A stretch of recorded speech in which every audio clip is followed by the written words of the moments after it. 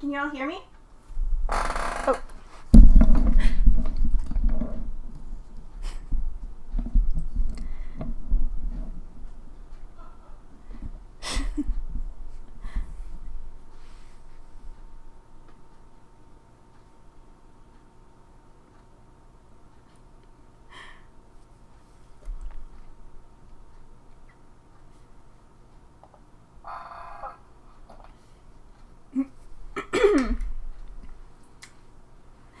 Heyo! Hey, Retro Tech! Nice to see you.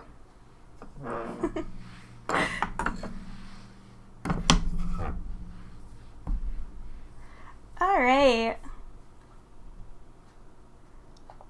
So I'll wait a little bit before people start jumping into chat. So.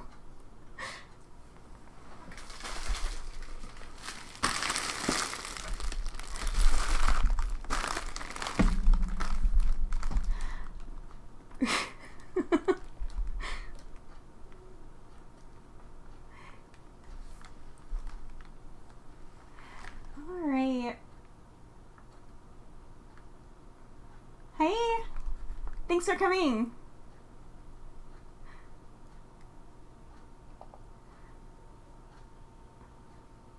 Oh, thank you! That's so sweet, Bubble Tea.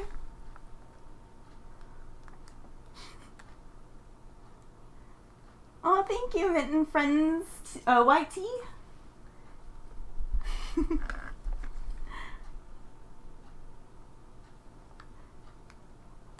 Sorry, I think there's like a really big lag between me and the video, so I'm gonna double check and make sure I didn't put it on a lag on purpose. So, one sec.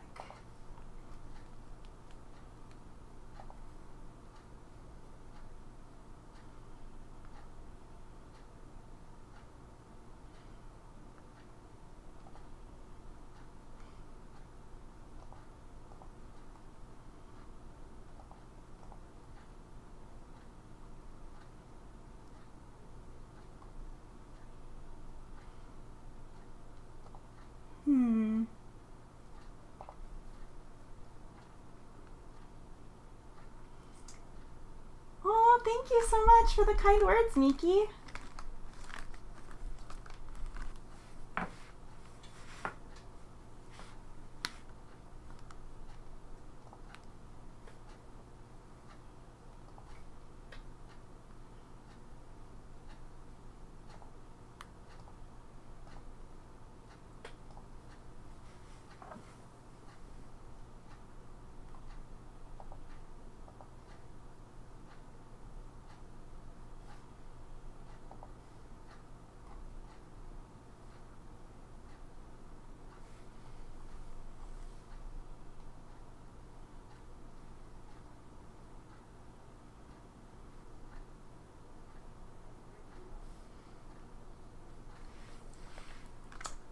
Okay. Hi. Hi everyone. Thanks for coming by. So it kind of looks like there's a little bit of a lag, so sorry if I don't respond for a couple of seconds when you post something. So main plan tonight is I'm just gonna kind of chill and do some drawing, but first I'm gonna open up my platinum membership bag for Beanie Babies that I got off eBay. I'm very excited to see what's in here.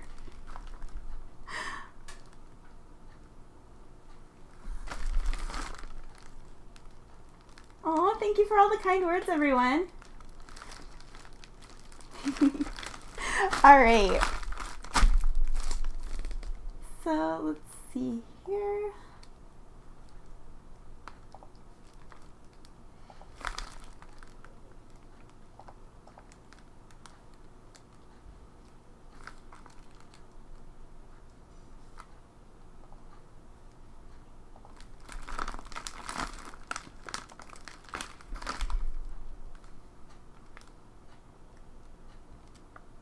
There we go.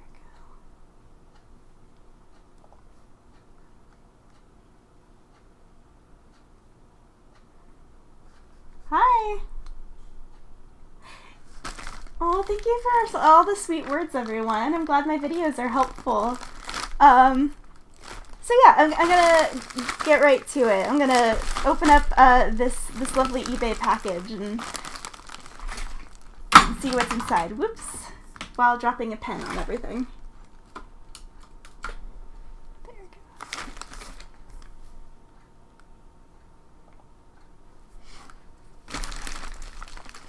Oh, thank you. Love you too. Hi. Okay.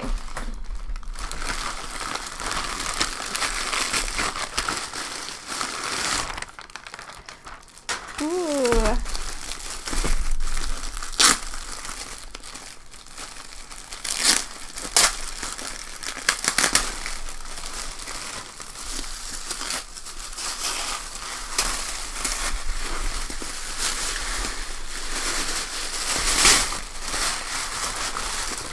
There it is. This is so silly.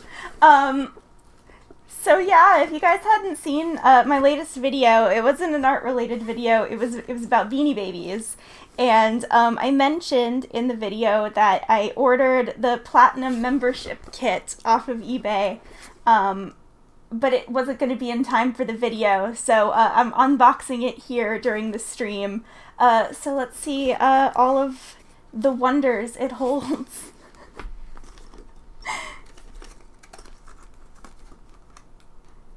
Oh, thank you.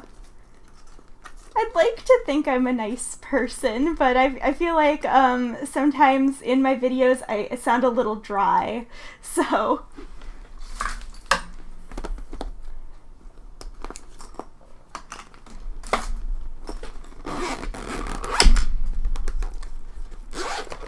Oh man, there's like a 20-year-old grit I feel coming off of this bag. It's like all the plastic has gone yellow. Okay, so first off, it looks like I get a bear. Oh, his leg's stuck. There we go. Clubby 2 is the name of this bear. Clubby 2 Electric Boogaloo. You can sit right here for now. Oh, was that his why would they do that? The tag was like stuck inside the cardboard, so now it's worthless.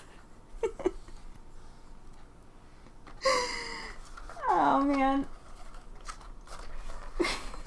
Oh, thank you, Bubble Tea. That's so sweet. Okay, so I got a Platinum membership certificate. I need to frame this and put this on the wall, I guess. Can sit over here for right now. Oh. Let's see, what's this?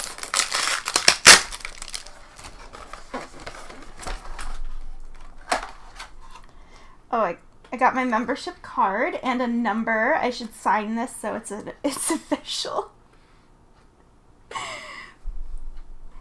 Hey, what's up? How old is Clubby? 1999. So that makes him like a like a little under, a little over 20 years.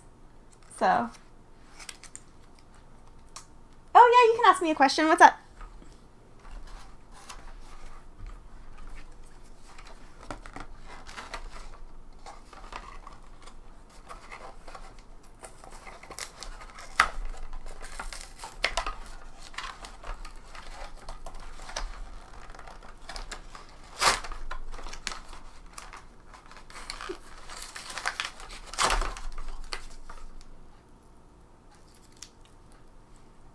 Oh my gosh. This thing is like hermetically sealed.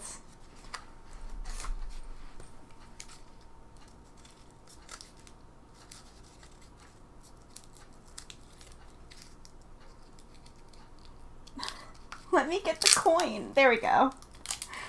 Oh, it's like scotch taped, that's why. Oh, I got a squealer coin. It's 1999, original 9.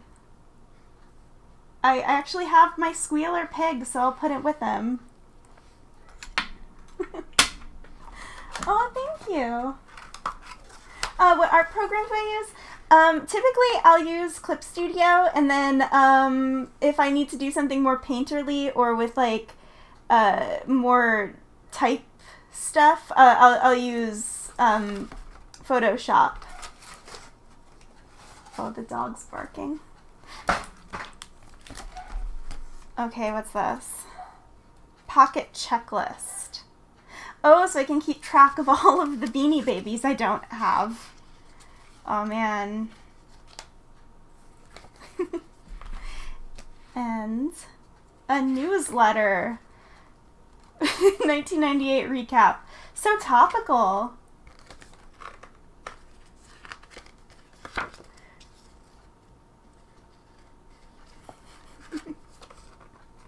Oh, yeah, I have a couple of Deltarune things that I bought at, I think Anime Expo. There was an artist there that was selling them.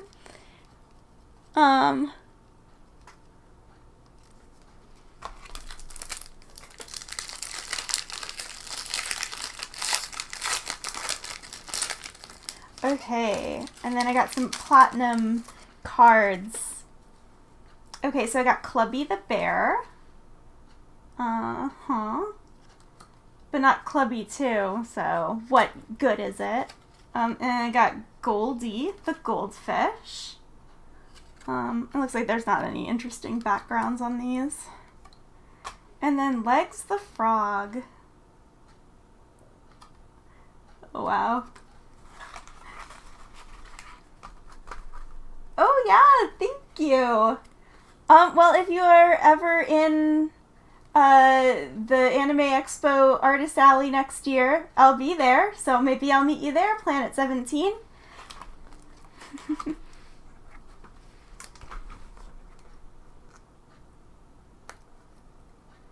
If I know the artist's name? I always keep business cards, but I tend to forget to stick them with the prints unless there's a bag. So I'll check the back and see if there's anything on there. Yes, I do have a dog. Her name's Mia. She's a little Yorkie.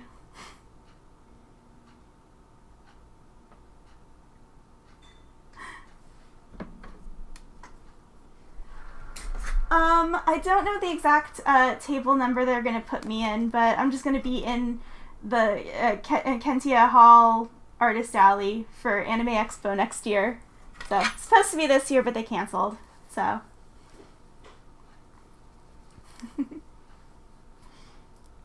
I gotta free his leg.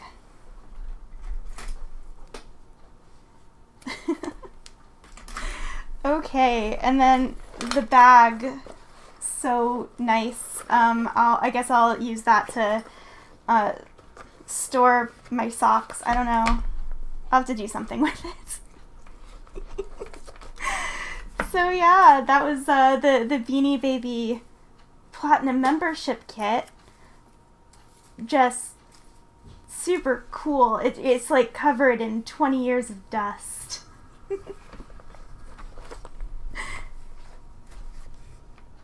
The dress? I think I got this at H&M or like Forever 21. I don't know, it was on sale.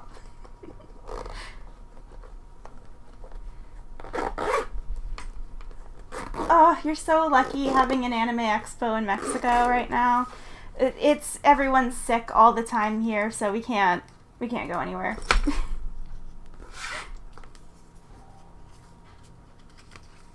Don't worry about it. Oh, and this is just like a what's in the bag tag. But it's big, so I guess I can turn that into a necklace to match my earrings I made for the video.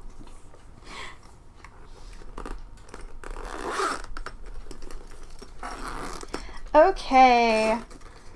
So I think that's enough Beanie Babies for right now. Well, he can hang out here. I'll put him like on my microphone stand. No, that's not gonna work. I'll just stick him right here. And then I'll find some place for that later.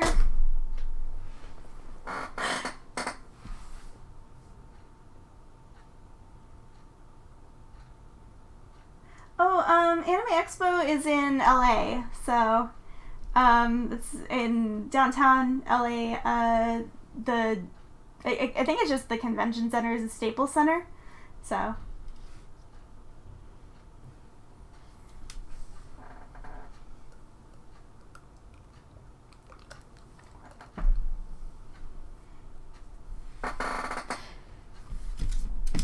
All right, so I guess for the rest of the night, I'm probably just going to be sketching. I don't know. I have a couple of friends. I said if they felt like jumping on Discord or something,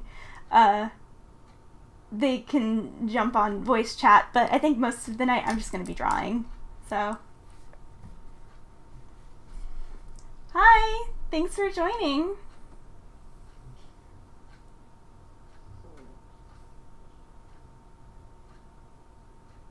Okay. Thanks for showing up. Have a good night.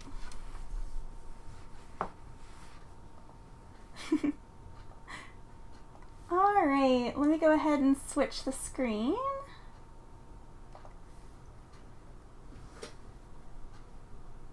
And okay. Go ahead and does that work? Nope.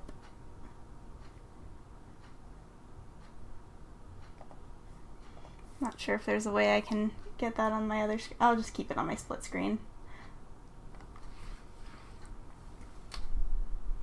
Oh, well, thank you for stopping by, Dragon Fox. Dragon Fox Hybrid. Oh, wow, Australia. That sounds, like, really nice.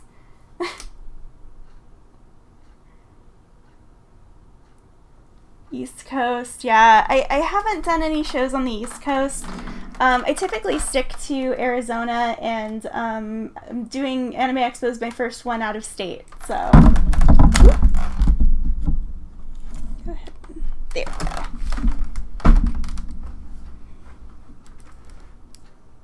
It's not nice in Australia? You have to go to the beach all the time. Oh, poor baby.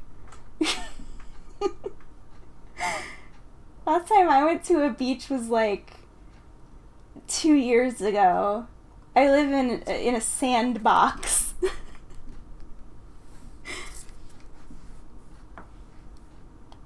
You hate the beach? Oh, you're in Arizona? It's a dry heat, am I right, Bubble Tea? Hello.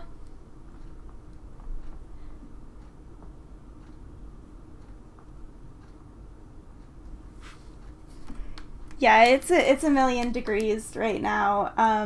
Other people are getting fall. We're getting super summer. No good theme parks. I mean, the closest good theme park is in Phoenix, and that's a drive.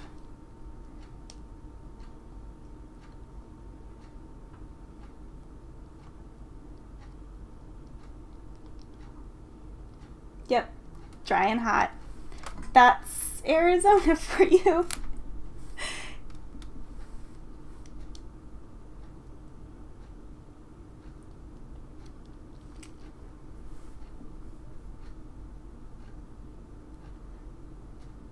House on the beach.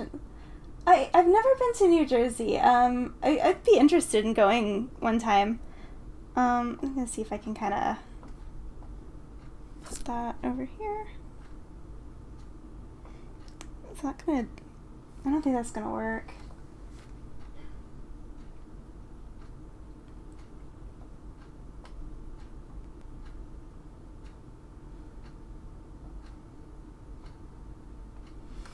Oh, thanks for stopping by. Have a good one.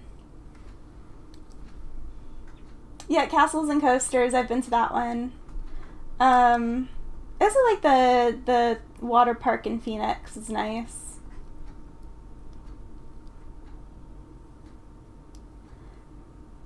I mean, I used to go to Old Tucson all the time, but I guess they're closing down because of the pandemic, so I'm really sad. It's nice meeting you too.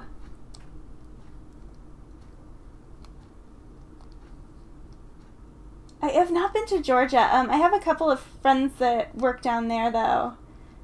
So maybe I should go visit. Canada! I went to Canada a couple summers ago, or yeah, it was like the end of summer, and it was probably the most delightful place I've ever been to. Went over to Victoria Island.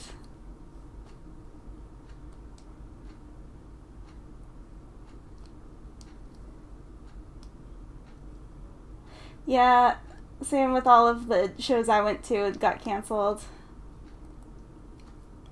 I've not been to New Hampshire or Vermont. I've been to very few places on the East Coast.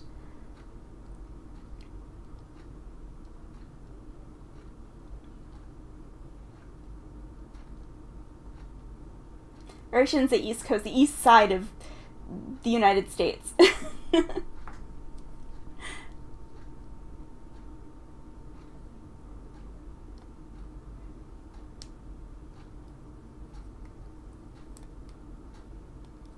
Yeah, we don't get snow much in my area either. I mean, Flagstaff gets a good amount.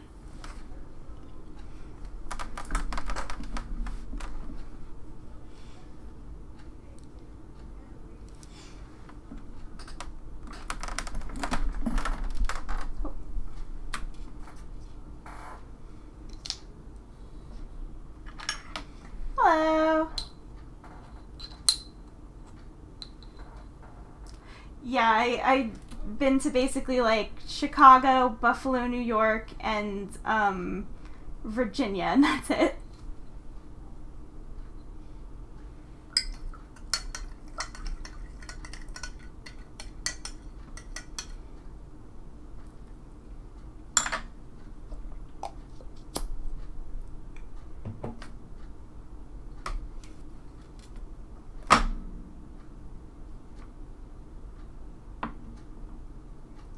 Yeah, see, I really like snow because I like to ski, but basically, unless I go upstate or to like Colorado, it's not very good skiing in Tucson. But we do have one of the southernmost ski resorts on Mount Lemmon of the continental United States. That's our claim to fame. We have one ski lift. And it doesn't work most of the time. Oh yeah, see, Flagstaff is nice. I really like their downtown area too. Aside from the ski slopes, they have a really nice downtown area.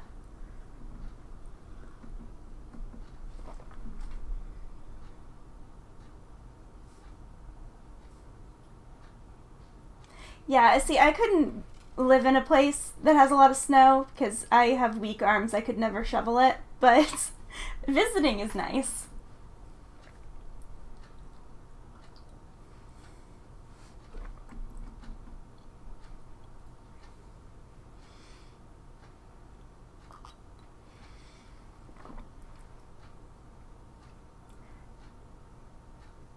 Yeah. It's like I think it's fun to play in snow for a little bit, but I couldn't live in there. I got a desert rat's tolerance to cold. It gets like 60 and I start putting on a jacket.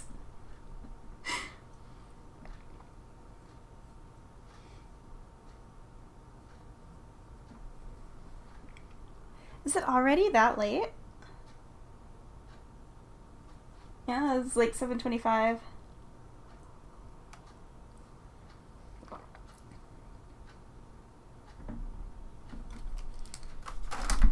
Alright, well, I think I'm going to do a little bit of sketching.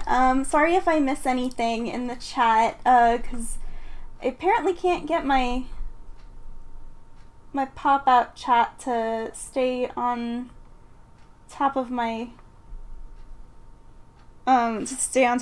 screen. Oh yeah, I got this tablet as a graduation present. I was not expecting anything this nice. It's great.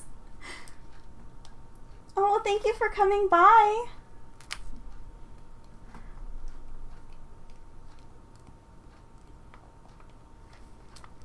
Okay,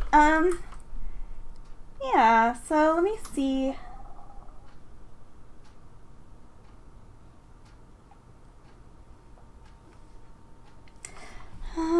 Is it possible to get this to...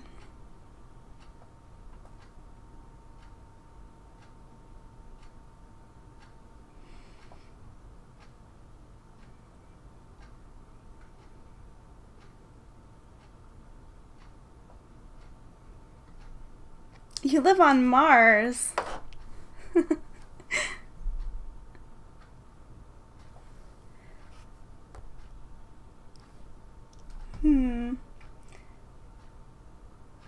Yeah, it doesn't look like I have a way of doing that aside from just kind of... Yeah, see, that's not going to do much help. Maybe I could just kind of...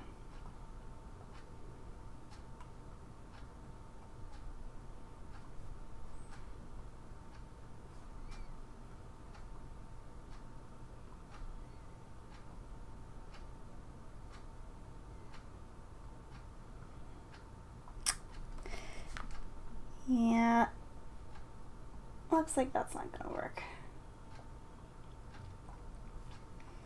Maybe I'll just have to like cheat my tablet out so I can kind of see the chat still.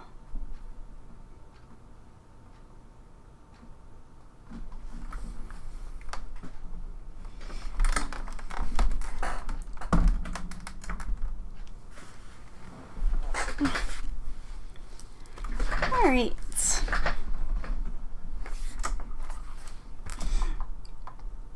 Okay, so let's see. Oh, yeah. I was working on some character designs that I was making last night and just had the sketch for one of them, but I was going to start lining a little bit better.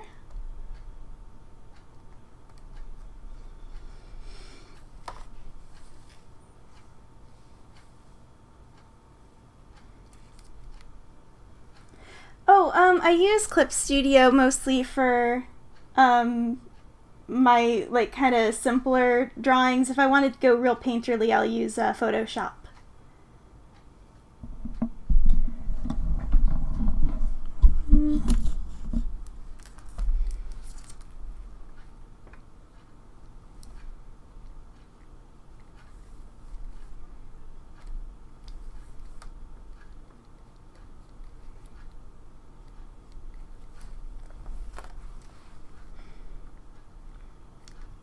Yeah, it was I think it was recently on sale. I don't know if it's still going on, but Clip Studio is a great program if you can get it on sale, especially. It's like $25 when they do their 50% off sales.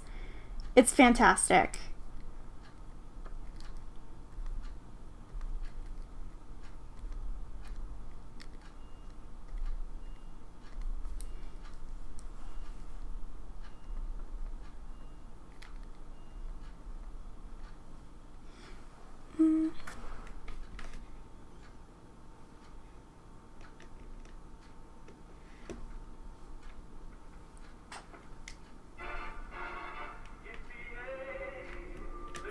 Ooh.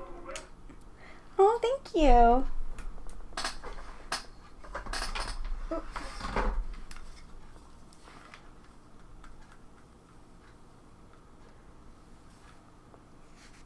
Physics and engineering of roller coasters. For like building real roller coasters, or like for video games, or what?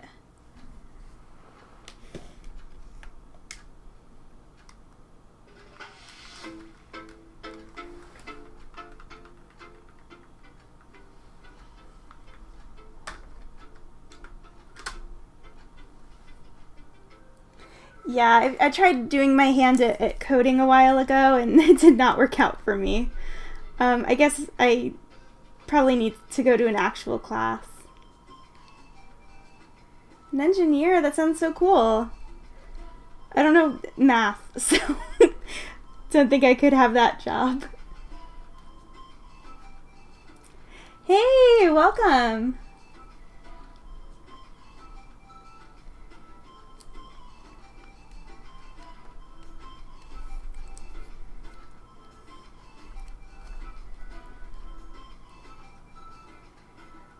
Yeah, I played like Roller Coaster Tycoon, and I imagine that's like not in any realm of reality where you can just say it fits here and then.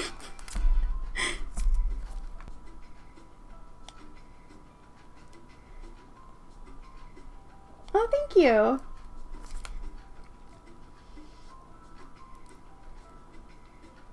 Aw. Well, thank you for stopping by, the coaster, just a coaster nerd.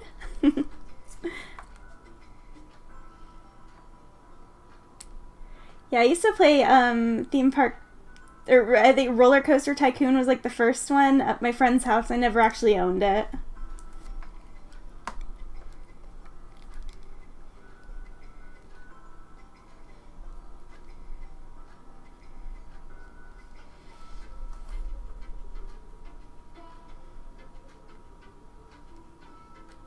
Bye! Thanks for stopping by!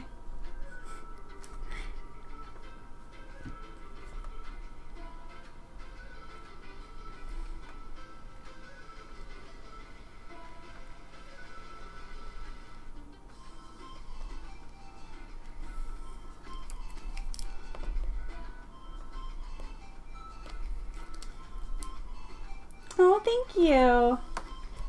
I'll do my best to try and keep my art amazing.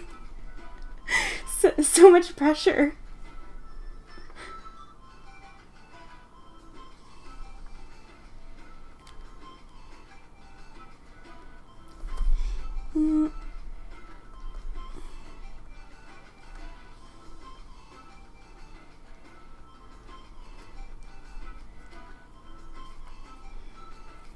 Yeah, see, I never played Roblox. I feel like that was probably for generation after mine, or more Gen Z kind of stuff. So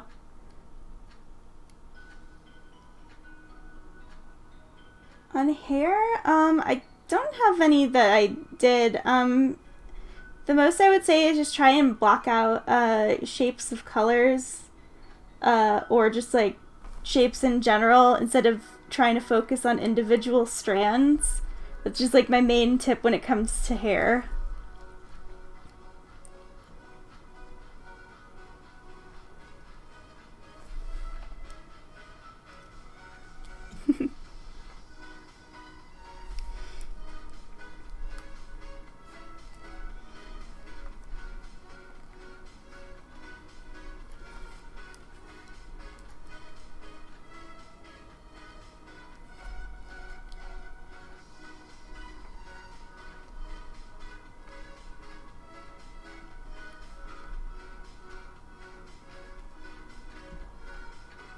Oh yeah, I'm making a spider.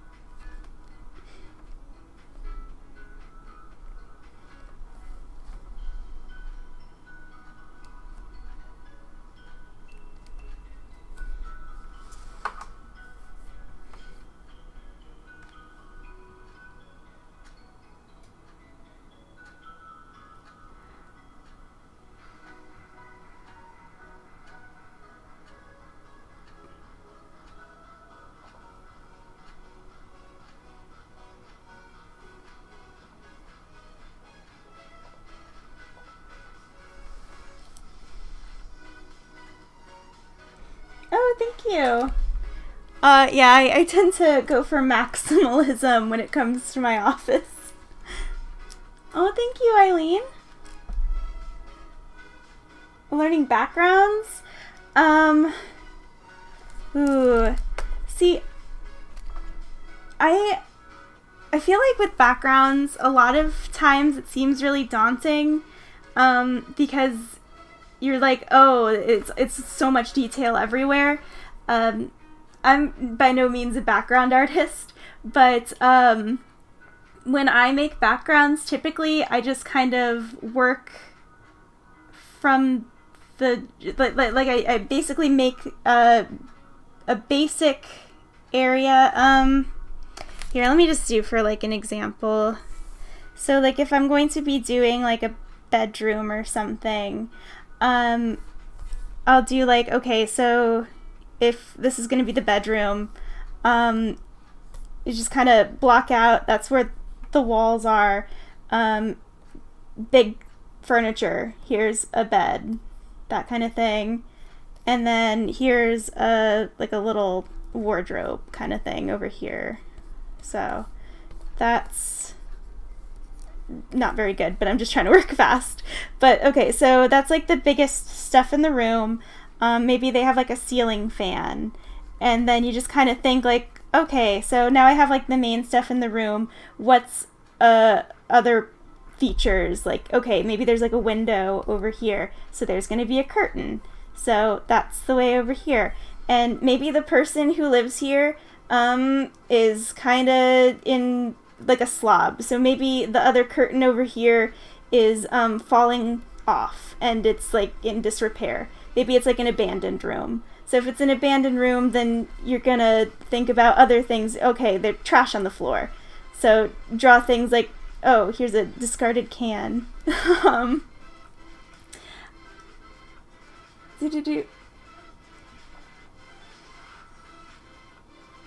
Yeah, see, I'm not a trained background artist. This is just how I kind of think of things. I just think of like what makes sense.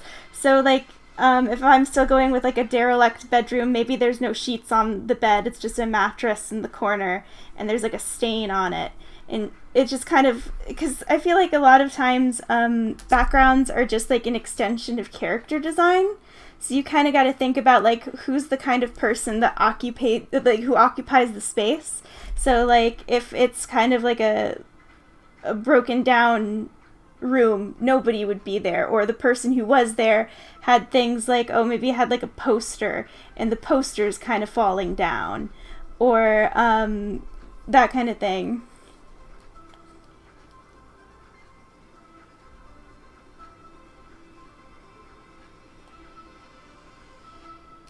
Oh, okay, thanks for stopping by. Oh yeah, gotta add a pizza box. So there's like a pizza box over here. So maybe like this was an old room that somebody snuck into and is like making it into like their own little hideout or something. So maybe it's like a bunch of teens. So there's like a pizza box and maybe some like empty cans of soda, and maybe there's like graffiti on the wall like I was here. I don't know. So it's basically what I do with backgrounds is I just kind of think of like, what's the space, what makes sense. If it was like a storage area, then maybe there's like, I don't know, old paintings that somebody is just like stacking in the corner and have some covered with like a sheet to keep them nice. So it's just that kind of thing. Yeah. Way easier when you think of like a story.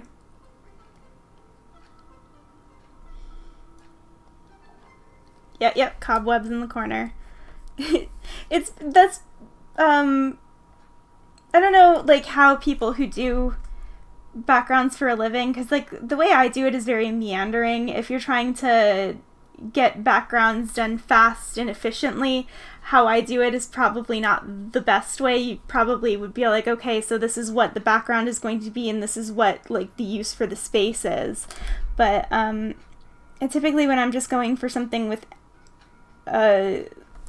for a background in an illustration, because I'm a trained illustrator, that's my job, I just kind of think of what you would have in the scene and like what makes sense in the scene, and just like how to build it up, like little things. So it's like start broad and then you hone down to like what the extra stuff is. Oh, thank you. Outdoorsy backgrounds are definitely harder, in my opinion, for me to get my head around. Just because, like, it's like just thinking about like rock formations or like plants or that kind of thing. I feel like when I get to trees, I tend to, I don't know, cut corners.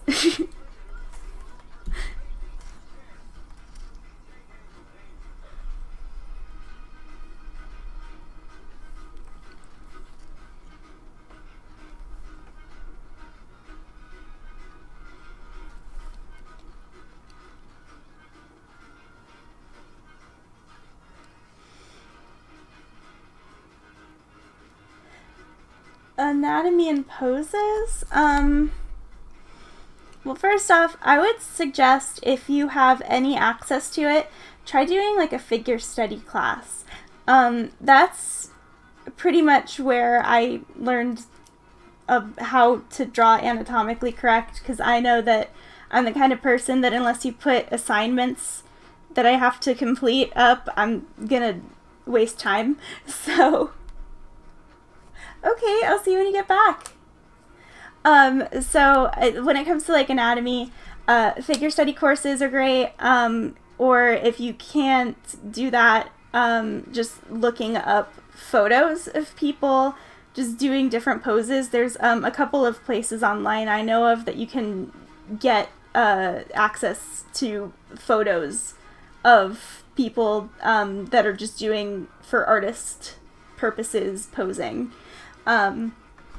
And then, yeah, like when it comes to posing, I would say also, if you have access to it, take like an acting course, because then you can learn a lot about how, like, you should, like, if you're learning how to think like a different person, like another character, that makes it a lot easier to pick what kind of posing would make sense. Like if you had a character that's like maybe like a dastardly character, having them standing kind of like this isn't really gonna make sense unless they're kind of like glowering, because this is more superhero pose. So if you have like Yzma doing this pose, it doesn't really make sense. But maybe if she's got this pose, like with hands on the hips, like it would make more sense if she's kind of glowering kind of thing, like that, and then maybe like feet together. Actually, even that's probably not very Yzma-y. I don't think she'd put her hands on her hips. But yeah, just it seems like a good way to get your head space around a different kind of character and what kind of posing they do. Yeah, action figures help too. I have a couple. 1 second.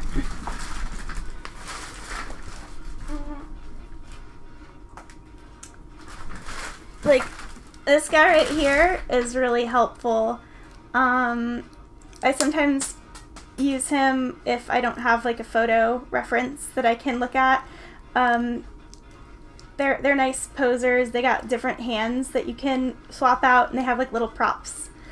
Yeah, sketch daily is a really nice way to warm up. I'd recommend doing sketch dailies too. Yeah, I mean, honestly, there's lots of resources like that. I would say that the wooden sketching dummies don't have as much posability as like this little plastic guy. I don't particularly like the women versions of this because they got these big boobs, and not that I'm like bothered by the fact that they have boobs, but the fact that it makes it really hard to see where the torso is. So just for like a sketching situation, it's really difficult if you're trying to find out where the rib cage is supposed to be. JoJo poses, yeah. You could check that out too. I still have not seen a single episode of JoJo, but every time somebody comments, is that a JoJo reference? I just raise my hands in defeat. Everything's a JoJo reference.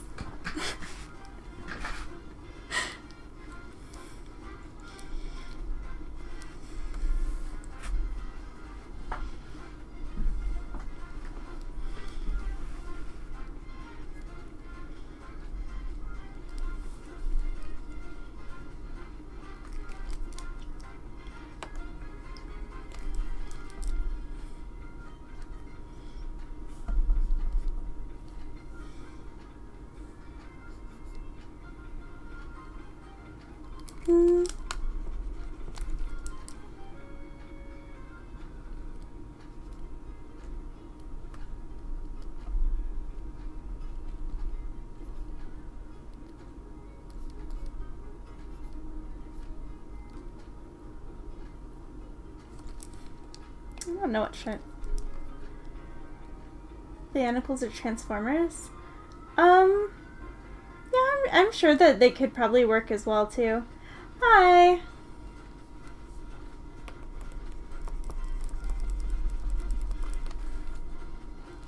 What kind of outfit would she even be wearing in this?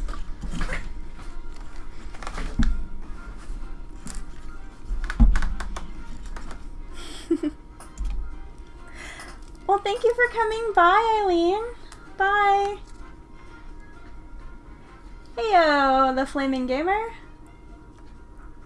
Oh, thank you. I feel like I've been having a bad hair day, so that feels very nice to hear that it looks nice.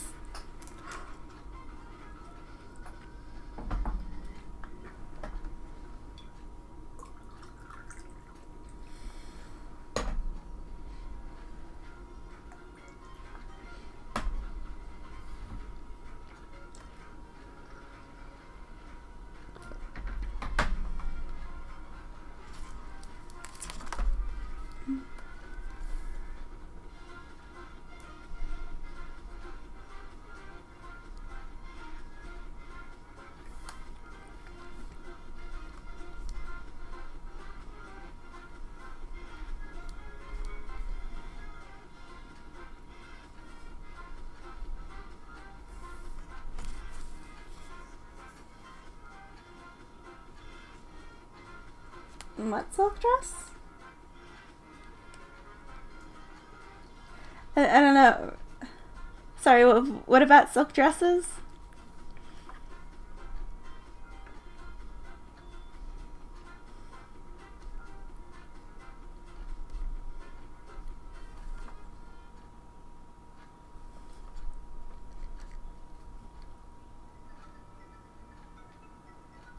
Oh, what she's wearing.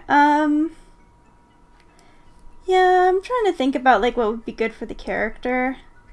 I'll probably just put, like, some placeholder clothes and then find something better down the line and fix it up.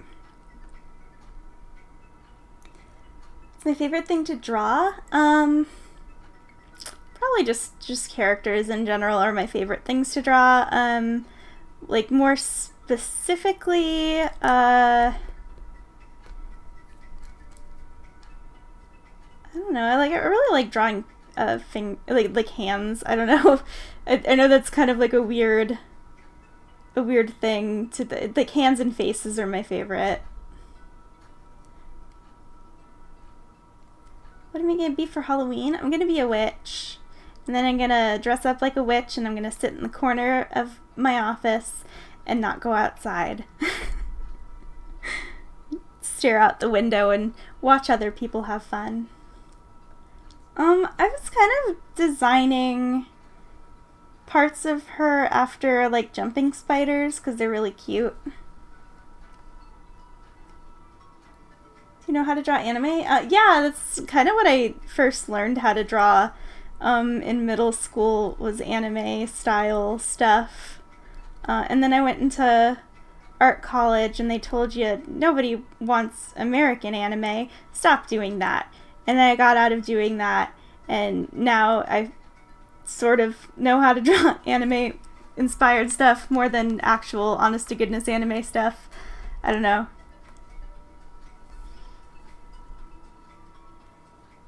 How am I doing? I'm doing pretty good. Thank you for asking. How are you doing, the Flaming Gamer? Renaissance Princess, that's so fun.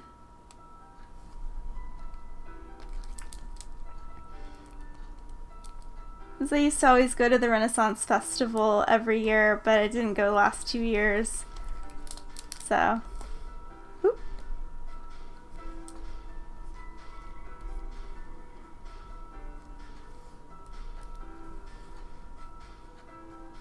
Yeah, Lucas. It's very cute. I like his big old eyes and little baby voice.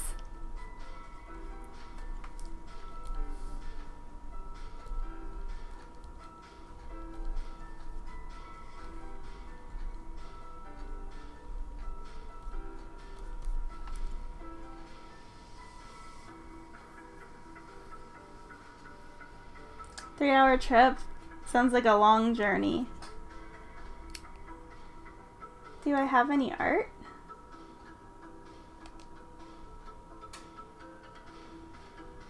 Oh, art tips?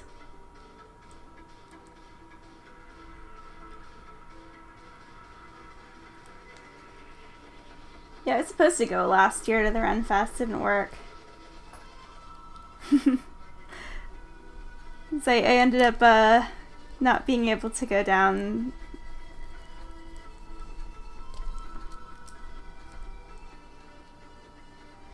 Doing Inktober? Ooh.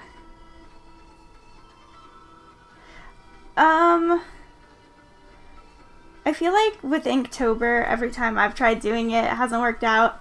And I'm just really uncomfortable working with actual ink, I guess.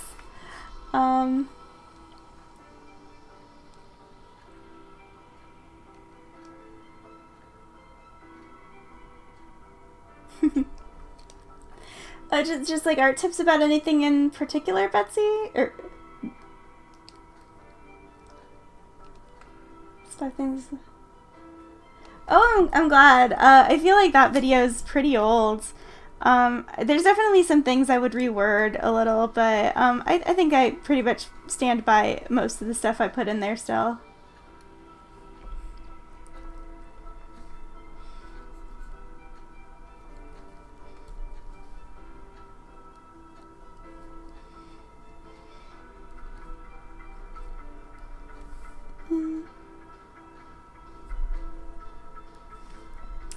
Hold up.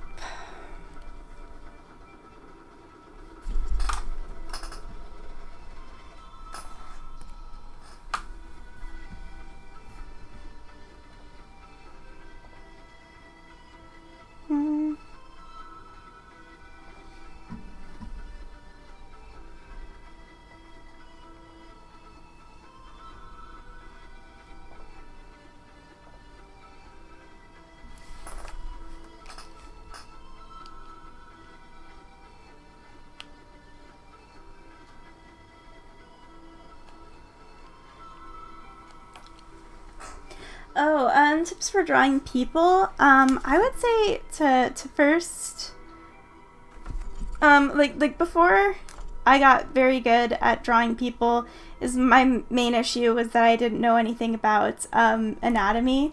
So I'd say like taking figure study courses or like learning from photographs of people, just drawing from observation is a really great place to start. Even if you want to draw very cartoony characters, learning human anatomy before you go into drawing human characters, even if they're like Adventure Time simple, it goes a long way, honestly. Because I went into art school, I was thinking I want to work in cartoons.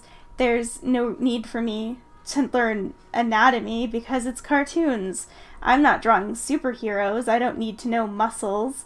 But after taking a couple of figure study courses, I felt like it made my art way stronger, and I like especially like learning just anatomy in the way of where muscles are like how long bones should be, where they connect, how they connect.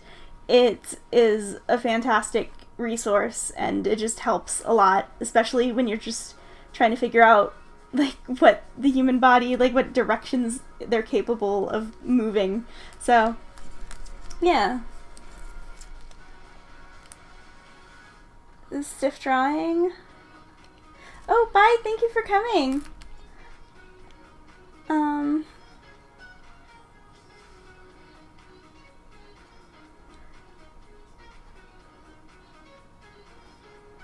Suggestions for stiff drawing. So, oh, bye, Bubble Tea, thanks for coming. So I think when it comes with stiff drawings, one of the easiest ways to kind of get out of that, like, is it stiff as in, like, the way of the character just kind of is too up and down, or, like, standing too straight kind of thing? Just even something as simple as, like, if you're having a character just standing straight, just knowing that you can kind of shift the weight can make them seem a lot less stiff.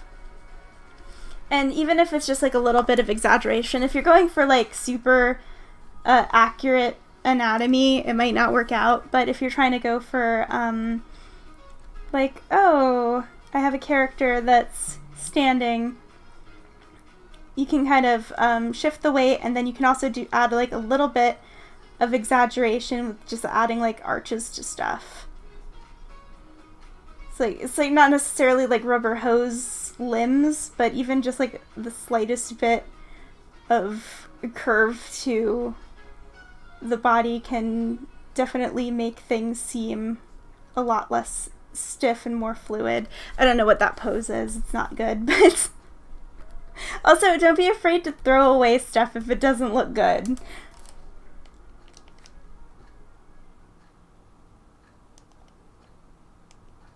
You're not late, you're right on time. Welcome. But yeah, I'd have to say that, like, when it comes to drawing, one of the best tips I ever got from a teacher was don't be afraid to kill your darlings, which sounds like serial killer advice, but it's more like if you're so precious with your art where you're like, oh, I can't fix something in this, I can't go back into this, it's already good, it's already great.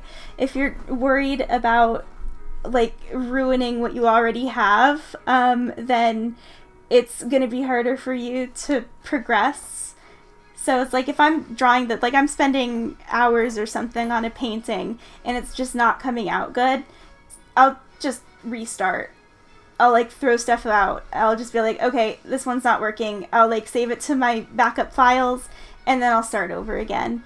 And it like if you're working on a timeline where you're like crunchy, it's like you need to get something done by tomorrow, you probably won't work out doing that. But if I'm working on something for myself, then I'll just kind of say, you know, I've been working on this for 7 hours, but it's not looking good at all. It's very stiff. It's very gross. It's not coming out the way I want it in any capacity. I'll just restart. So slightly out of the box. Are you talking about like drawing a box like this, or are you saying like drawing your character inside a box, or sorry, I'm trying to understand what you mean by drawing a box around your character. Oh yeah. I don't mean like throw it away, like set it on fire. I mean like save it on a separate file or something, and then just move on to the next thing. Yeah, like if you notice, I have a bunch of file stuff in here. I don't know if you can really see, like, on my, my sidebar. I have, like, a bunch of sketches, on, like, separate layers that I'll just kind of, let's see here.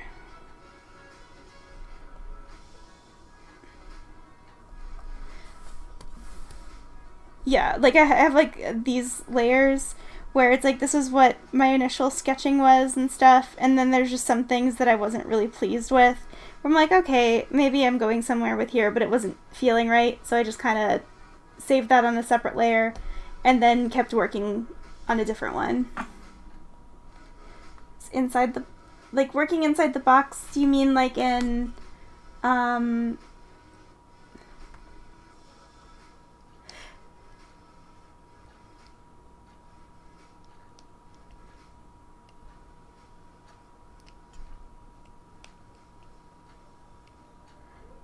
so sorry, I'm having a hard time understanding what you mean by like working inside the box, as in like out of the box, like that kind of thing, or are you talking about like you draw a physical box and then you put your character in it?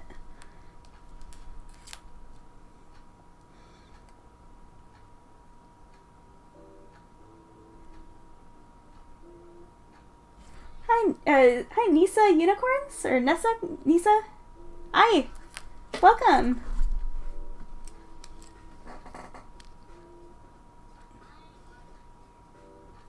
Doing some IBIS paint? Not heard of that kind of, is that a program? IBIS paint? Sorry if I look like I'm squinting really bad. The chat box is apparently very small on this. Let's see if maybe I can make it larger.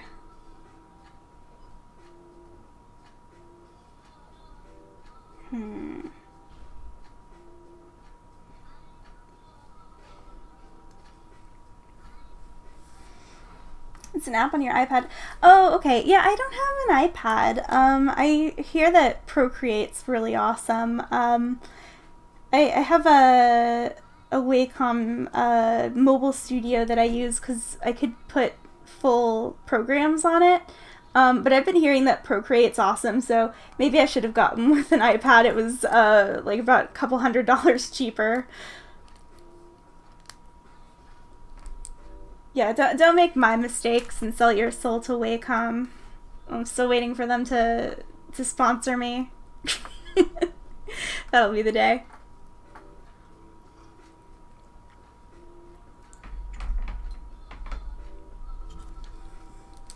And then adjust the pose to be out of the box so the pose isn't stiff.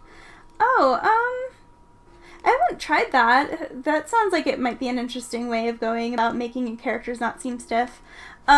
Mostly what I do is, I think that like working loose is really helpful, especially when it comes to, like my main thing is that when I go into the line art side of stuff, I used to feel like my work was very stiff and not as fluid, as my line work.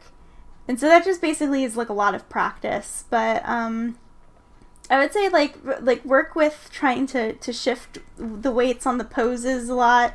Just kind of learn from observation. See how like if you're looking at like a person's pose, like think about where you can exaggerate your lines versus like where you should probably be more accurate.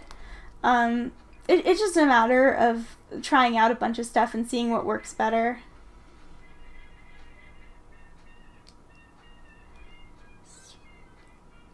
Background. Color theory. Basics of placing my characters in colorful backgrounds.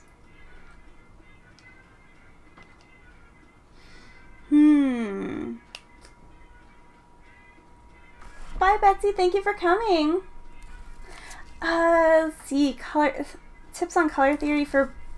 So, like, are you saying that you're having a hard time finding like a good background color for your characters, or that like you're having a hard time picking character colors and then? So sorry, are you just basically saying that you're having a hard time picking like a good background color for your characters, or just like color harmony in general, like with the character itself?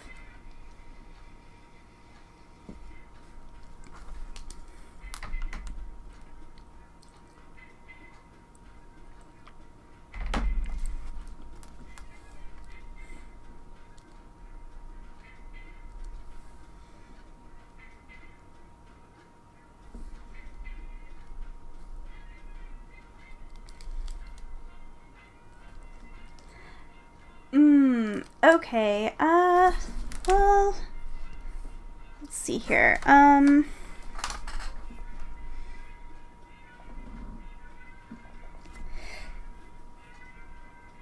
that's not gonna be, let's see here. Let me pull up some examples of stuff that I've done before. So, like, I've done fan art stuff for, like, this kind of thing where it's background colors like that, and it's, like, I think that, like, it's a good idea to make sure that the background doesn't really take away attention from the character. It's like a lot of times I'll just pick something that contrasts. Yeah, planning background colors. Like if you're just planning on doing like one color on the background, you could also just try doing like a gradient, because like this one kind of goes from blue to purple. So or you could just kind of like pick one color on the character that isn't super heavily featured, and then kind of work off of that, because like she's got like blue in her vest, and then working off of that. Like these ones are older pieces, but yeah, it's like most of the ones that I did was I would just kind of be like, okay, so which color can I work off of that doesn't really stick that much out compared to them. I think a lot of it just has to do with trial and error and seeing what works together. Also, like another great way of going about it is if you're just like, okay, so I have I don't know, so let's say that I have my character here and I'm just trying to find out what color I can put behind her. You can always just like pick a random color like this and then go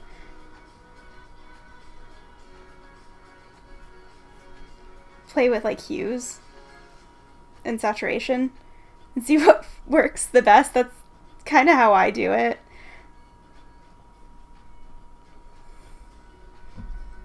I don't know. I feel like a lot of my color stuff with color theory is like I basically know like, okay, these colors go well together. These colors are very contrasting. And then I'll just kind of, I'll just kind of pick just at random, and sometimes it looks good and sometimes I just try again. I don't know.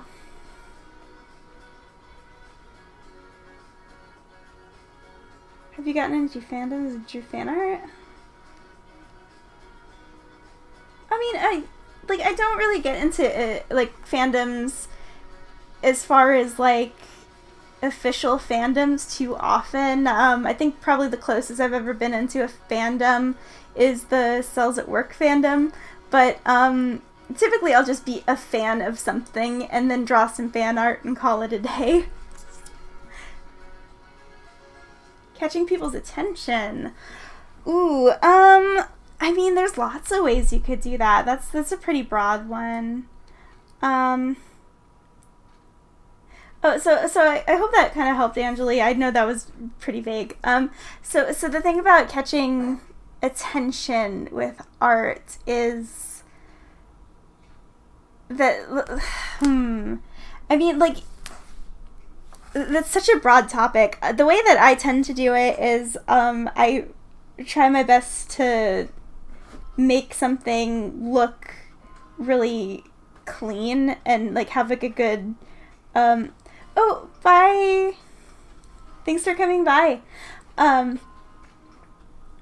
Yeah, I think that like when it comes to my stuff is I try my best to have like really clean silhouettes and make things look easy to understand, even if like it's something that's more rough. Like a lot of these sketches are really rough in comparison to having like nice clean lines, but it's still like easy to understand for the most part. I feel like that's pretty eye-catching, but I mean, like, I'm not a huge artist, so maybe I haven't really caught exactly what makes something very eye-catching when it comes to like getting stuff noticed on social media. I don't know, I feel like a lot of it's catching lightning in a bottle, and a lot of it is just throwing things at the wall until they stick, and then trying to replicate that forever, and then I don't know, sometimes it works out, sometimes it doesn't. I don't know, just try lots of things. I don't know, that's terrible advice. Maybe I'll have to think that out a little bit better, and then maybe make that a topic for someday. This is talking about placing characters, detailed backgrounds. Oh, okay. Okay, I thought you were talking about like solid colors, and detailed backgrounds.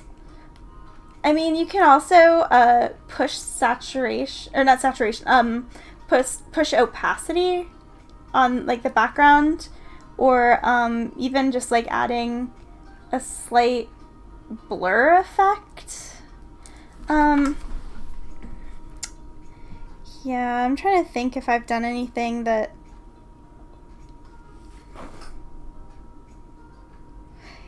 Yeah, it's like typically when I do like things with backgrounds, I kind of figure out where I want the characters to be and then make it so that the background doesn't clash with them.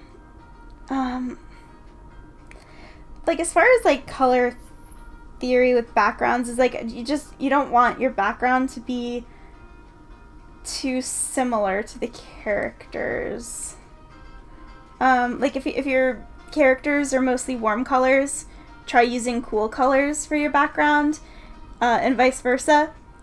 That'll make the characters pop out a lot better. But like this one where they're mostly cool colors because it's like a nighttime scene, just having like a little bit more warmness in like his hair and like their skin and that kind of thing works a bit better. And like the way that she sticks out is she's like a lot more like it's a lot more paler colors than what's in the background. So I think it's just like a matter of testing out different colors and seeing how best they work together.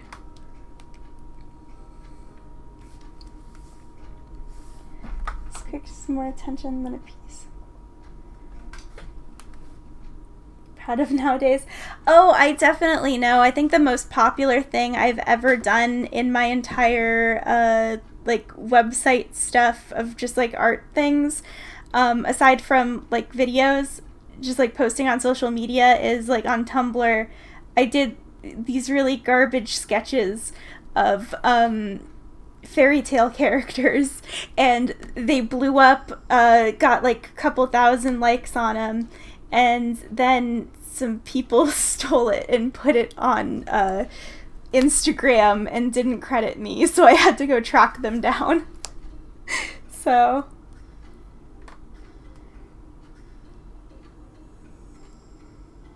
but thank you. Yeah, it can be definitely discouraging when you're slaving away at like this beautiful painting. You like paint the Mona Lisa, and then you like draw a little doodle of a poop emoji, and then somebody makes that go viral. Meanwhile, you're over here slavering over your beautiful magnum opus and nobody cares. That's just the artist's experience.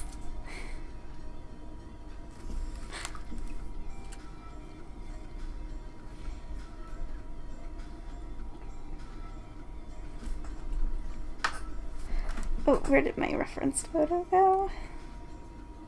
There we go.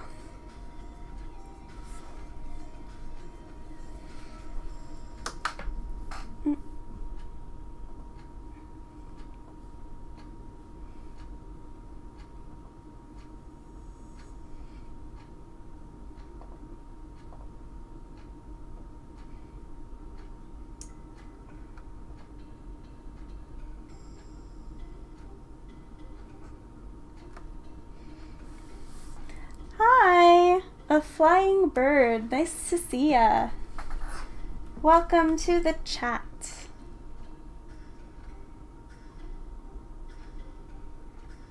Let's see if I can make this a little bit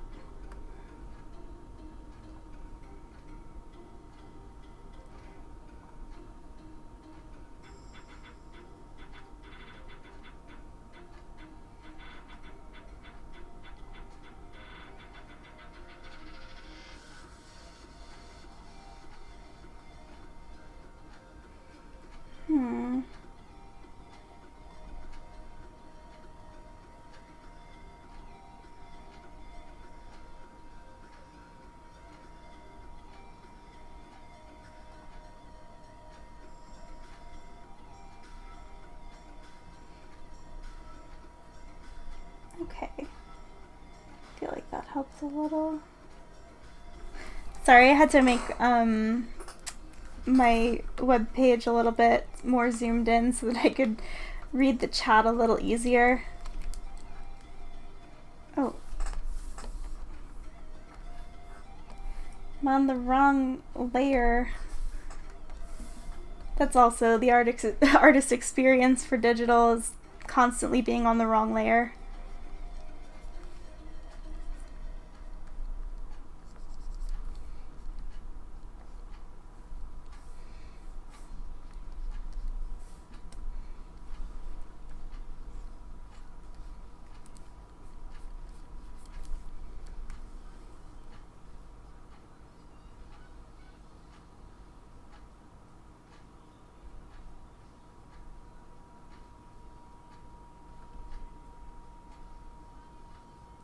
Yeah, it's hard to gauge, because like even if the thing that you spend a bunch of time on it definitely will have an audience, there's no guarantee they'll find it as quickly.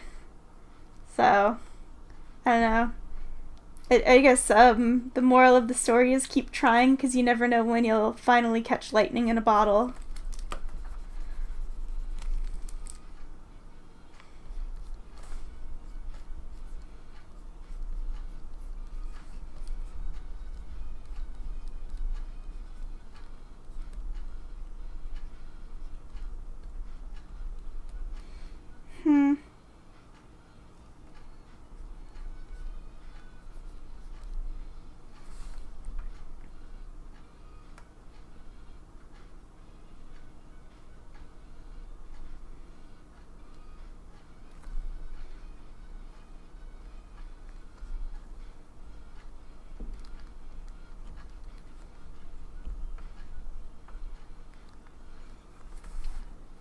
Bye, thanks for coming.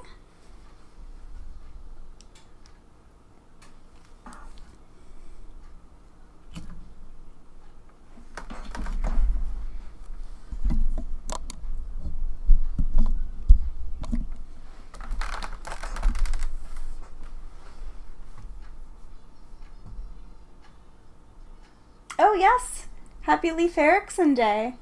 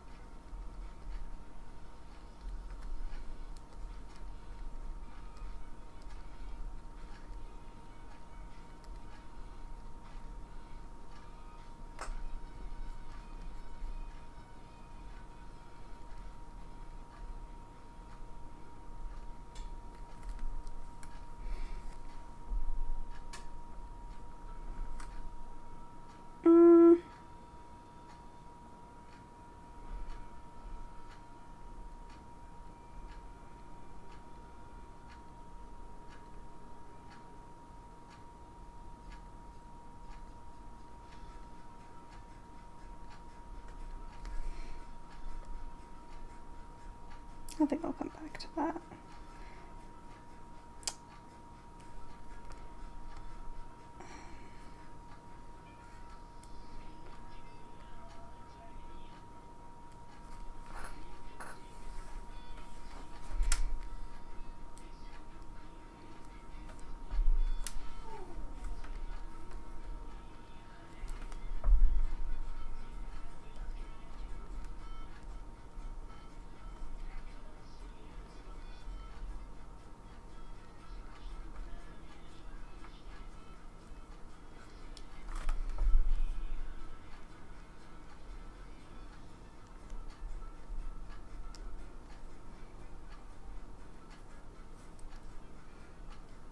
Hi. Hi.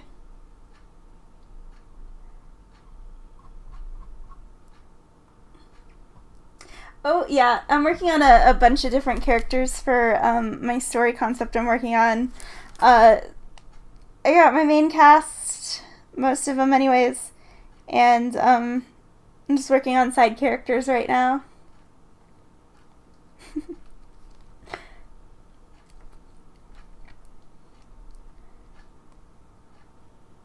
It's a wonderful surprise. What's the surprise?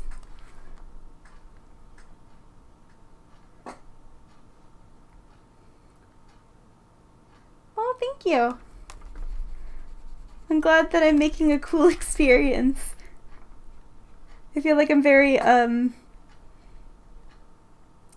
I feel like this is a pretty chill stream. I'm just kind of doing whatever.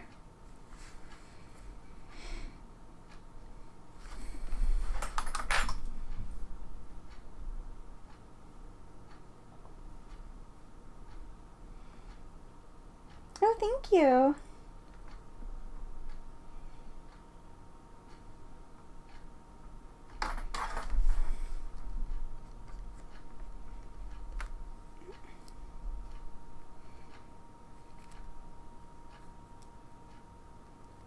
What the tips were? I was just mostly, if somebody had a question, I was just answering them. There wasn't any specific tips that I had planned for the night or anything.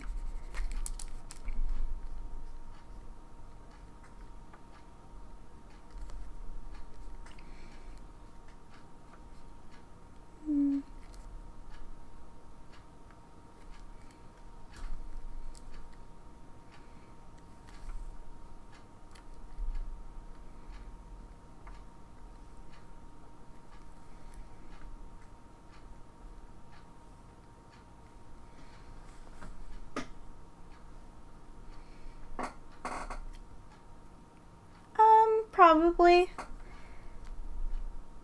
I'll probably leave it up.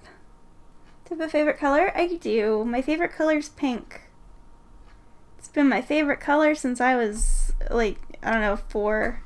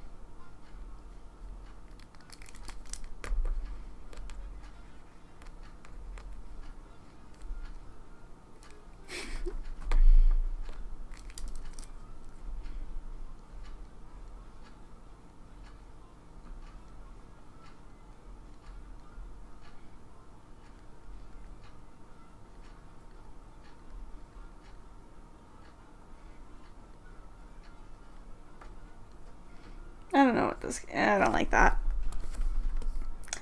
I'll go ahead and get that out of here. How's my year going? How is anybody's year going? Am I right, guys?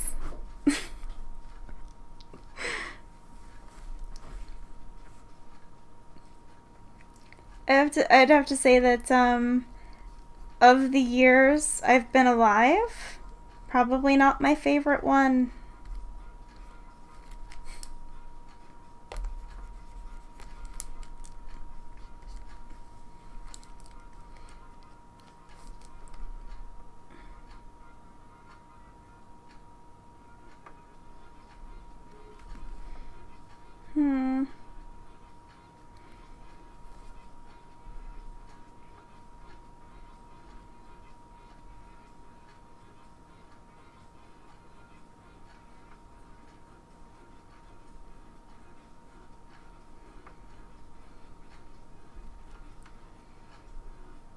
Last 2 months? Last 7 months for me, man.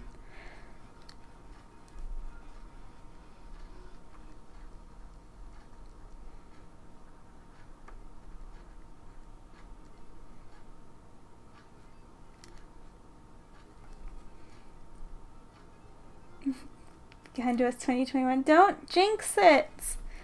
If you pretend like 2021's gonna be any better, then it won't be. It's reverse psychology, man.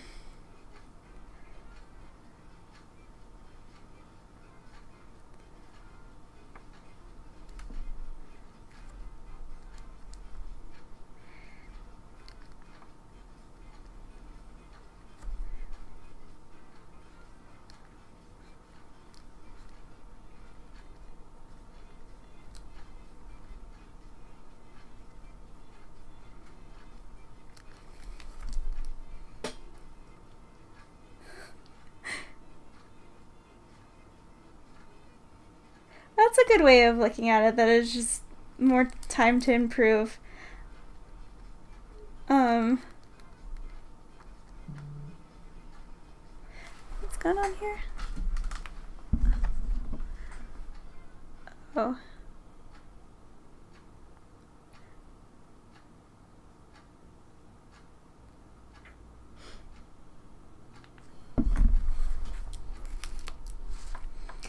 Equivalent of break a leg for next year? Ooh.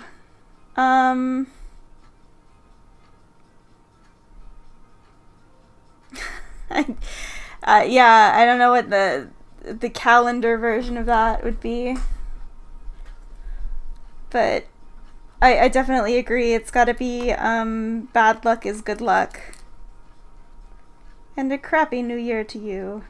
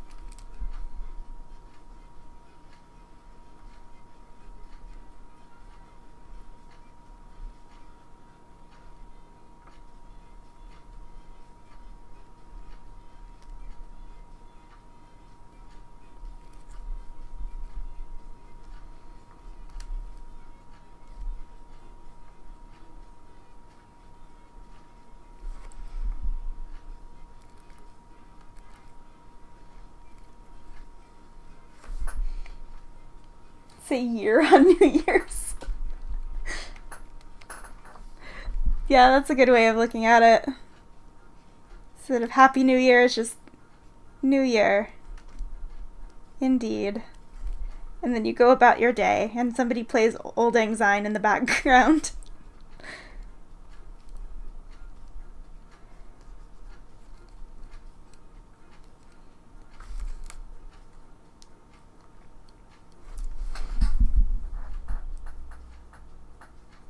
Sorry, what's that?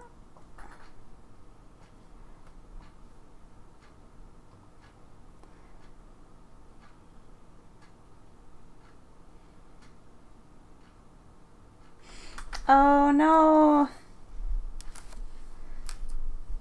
Yeah, I had a couple of online courses that I would take when I was in college, and just like the second I got off of the same topic as everyone else, like I got confused.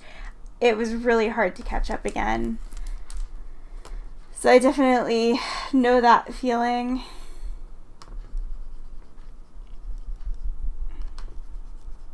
Maybe I'll give him like a cowl neck.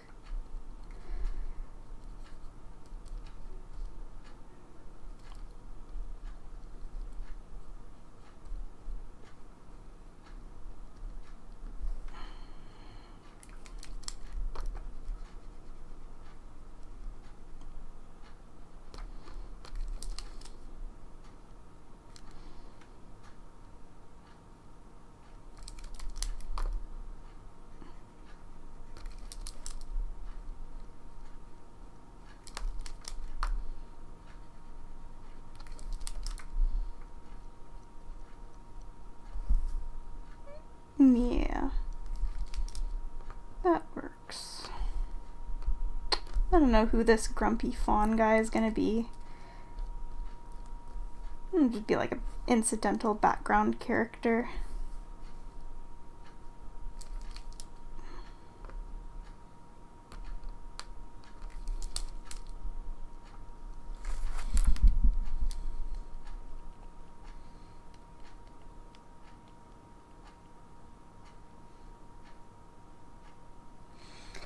Yeah, I've only had a couple of classes online at university. I couldn't imagine how hard it would be to have to do all of school online.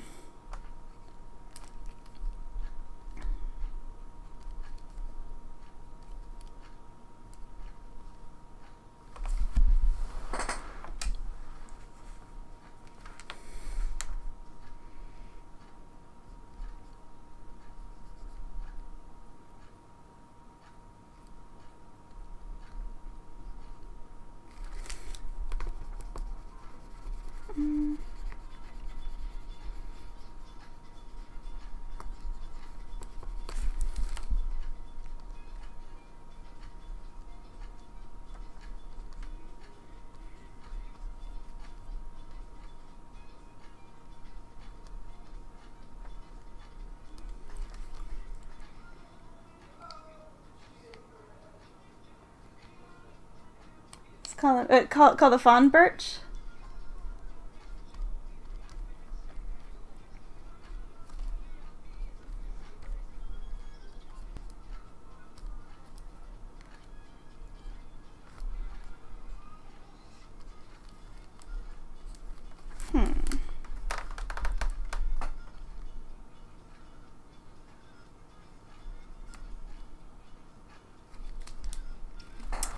Hold up.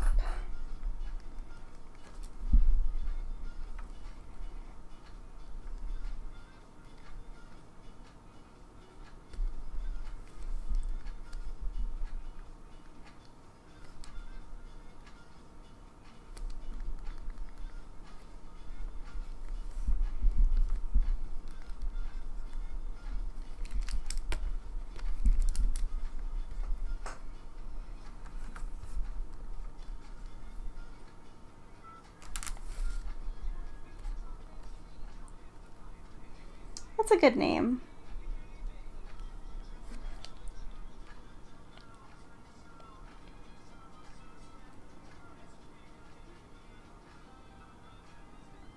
Yeah.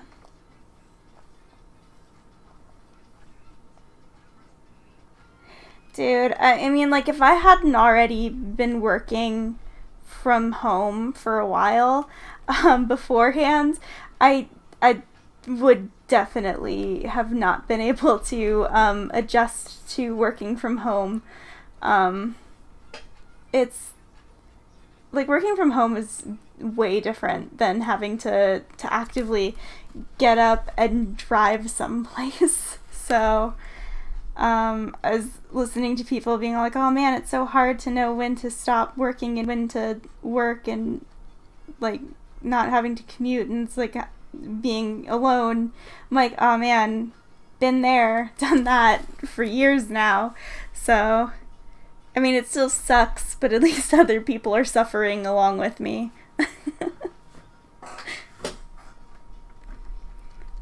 Boop, boop, boop. Wow.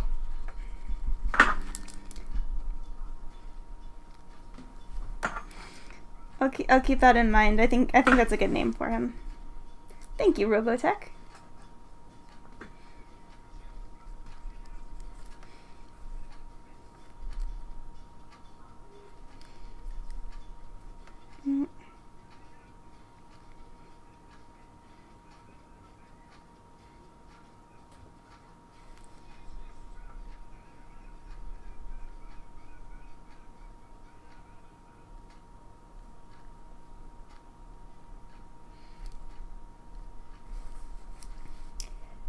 I don't know what his physique will be like. I think I'll think of that a little bit later. Yeah.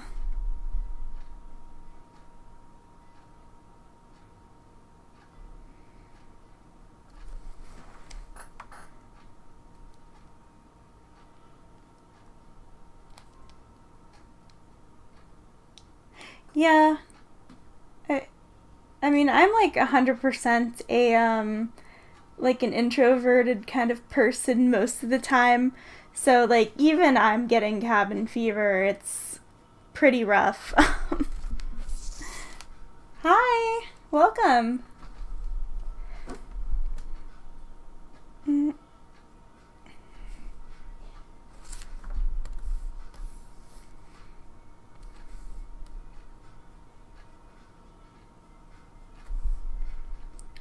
That seems cool.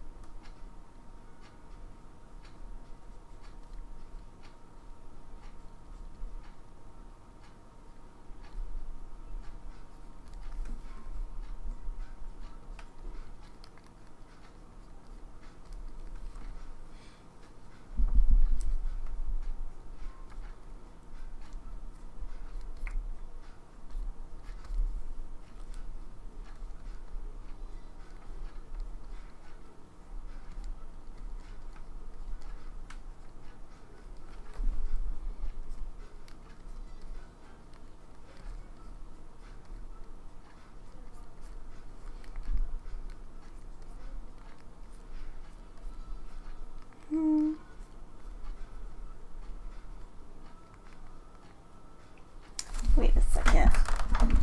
Sorry, I need to look up how goat legs go. Oop, wrong one.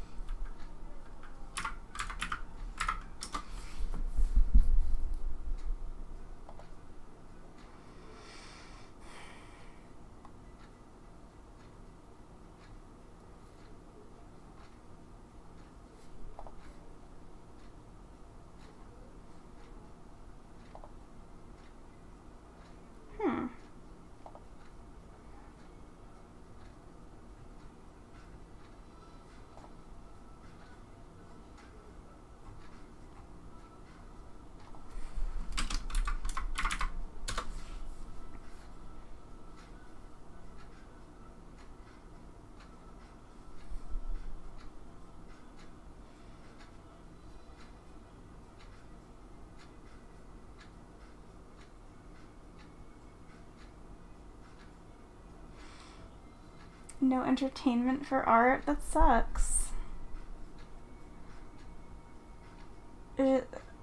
Like, I know in a lot of cases with art classes, you just gotta do what you gotta do to make the teacher happy, but it really sucks that they don't at least try to make it a bit more engaging. Hello! Thanks for coming by.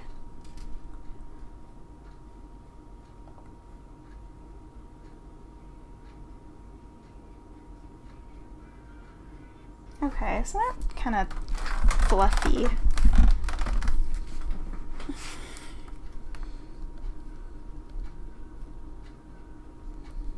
I'm gonna give him like little pantaloons or something.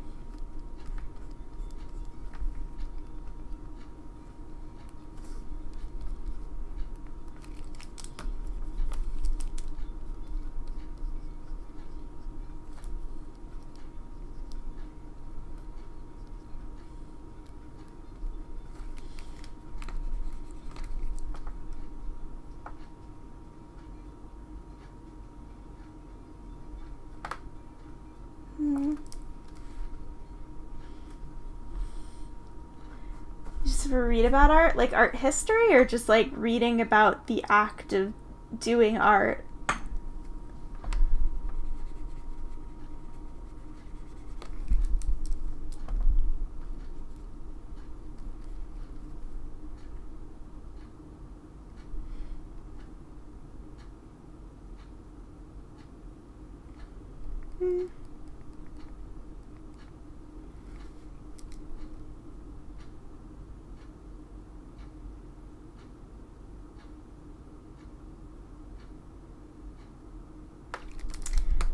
Let's think about, okay, so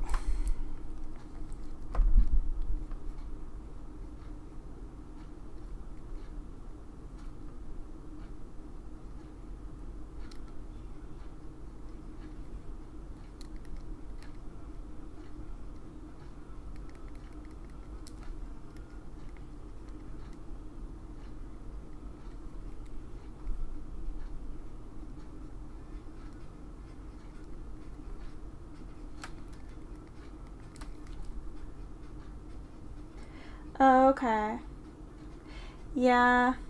I mean, I ended up having to do that a lot in school too. Kind of like the theory behind art rather than actually drawing and stuff. We would have to do like quizzes and stuff. I mean, it's boring, but I like sometimes it gives you some perspective. I had that in when I was in high school. I used to be in the drama department for like the whole time I was in the acting program. They were like, oh, here's a quiz on like the history of theater, and when I was doing it, it wasn't very interesting, and now I'm very interested in that kind of stuff. So I don't know, it might seem boring now, but maybe sometime in the future it won't be boring. It's the silver lining.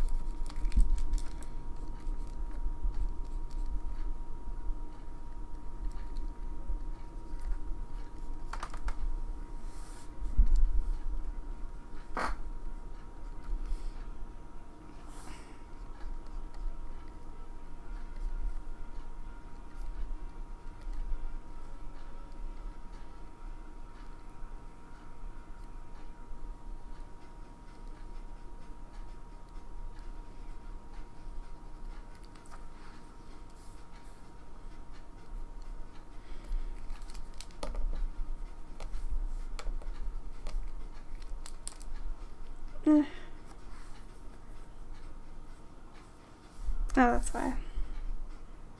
Because they're uneven.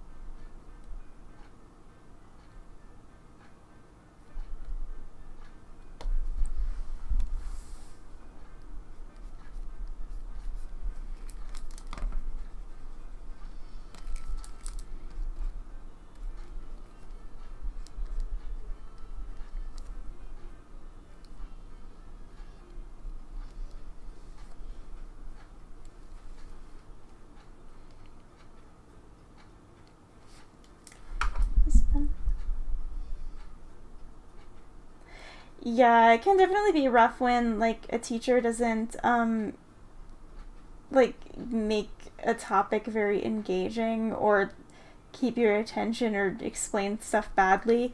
I've had a lot of situations in other like lessons where I would be explained something by a teacher and it wouldn't make sense, and then I'd have somebody else explain it to me, and you're just like, oh, that's way easier. How come I wasn't taught like that?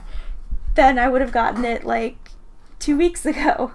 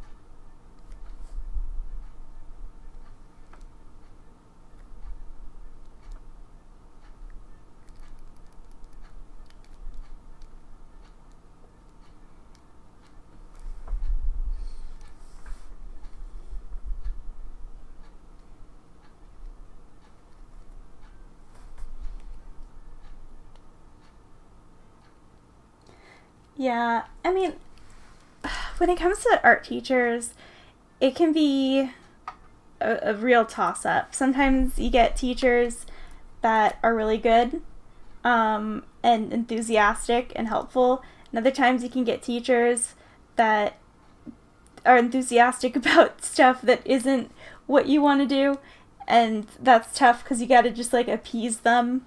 And then sometimes you get teachers that just don't care. It's hard.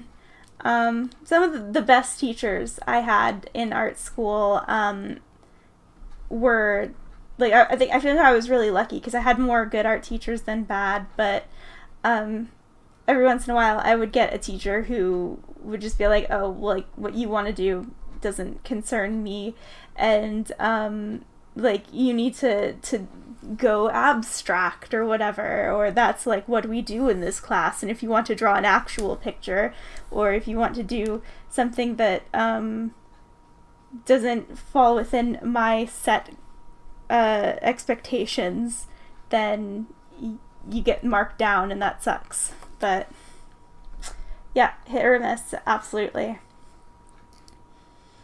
I had a friend who did a painting class, and the teacher kept on asking her to like go more abstract with her paintings, and eventually she made her dog do the painting, and everyone loved it in class, and they're like, "Oh, it's so great, so fluid," and she's like, "Yeah, my dog painted that."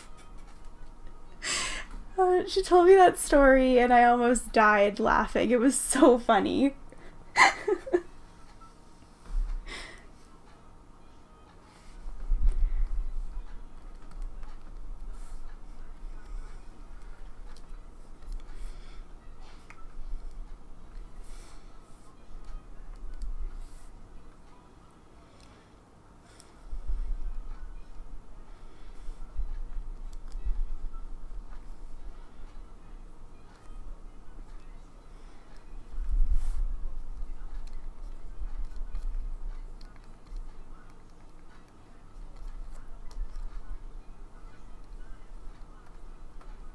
Yeah, pro game removed.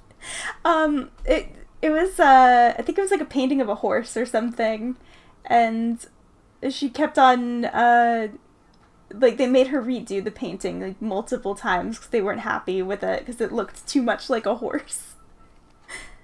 Dropping. I'm using a Cintiq. This is one of the older ones. I think it was like the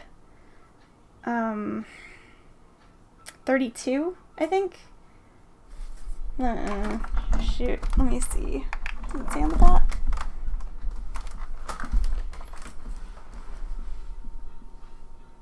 Oh, 22 HD Cintiq. Oop.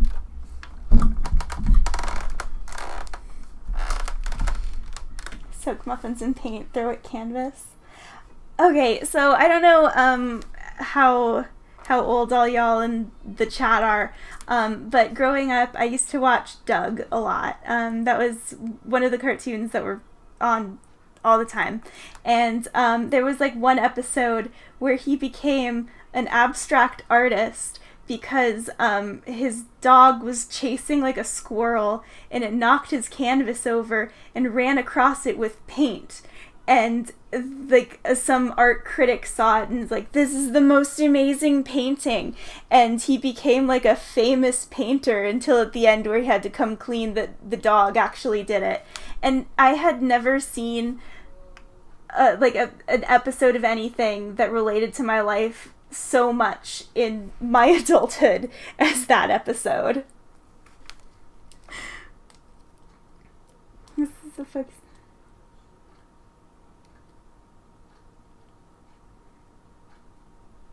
Yeah, backgrounds and like prop stuff can be kind of hard to get your head around, especially. Yeah, that was a good episode, right? 21, nice. Yeah, I'm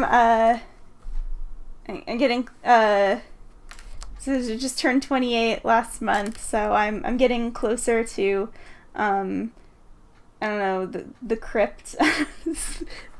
I hear 30 is supposed to be the end of your life by everyone who isn't 30 yet. And then 30-year-olds are like, being 30 is great. So, looking forward to it, I guess. Oh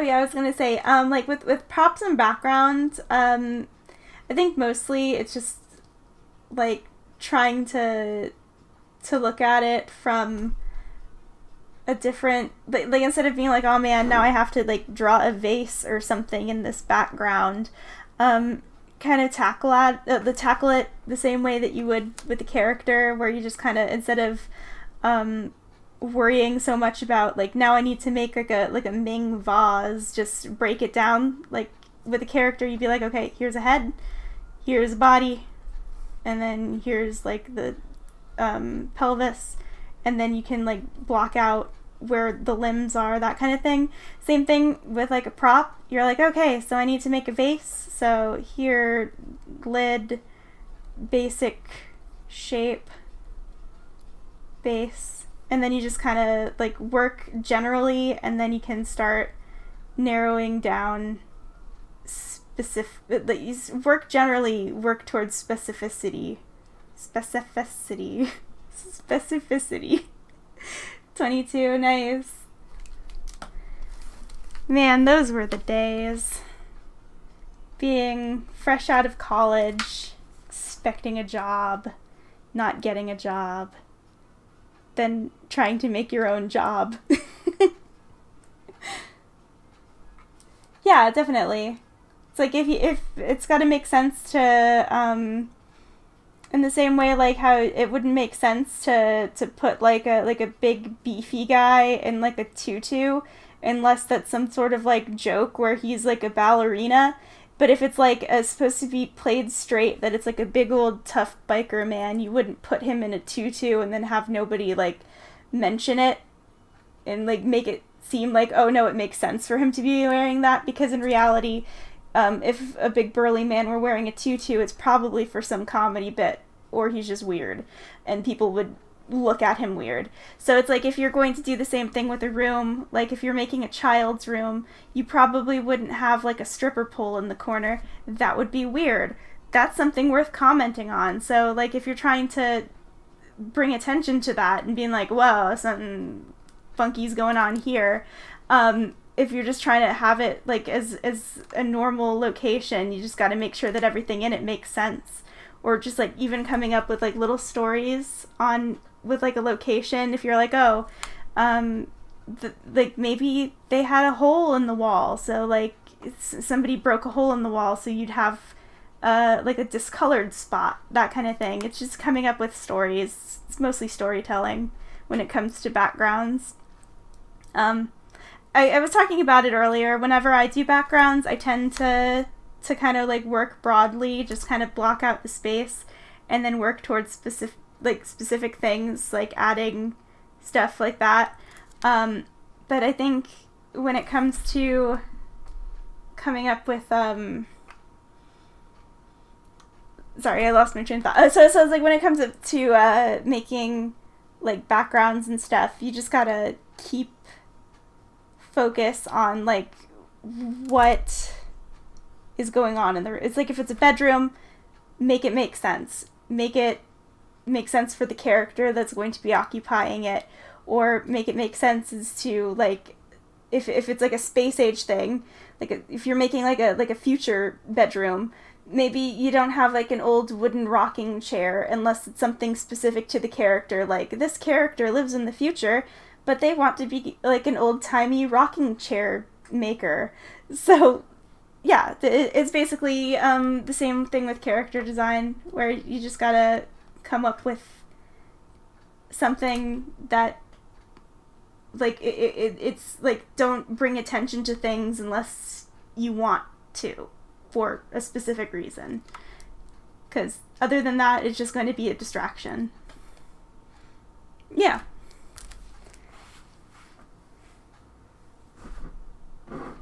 "23, 22, 21. All right. 20s gang. And I'm over here, the Methuselah of us all.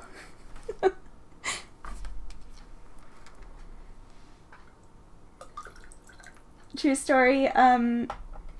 Like midnight, the second I turned 28, my back started hurting, and all I could think of was, this how it ends? I can't. 28's not that old. But then I remembered my back always hurts, but it just started aching at that exact moment, and I was about ready to just give up.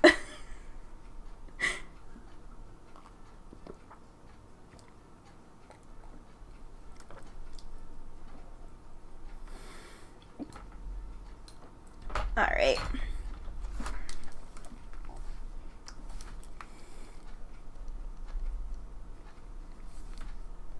So I think he's pretty good. I can go ahead and color him. I think it's clear enough.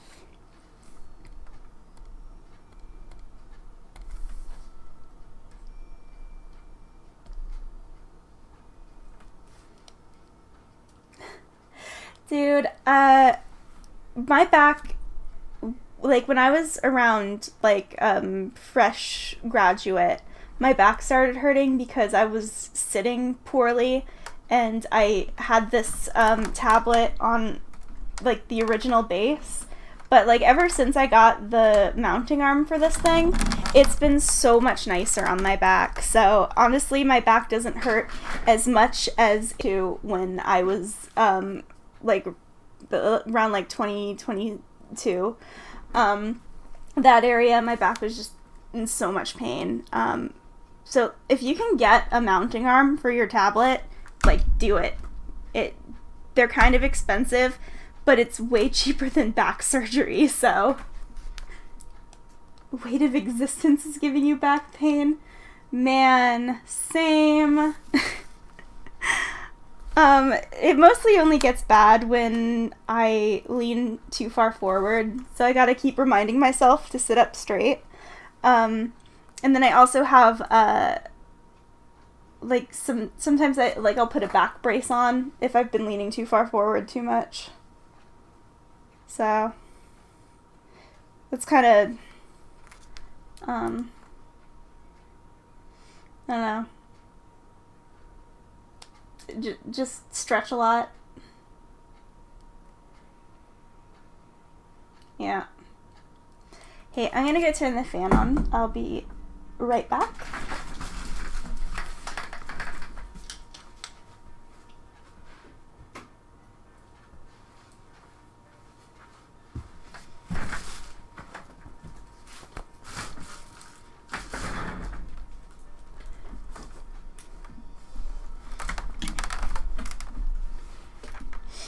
Okay.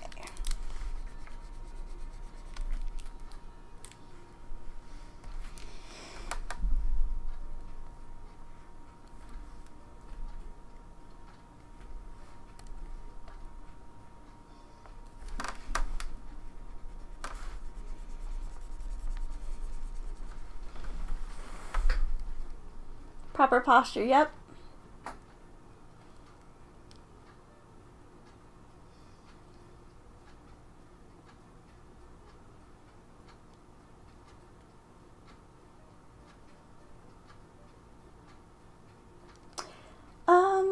I've never heard of Keybers. I've never heard of that brand before. I've used some Artist Loft stuff, mostly like their magic marker stuff.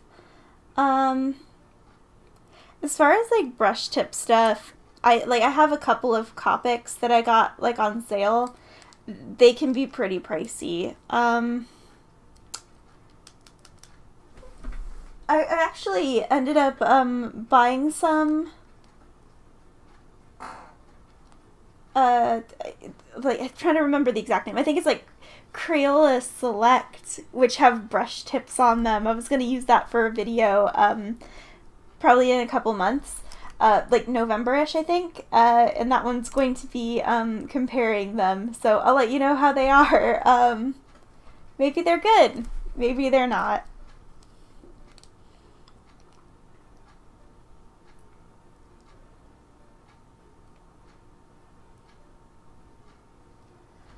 Oh no, allergies suck. Yeah, like, where I live, it gets pretty bad around spring. It's just pollen everywhere, so I can relate. It's like I live in the desert. We have these things, Palo Verde trees. They have like these really pretty yellow blooms in spring, but the pollen gets everywhere and it just like coats the ground. It's like unless you go someplace where they clean it up like pretty fast, it can get everywhere. It gets like in the pools, it gets on the ground, it just stays there for months. Sometimes people don't bother sweeping it up, so it just like coats everywhere and anywhere, and it's for months on end, so it sucks so bad.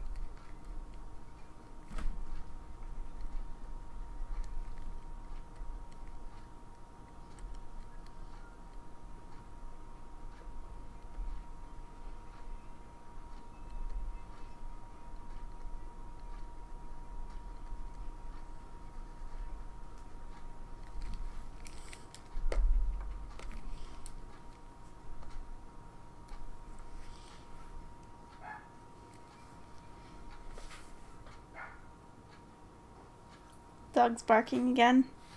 She's mad.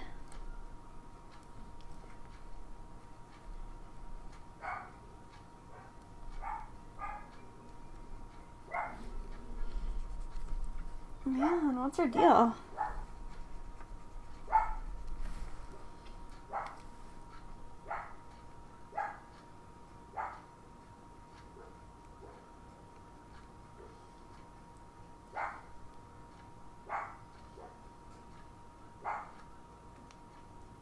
Yeah, I'm trying to make sure that I keep a close eye on the chat to make sure that I'm not missing anybody talking, but I think maybe if I do a lot more, I might need to get some mods going and just like have like a more consistent streaming schedule. Then there would probably be more people in stream, but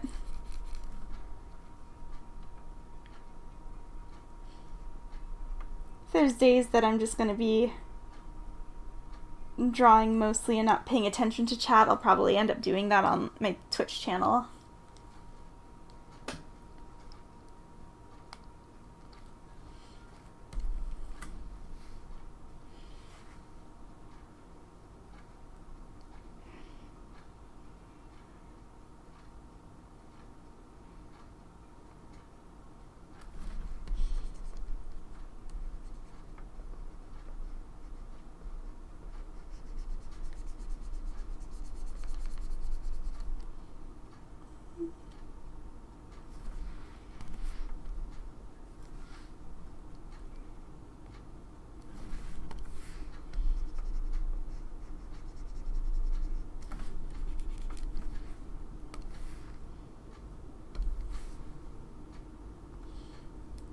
Backstory, I think I'm just having him as like an incidental character for right now.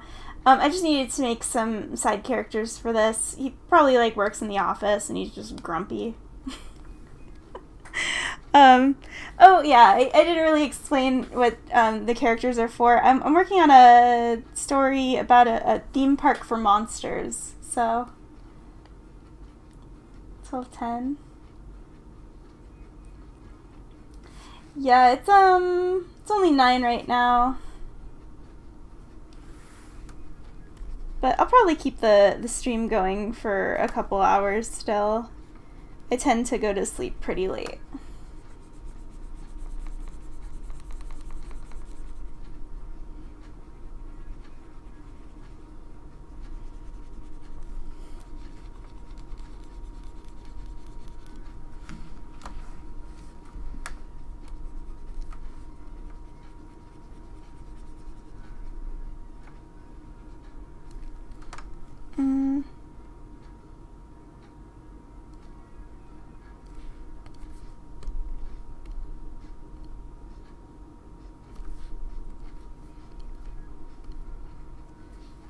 Yeah, that works.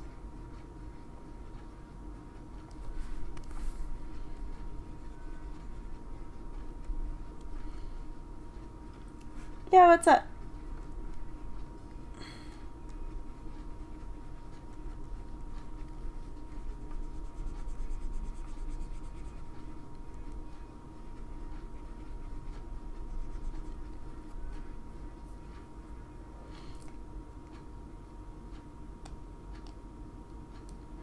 Oh man, latest I've stayed up is 3 consecutive days.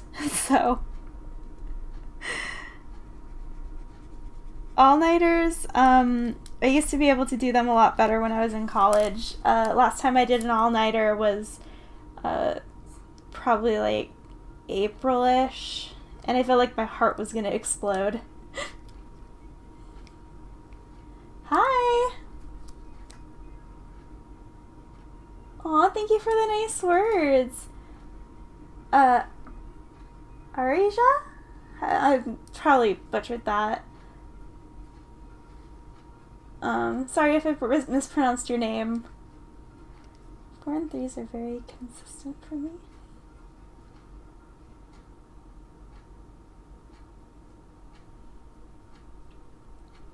Yeah. I've been staying up mostly till like 4 lately. Night owl. Yeah, Retro Tech, if you had a suggestion, I'd love to hear it. More work at home, see? Yeah. It's way easier now that I've been staying home every single day, and not having to go to work and stuff, to just work through ridiculous hours. Stay up all night on Crunch. Yeah, Crunch sucks. I've been having to do that a couple of times, where I was, like, the most recent one was, having to print out a bunch of stock, and that sucked.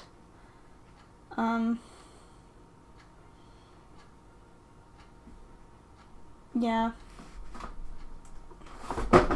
Oops.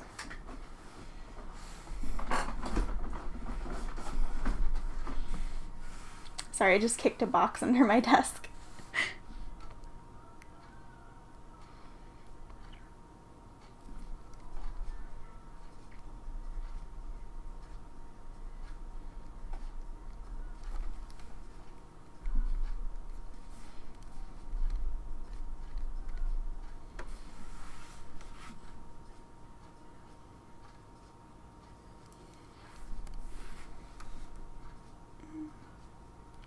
I'll make it more like khakis.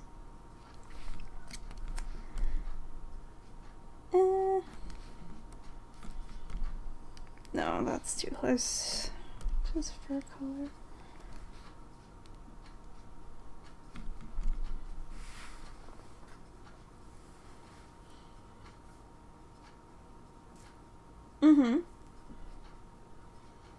Making an angel, fun.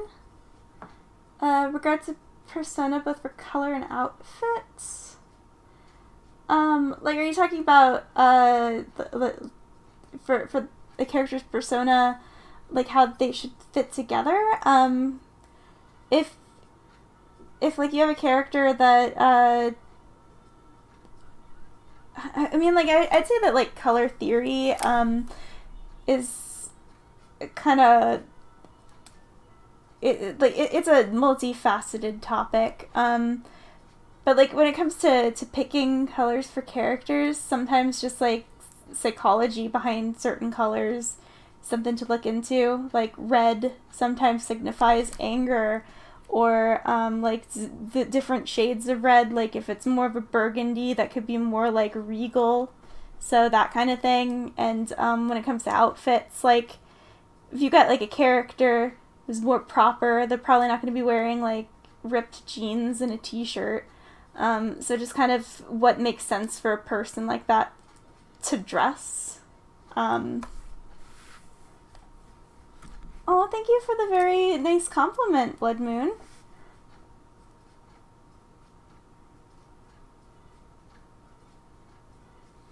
He's got an older brother. That's an interesting idea.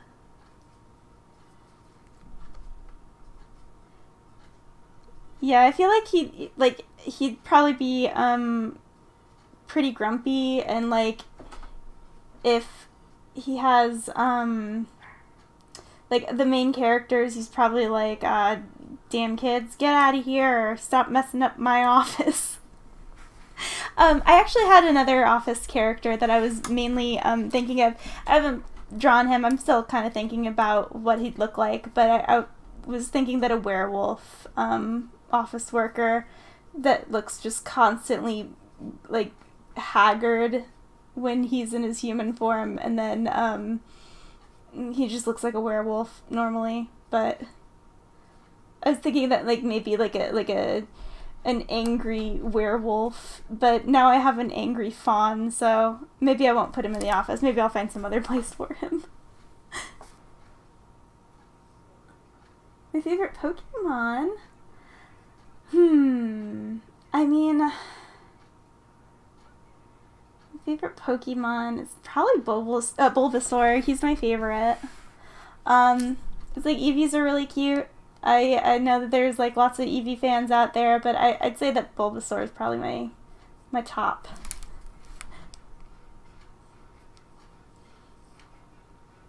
Oh my gosh, hi from India. That's amazing. Hello. What time is it there?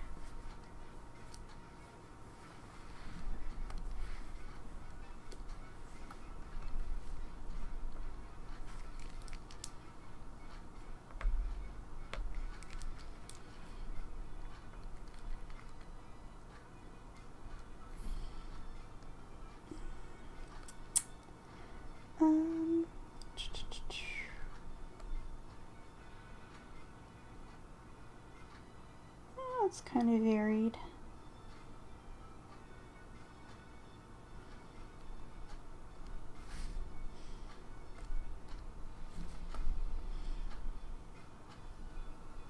It's 9 a.m. Wow, good morning. It's wow, it's exactly 12 hours apart from where I am.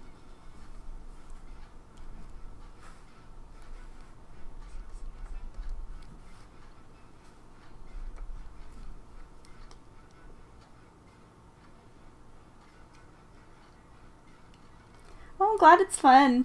Yeah, I always like to put live streams on when I'm working by myself. Just it gives me... I like... It's the same reason why I like listening to podcasts, is sometimes I just like to listen to people talking. It's soothing.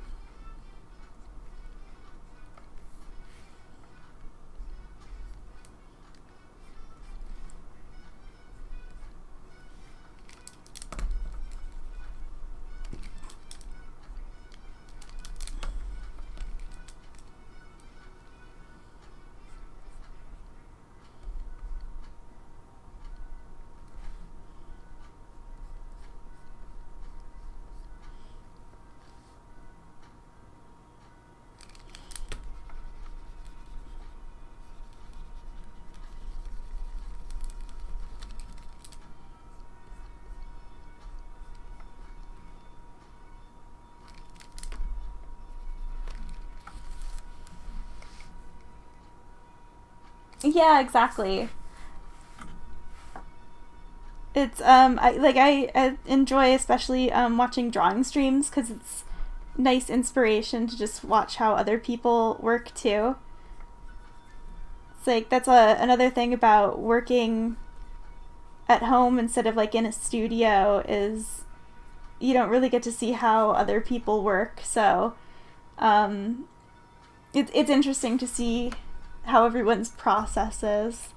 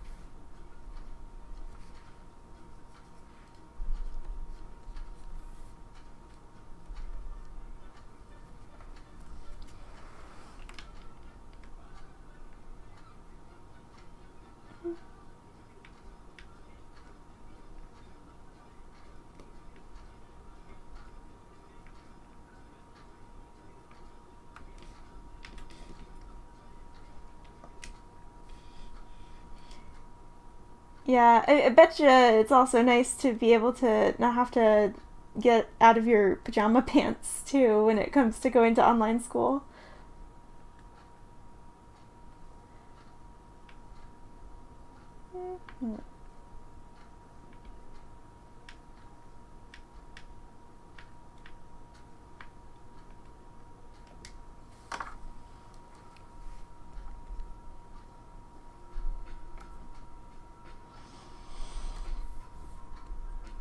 Eh, I'll probably have to go back into that a little bit better.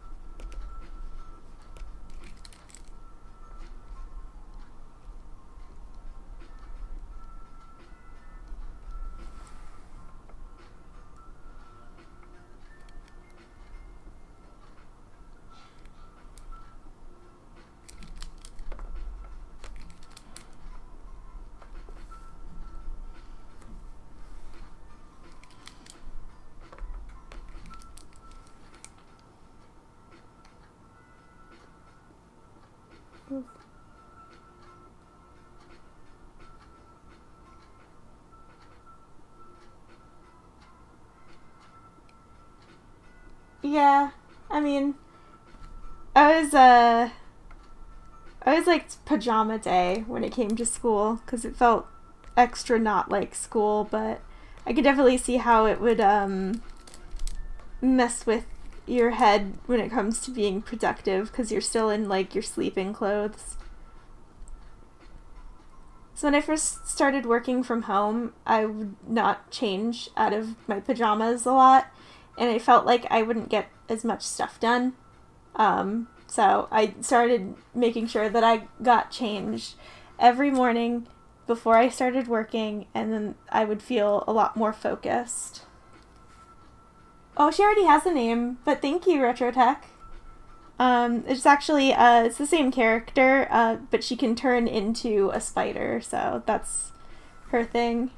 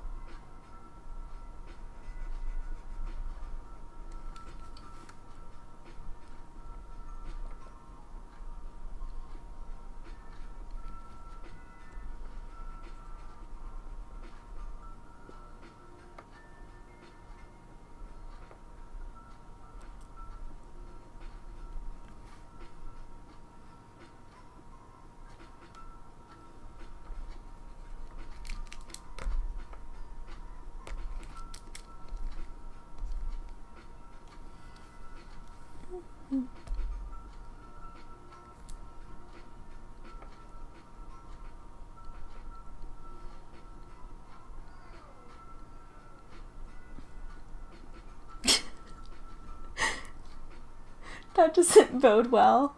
I just hear from the background, oh no! I don't want to know what happens.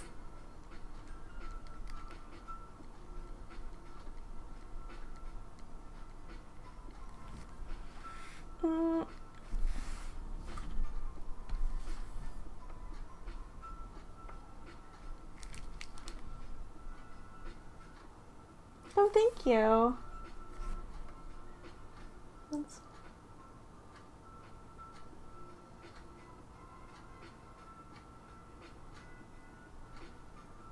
So as you...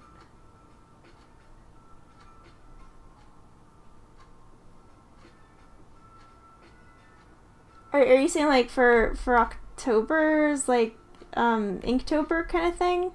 Because I think that people are just doing a bunch of different things.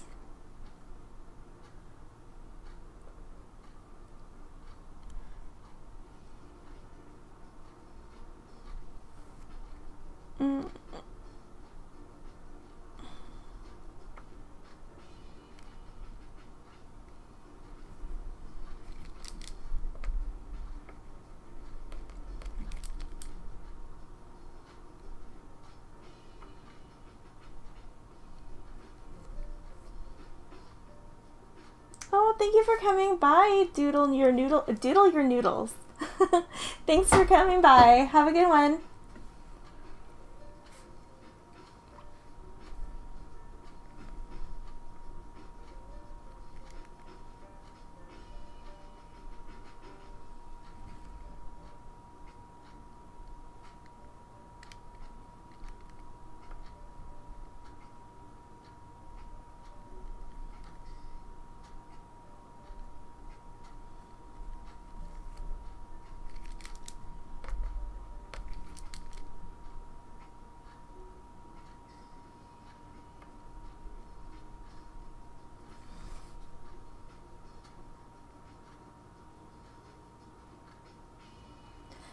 Yeah, I mean, from what I understand, it's like a lot of people wanted to do like October drawing stuff, but there was like a lot of gatekeeping on the Inktober part where it was like, oh, digital inking doesn't count, or if you like touch it up online doesn't count.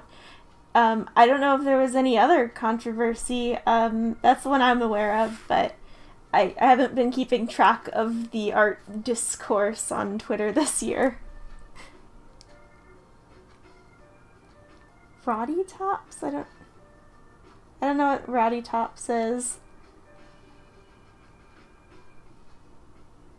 Oh, there's a copyright thing? Oh, I hadn't heard about that. I only tried Inktober once, and that was the year that Undertale came out, because like half of them were Undertale related. And I had just played it and I was losing my mind at how good it was. And then I think the other half were like related to Song of the Sea, because that had just come out too.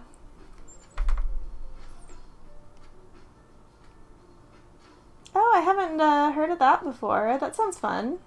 Zombie Girl.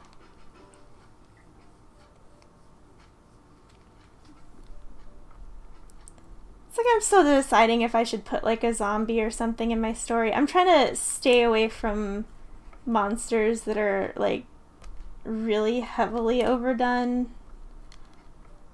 It's like I've been dabbling with that werewolf idea. I don't know if I'm going to go through with it just because I feel like werewolves, mummies, vampires, those are like the main ones that everyone does. Yeah, Song of the Sea is great. I have the art book. That's it. Yeah, this one. This one's really great. Whoops. Just knocked something over. But yeah, it's like Cartoon Saloon. They make some really gorgeous stuff.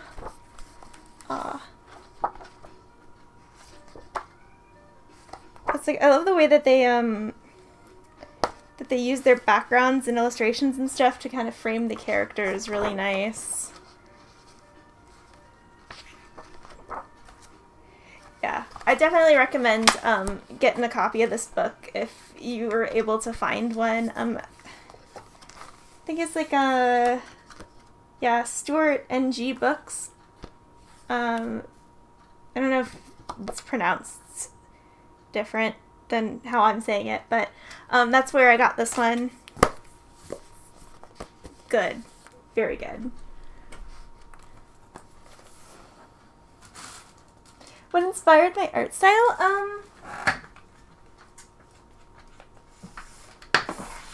So I tend to work off of like different styles for all of my different story ideas.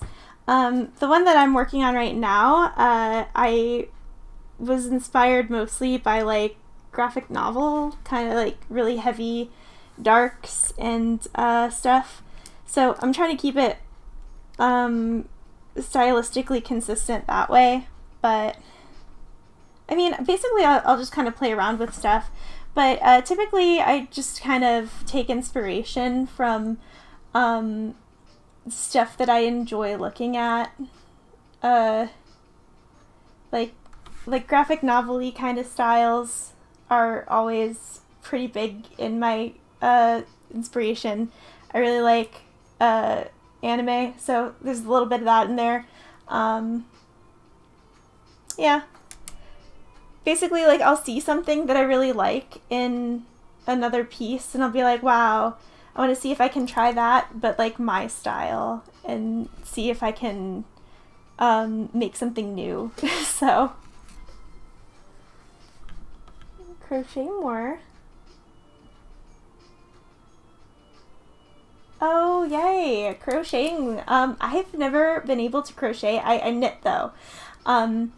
But that sounds really fun. I see, like, really cute, like, crocheted stuff that people sell. I just saw, like, one that was a bee, and I'm like, should I learn how to crochet for that? I might have to. Oh, a postcard from when it was in theaters?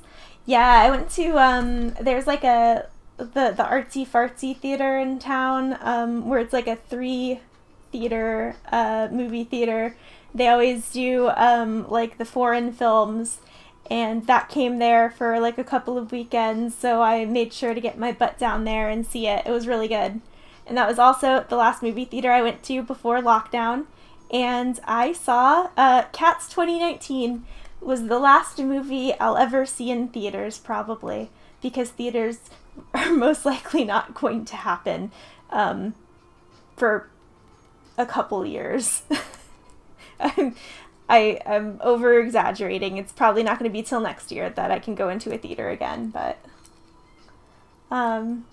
like, could you imagine if all theaters shut down forever and the last movie I ever decided to go to was Cats 2019?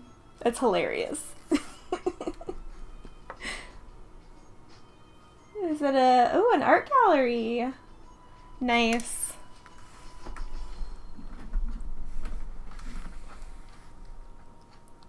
Yeah, my college had like a one theater, like movie theater, where they would have like showings.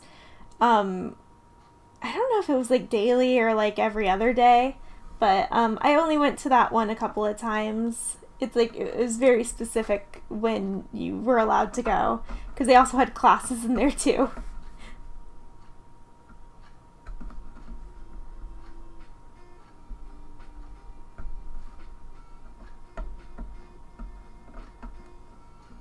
What did I think of Cats 2019, or of what else? Because if you want to know what I think of Cats 2019, before or after, I saw Cats 2019 in all stages. I saw it at when it was garbage, not finished, to slightly less like the recut where they fixed stuff, and everyone still looked floaty and weird, so I wasn't sure if it was the finished one or not. And then I saw it months and months later at the other theater. The only thing I haven't seen it is on my home theater, because I haven't bought it yet. I'm waiting till it goes down to like a couple dollars. And then I'll own Cats 2019 in my own home. I will say that it is an experience. If you ever have the chance to see it in the theaters again, I would take that chance. It is a marvel. The first time I saw it with my friend, we were sitting in the theater, and I had actually seen the actual stage play of Cats, so I knew what to expect in some capacity. But, like, I wasn't ready. I don't think anyone can be ready for Cats 2019. It's kind of like it's like you could tell someone everything there is to know about the movie, but like the cockroach scene, there is no preparing. Like, you can even watch the clips that were floating around online, and you still will not be prepared for the cockroach scene. Oh my gosh, I think like the first 5 minutes of the movie, I didn't even realize it, but I was watching it like this. You know, the position everyone should be in when watching a movie. The oh my god, what am I looking at position. So, I'm not gonna say that it's the worst movie I've ever seen. I have watched The Room 3 times, but it is definitely the weirdest, most surreal thing that like a giant studio like Universal has done. And that's why I was encouraging everyone to see it in the theaters while they could, because I don't think we'll be in a situation again in my lifetime where such a crazy movie gets put out like straight-faced. Like they were going into it expecting it to win awards. So Um, Also, like, the second and third viewing in, you get to notice, like, the really subtle acting choices that they do, and it's rife. Ready for the shipping. It's just little facial feature. Like a character will look at another character, and you're gonna be like, man, some pervert on Twitter's shipping them so hard. Judi Dench scissors her legs high up in the air when what's his name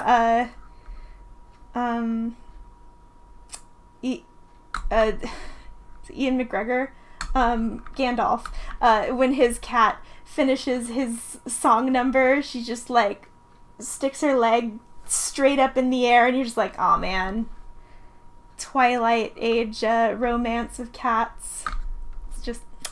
It's beautiful. It's brilliant. It's amazing. I don't know how they did it, but they made Idris Elba unappealing. I don't know how they did it. It's impossible. But they found a way. Sorry, I've been talking about cats for far too long. I love this movie and I hate this movie. It's the best and worst thing I've ever seen. Man, watch it with friends. Talk over it if you must. It's an experience. And that's all I'm going to say on the matter.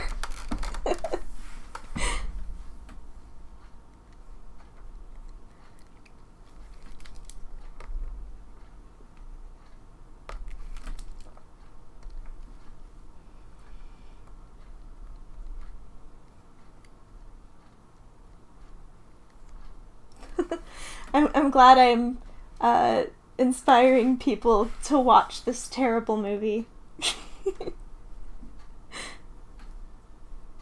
Please don't blame me when you come out of it a changed person.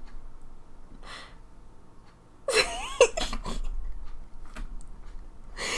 so good.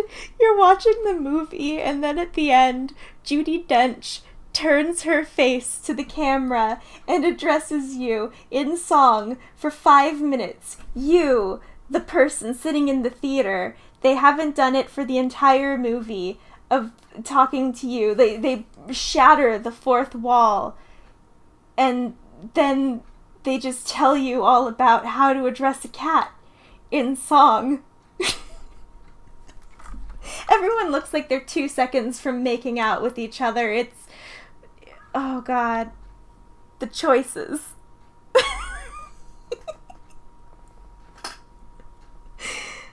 Oh, the music's fine. I like the original musical renditions that you can find online, where they I think it was like the 90s that they put it on VHS, and then they like animate lightning effects and stuff. It's great. I like that version of the music a lot better. They had a new song written by Taylor Swift. It's amazing.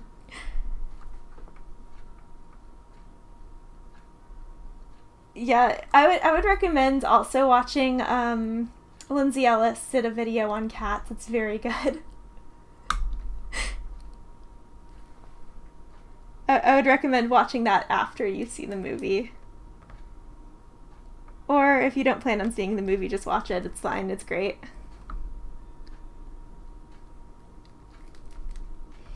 Oh, if you see it, keep an eye out for sneaker cats. They're cats that wear sneakers. They do like breakdancing. It's great.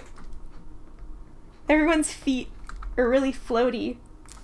Like, they don't ever look like they're actually standing on the ground.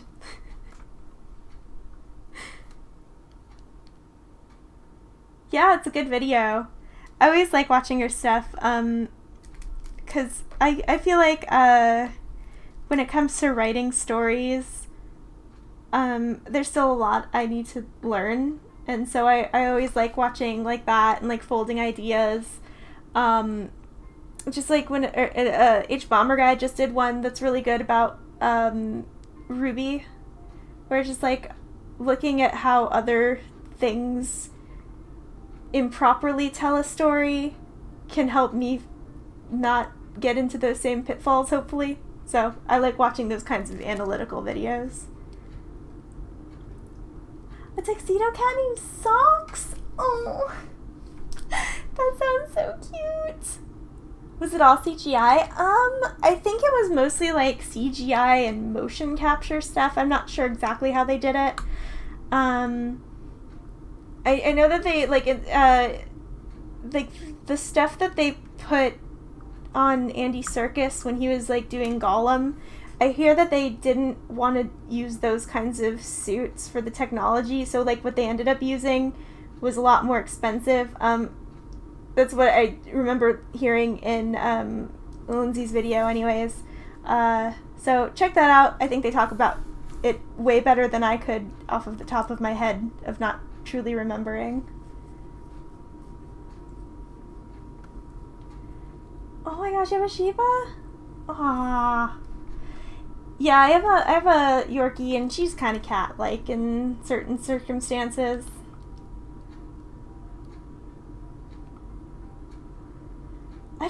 I'm not sure if it was actually mocap or not. I think that it was like they didn't want to use the mocap suits for some reason.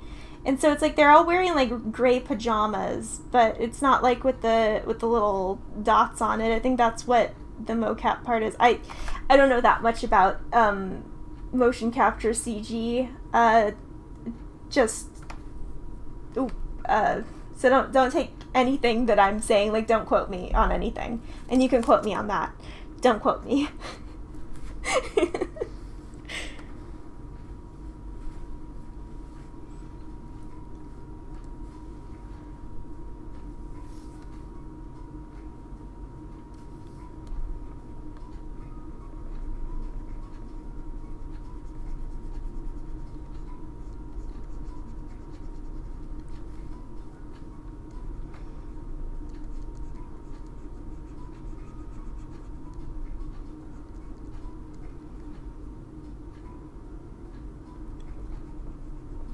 Yeah, I definitely recommend checking it out, especially if you have some friends that like watching bad movies.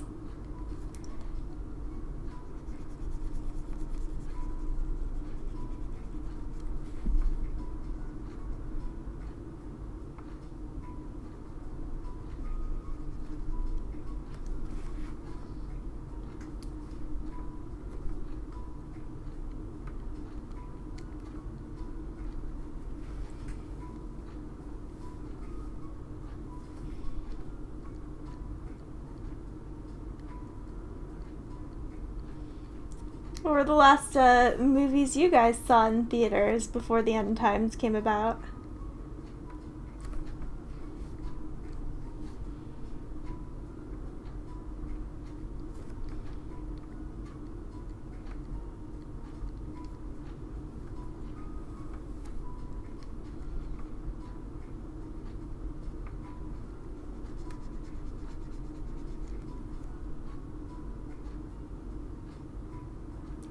Oh man, I didn't see Mulan. I didn't want to spend $30. I'll probably watch it after it's free to watch on Disney Plus. But like $30 price ticket for a movie that I wasn't 100% that enthused about watching anyways. Nuh-uh, not gonna happen.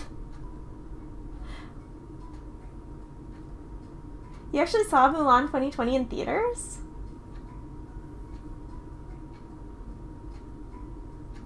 The live action Mulan. Parasite. Nice. You guys have much better taste in movies than I do, I guess. It's like watching Parasite or not going to movie theaters.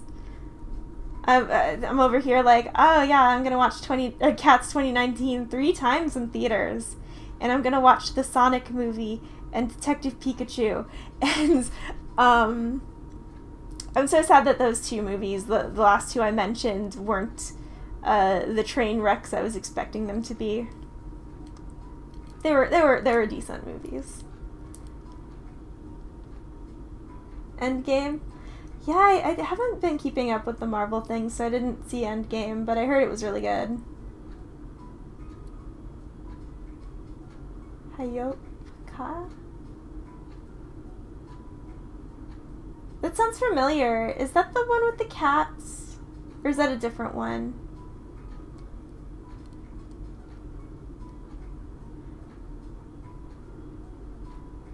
It's kind of glitchy.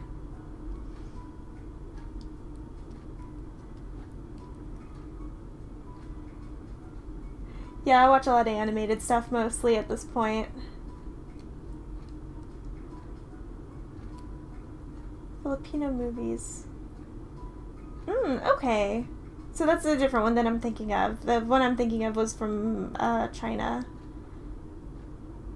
Yeah, I thought that Detective Pikachu was pretty fun. I remember somebody was complaining that it wasn't like in the games where it was like fighting Pokemon. I'm like, do you really want to see an adorable, lifelike Pokemon getting the shit beat out of it? That doesn't seem like a good time for me. I think it was a good idea for them to make it more of like a mystery thing.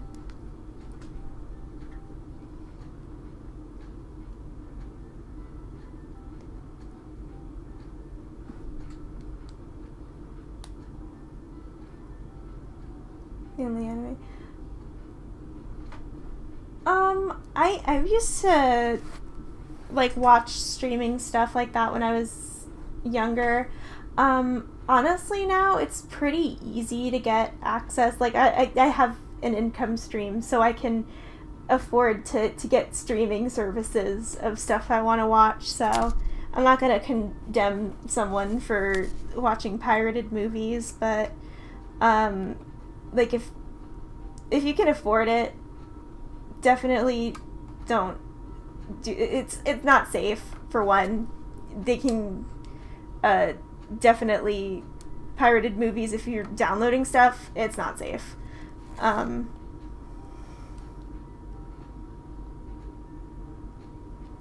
Yeah, I would say like the only thing is sometimes there's stuff that like never get their licenses renewed and then it's impossible to find, so like in those circumstances I might rely on it, but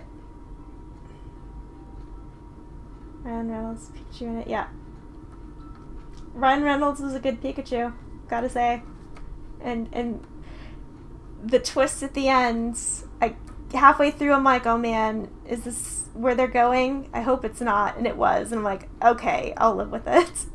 But I thought it was a funny twist. Wasn't Parasite? Movies for you, kind of glitchy.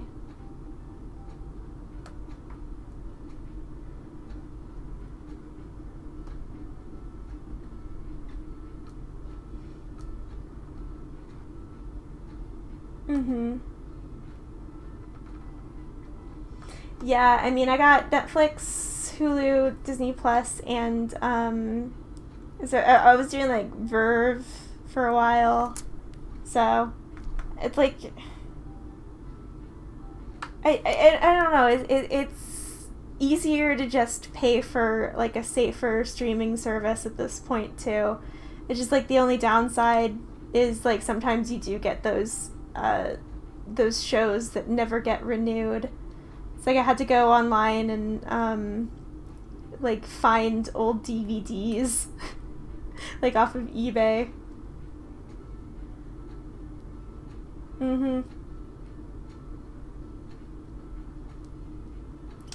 Oh, the theater went out of business. That sucks. Yeah, I really hope that the artsy fartsy theater I was talking about doesn't go under, because I really like that theater. They're the only ones that really do like the foreign movies.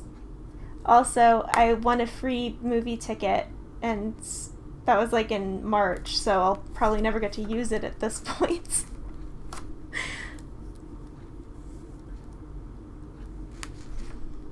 It's like the same theater that always does like the Rocky Horror Nights and stuff.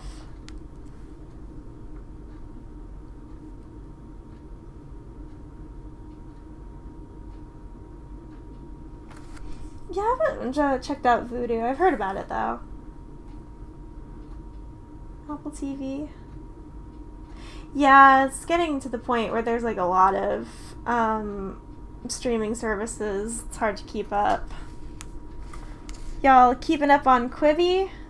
Everyone's favorite streaming service? Quibi? No? Somebody's got to be watching Quibi, or else they'd shut it down, right?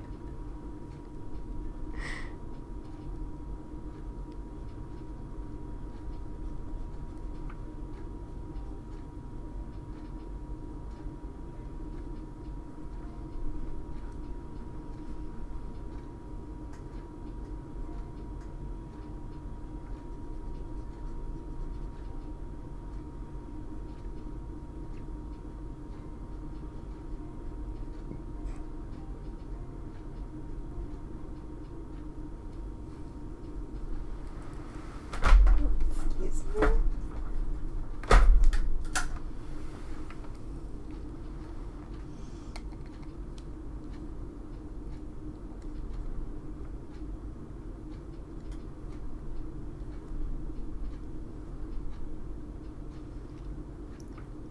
Yeah, I'm using my mom's Netflix. But she's using my Hulu, so it's a trade-off.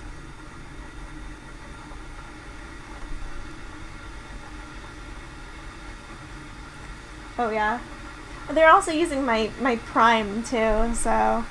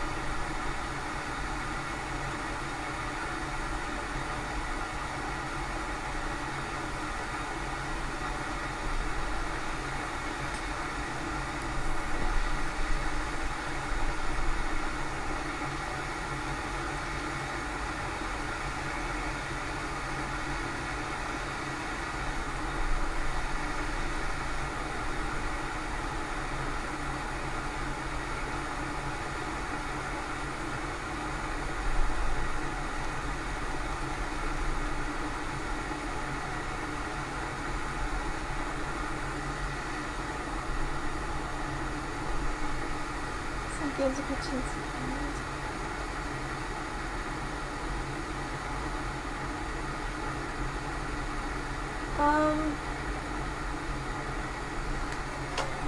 I'm not sure what MM2 stands for.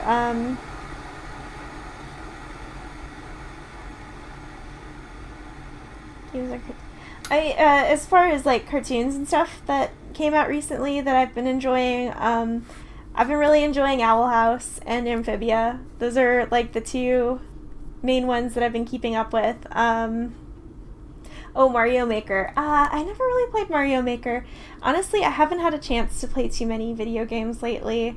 I'm like a very bad binger when it comes to games. So like if I decide to start a new game, it's got to be something that I have played before or has no plot, or else I will waste my life forever. And like when Kingdom Hearts 3 came out, I had to take like a week off of work. I basically planned it in advance. I'm like, nobody try to contact me, I'm going on vacation.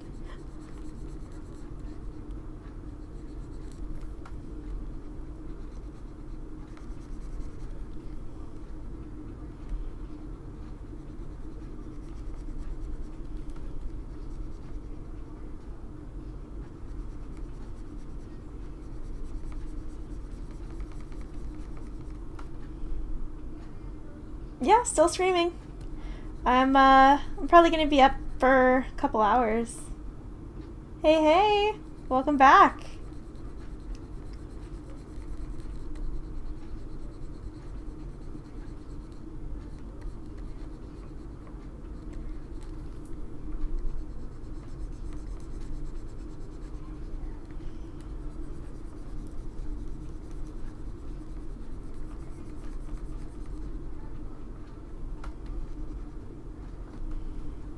Of course. Yeah, I'm probably gonna, like, if I have to step out or something, I'll probably just put it on pause, but I'm planning on being up for well, it's only 10, so yeah, I'll probably be up for a couple more hours. Oh, thank you for stopping by. Have a good one.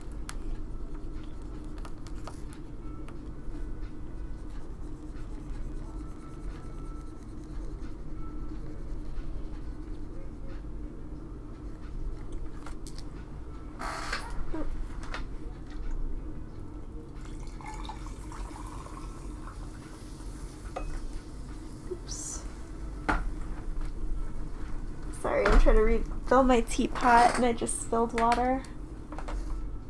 Oh.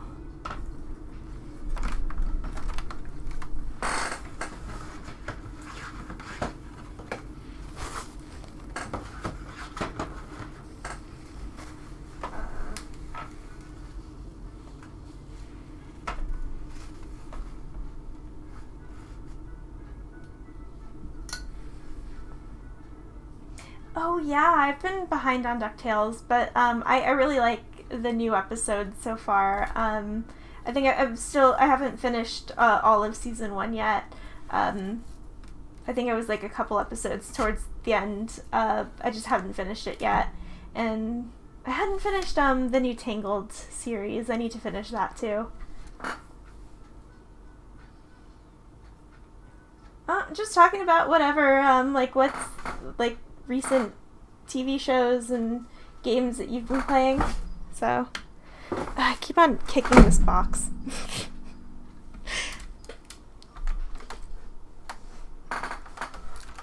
Oh, I've been meaning to start Kipo. I heard it's really good. Yeah, I'm excited for Owl House to get on Disney Plus.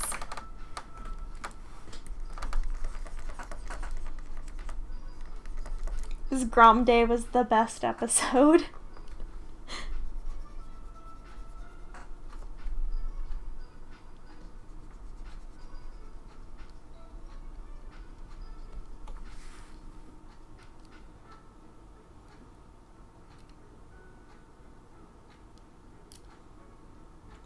Woolworth's Oceans.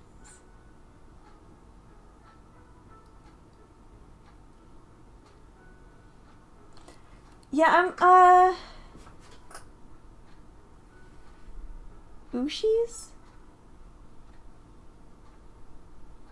I don't know what Ooshies are.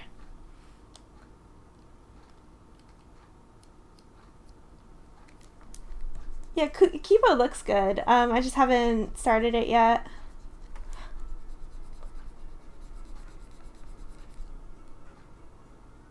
Worst promotion ever made? I've never heard of that. Is it like a toy?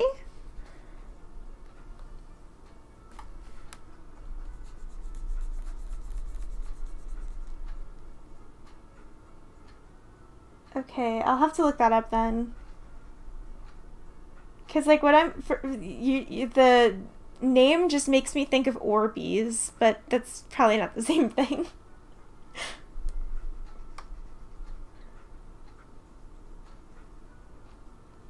Oh yeah, the Phineas and Ferb movie came out, didn't it?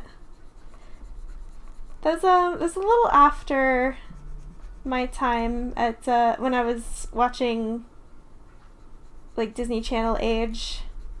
But I knew a couple of people in college who really liked it.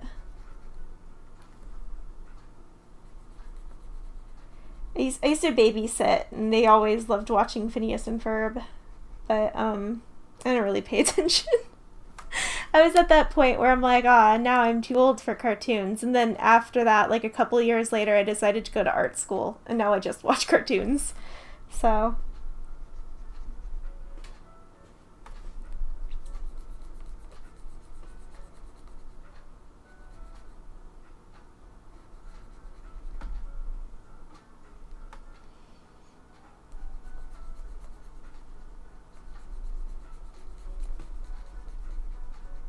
Yeah, I wasn't originally planning on getting Disney Plus when it first came out,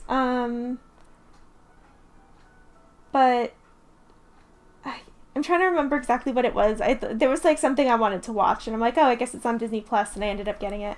How was art school? I mean, the thing about art school is it depends, like what you put in is mostly what you're going to get out of it. I know that I personally am the kind of person that if you do not like put a due date on something, I will just faff around and not make much progress. So like I have to give myself artificial due dates where I'm like, I have to have this done by the 30th, and then that'll get my butt in gear. But some people are fine with not having like set things that they need to do. Like they're fine without like learning without assignments, and they can just like practice and then be good at it. But I know in my case, I 100% needed to go to school if I was ever going to pursue art as a career. And so, I mean, not everybody's like that. So like if you're the kind of person, if you're a self-starter and you are fine with just being like, today I'm going to learn this, and then I'm going to be diligent, and then I'm going to be fine, and I don't need somebody like breathing down my neck saying you need to do 30 portraits by Tuesday, then skip it. If you're a good self-learner, don't waste your money. But if you need that, and you need like a group of people that you go to school with and you like learn off of each other and that kind of thing, then I'd say it might be worth it. So, is that channel banner for a Gotcha Life YouTuber? I mean, if it's only been a couple of days, I mean, how long have you been working on it? Because like if it's like less than a week, don't sweat it. Unless they're paying you like a rush fee. Honestly, it's gonna be done when it's gonna be done. Like the way that I see it when I do commissions and stuff for people, if it's like 2 days and they're impatient, I'd be like, come on, man, like, no, it's not gonna be done yet. A few days ago. Yeah. That's definitely something that, like, if you're worried about them being impatient... Oh, it's free? Yeah, I mean, if they're getting something for free and they're impatient about it, that's weird. Like, definitely look into something that only one of my teachers ever really bothered talking to me about. But if you're planning on going into business and, like, doing freelancing and, like, commissions and stuff... go get yourself one of these bad boys. They probably have like an updated version, but it's a handbook for pricing and ethical. It's the handbook for pricing and ethical guidelines for. I'm trying to remember. Is it? I think it's like the Graphic Artist Guild. That's it. So this is a Graphic Artist Guild book, and it's got like a whole bunch of stuff in here about what your pricing should be for like professional work, and like how to write a contract and all of those good things, and like if you're signing a contract, what to look out for. And they have like boilerplate like forms and stuff in the back. This is like such a great resource. I recommend it to anybody planning on going into business as a freelancer.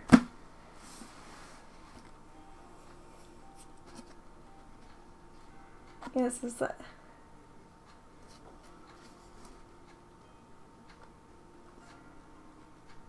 He's one of the best art YouTubers. Please don't flatter me. I'm not even the best artist YouTuber in my house.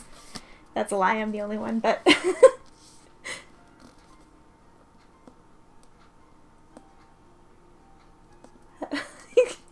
Your guidance counselor had a heart attack? Oh no. Honestly, like, being an artist is probably... It's not the most lucrative job, and it's not gonna probably be very fruitful at the beginning, but I think it's a very fulfilling job in here. That's very cheesy, I know, but hey, what's up? Even if it's true, please stop trying to flatter me. You'll give me a big head, and how will I get through the day?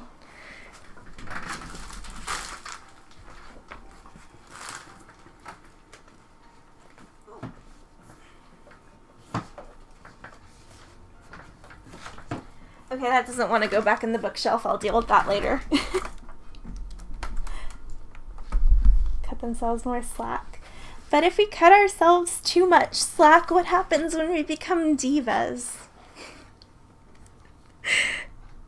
People will say, she's got a big head. And they'll be right. This will be me.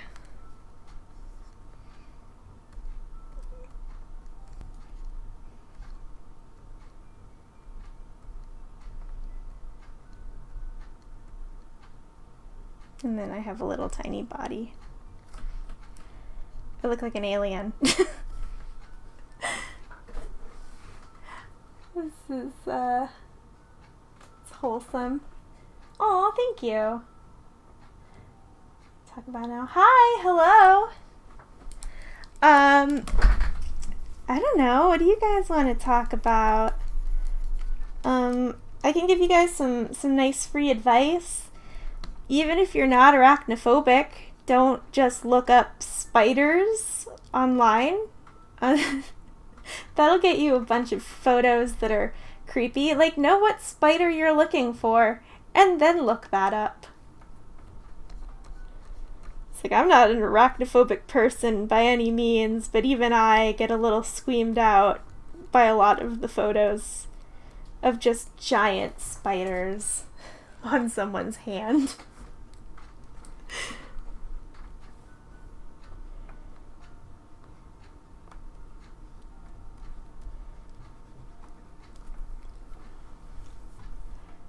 Oh, but if you'll indulge me for a moment,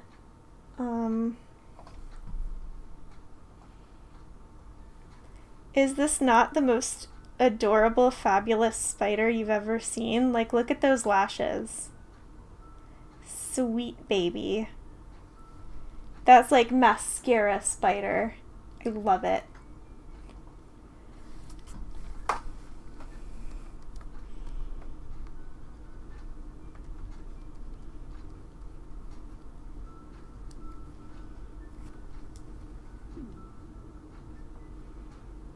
Oh, centipedes are the worst. Oh, have a good one. Thanks for stopping by. So, yeah, centipedes are awful. I had one crawl across my foot when I was, working at my desk at night, and then it crawled behind a drawer unit, and I never saw it again. But it gave me a heart attack. 414. Hello, hello, welcome to stream.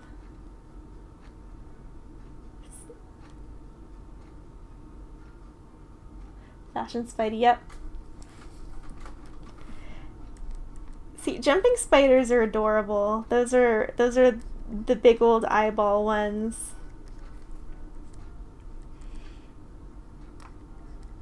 And they have like those little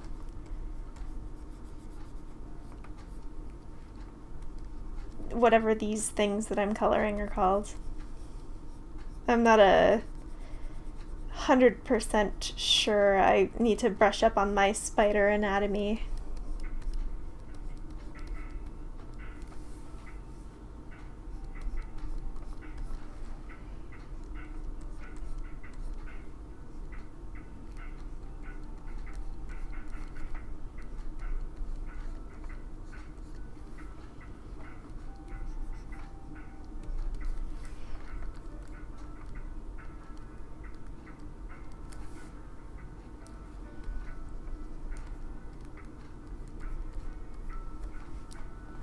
Are they pincers?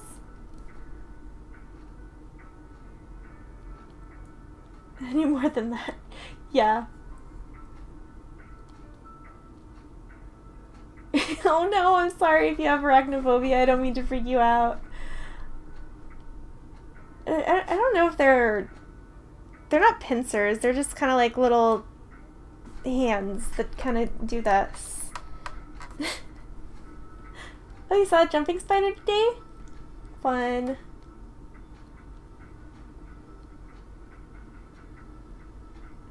Mandibles. Thank you.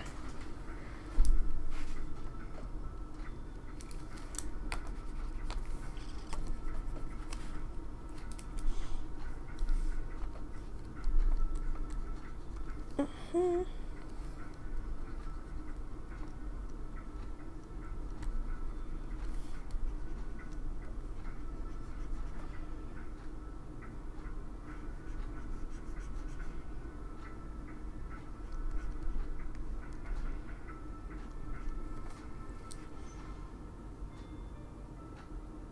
Mouth arms.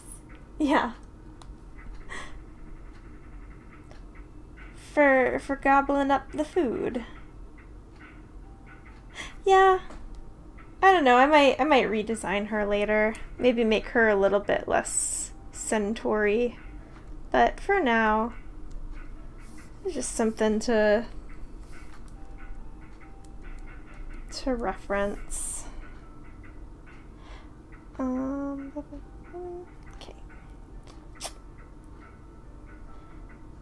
Let's see here.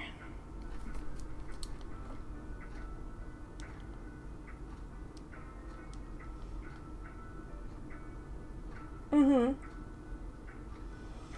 Yeah, I mean, like, I don't have any arachnophobia, but, like, looking at some of these spiders that are, like, the size of your hand, I just sitting on someone's hand, I can't. How do you get ideas when doing art? Sometimes I'll, like, have an idea basically of, like, what I'm going for. I'll be like, oh, okay, I need to make a character who's like a this or that, or I don't know, like, I'm making a sea captain, and maybe I'll, like, look up photos of it, or I'll have in my head, like, okay, I want him to kind of have, like, this kind of beard or something, and then I'll just kind of sketch stuff out, and if there's something that I can't quite picture in my head, I'll just, like, look stuff up online, and then find something that kind of looks along the lines of what I'm thinking of. Just, like, if I can't figure out how a sea captain's hat looks, I'll go online and I'll look up, like, sea captain hat, and then I'll find, like, a good reference, and then I'll try sketching that out. Typically it's not in the same position that I need it to be, so, like, I'll find a couple of different photos of the same kind of thing I'm looking for, and then I'll just kind of, like, have to guesstimate what it would look like in the position I need it to be. But yeah, it's mostly when I'm working for myself, I'll just kind of noodle around and just, like, oh, okay, so maybe like, I don't know, is that good? And then, like, if I don't like it, I'll just do something else. I work very loosely, and then once I like something, I'll just sit down and do it a little bit more in depth. Oh, thank you for stopping by. Have a good one. Oh, thank you. Oh man, dragons. That's something I haven't really dipped my toes into. I tried drawing some dragons a couple years ago and it did not go well. Maybe I should try and draw some more dragon stuff lately. See if I've got a better eye for it now. But I've always appreciated, my friend draws like really good dragons and dinosaurs, and I appreciate it so much because that's stuff that I'm no good at. Oh wow. Is there a way I can dive into the dragon pool?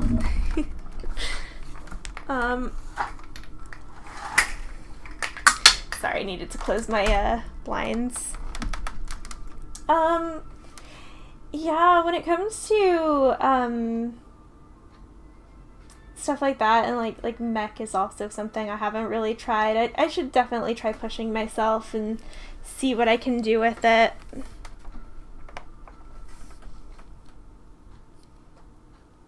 Oh, thank you. It didn't make my my mermaid very scaly. I should probably try again. He belly flopped.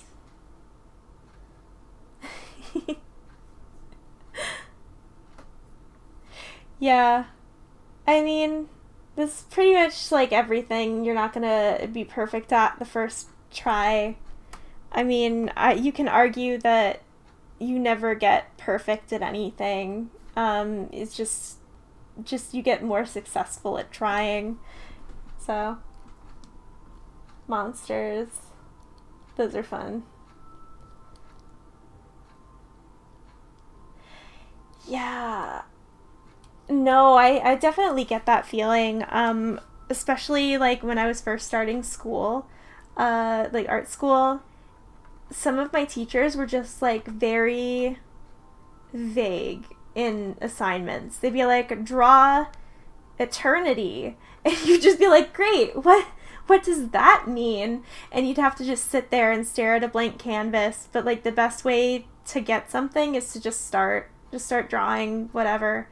And it doesn't have to be perfect or beautiful at the beginning. It doesn't even need to be your final idea. Just throw stuff at the wall until something sticks. Yeah. See, I have a hard time with robots and like I'm more into like organic shapes. So that's just something that I don't know, like I need to try my hand at it, I guess.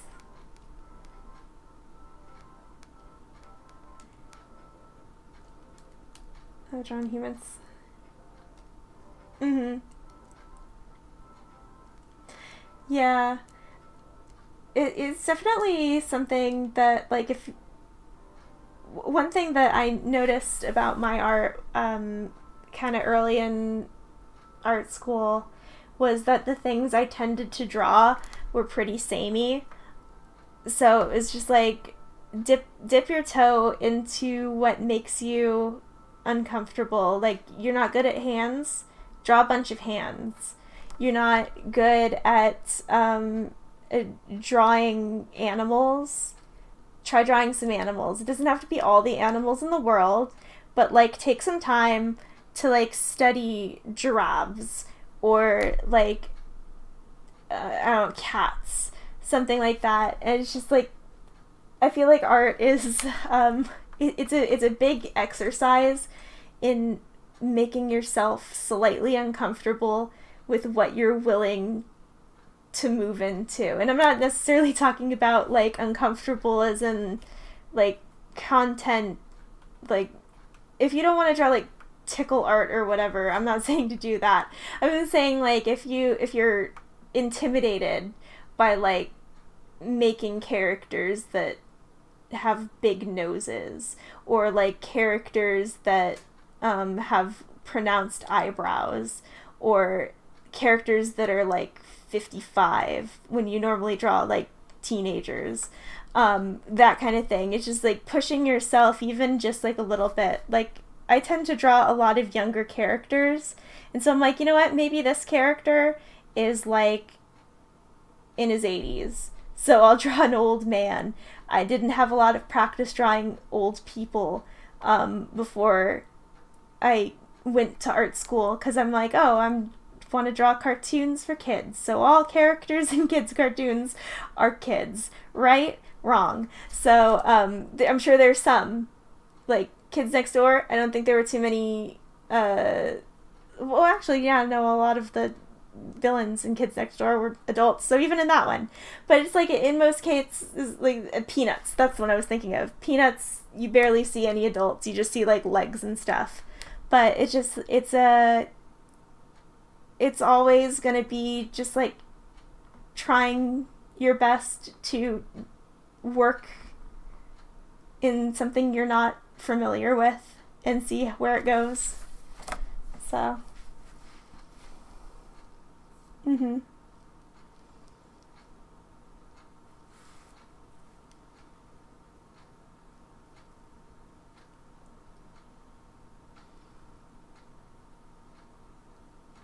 yeah, pretty much like immersion therapy kind of. It's like if you're going to be in a situation where you're like, oh, I only draw this kind of thing. It's like, well, why is that? Like, I gotta examine why I only draw faces this way, or why I only draw ears this way, and try and push myself to get out of my comfortable zone. Because I definitely fall into that, where I'll be like, oh, this is how I do this, and that's the only way I do this. It's like, no, I gotta, it's like, it's fine if that's what you want to do, but I personally want to extend myself when it comes to my art.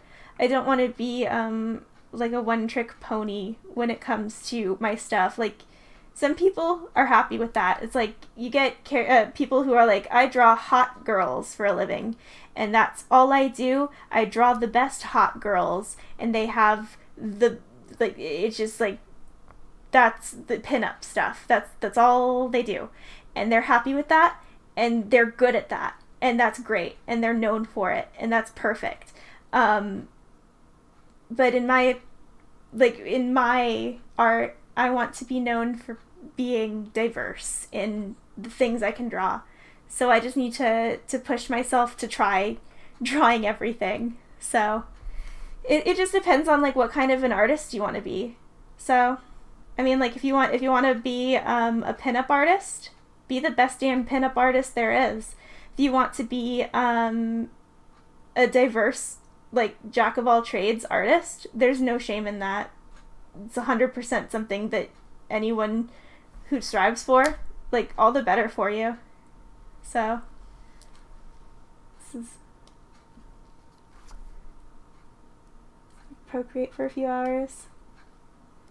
Yeah, whenever I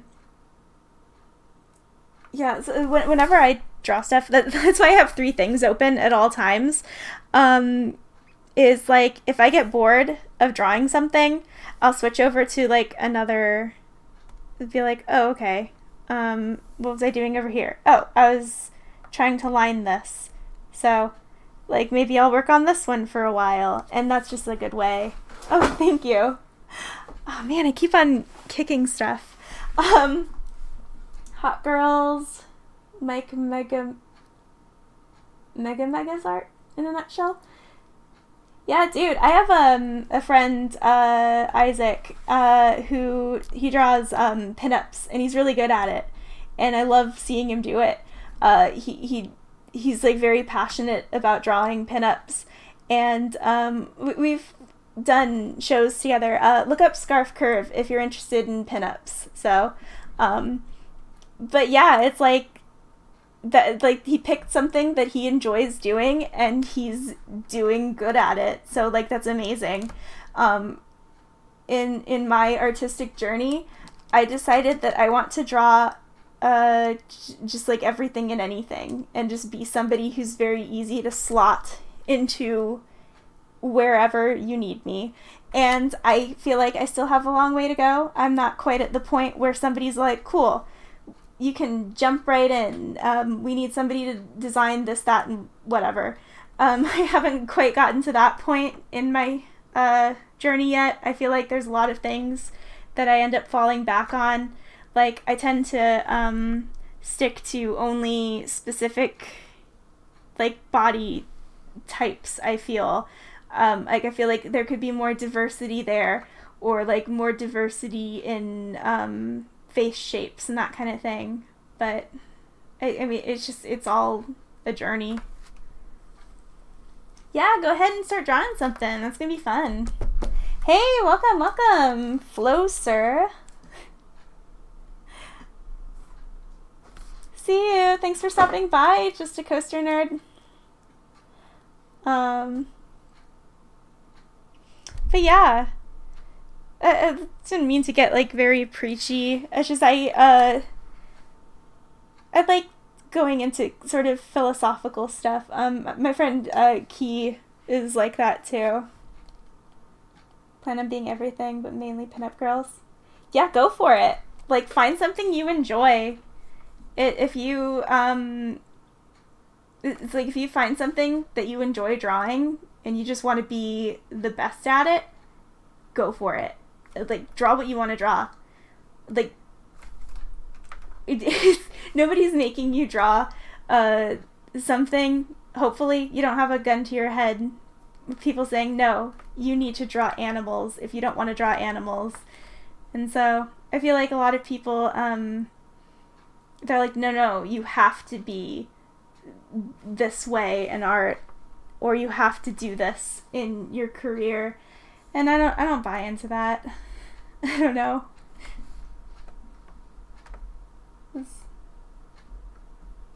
Okay. Flo, sounds good. Okay, well, thank you for stopping by. Draw an anime. Okay, sounds good. Just let me know whenever you head out and I'll say goodbye to you, Flo. Yeah, honestly, draw anime. Like, that's one of the big discourses that you hear a lot, is people talking about, like, in art school, their teachers would, like, shame them out of drawing anime. And now, like, half the shows that are made in the States are, like, anime inspired. So, like, go for it, my friend. And honestly, in my school, it wasn't even the teachers giving other the students crap for drawing anime. It was other students looking down on people who had more anime inspired art. It was ridiculous. You able to draw characters you come up with? Yeah.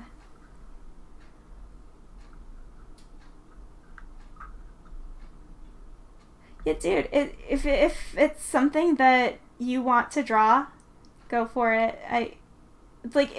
If you want to draw, like, I'm not going to say that, like, in some of the art advice that you hear about, like, what to draw and what not to draw is completely useless. Sometimes they mean it in a way, like, if you want to be a marketable artist for, like, this sort of job, then focus on this. That's completely valid.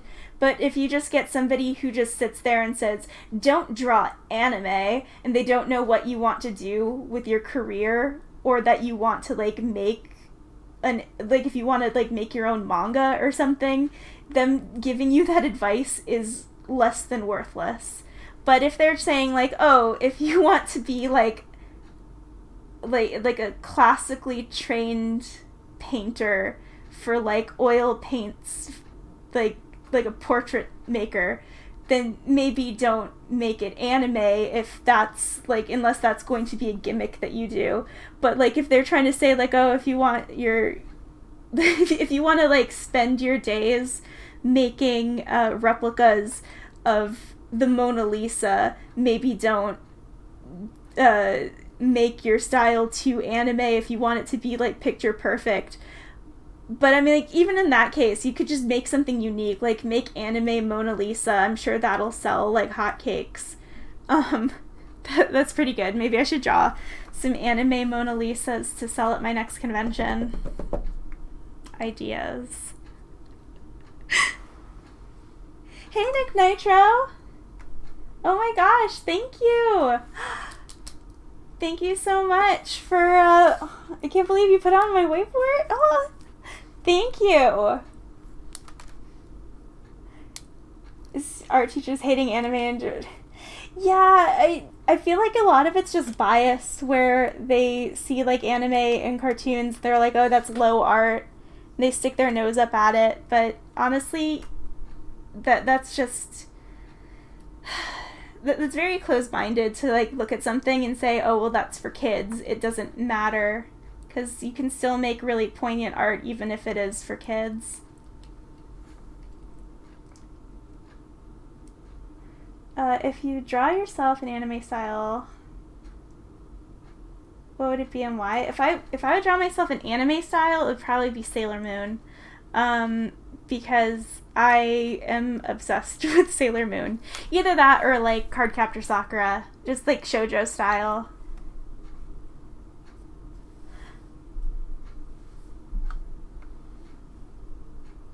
Yeah.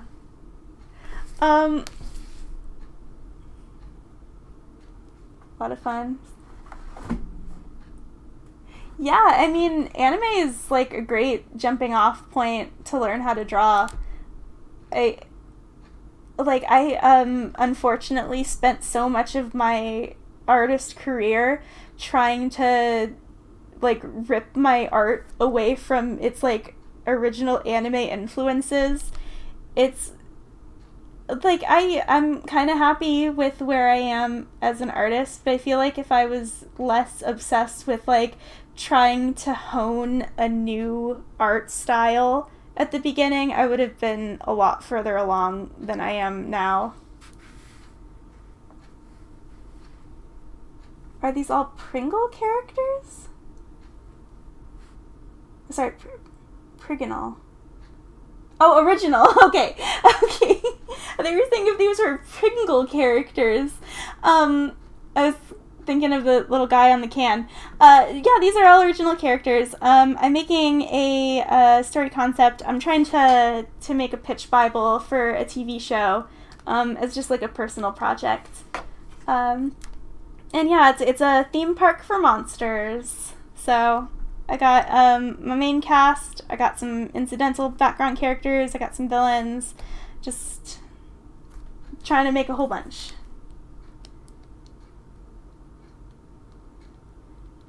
The dubbed version of the Konosuba movie? Oh, I have no idea. I actually haven't seen Konosuba. I heard it's funny though.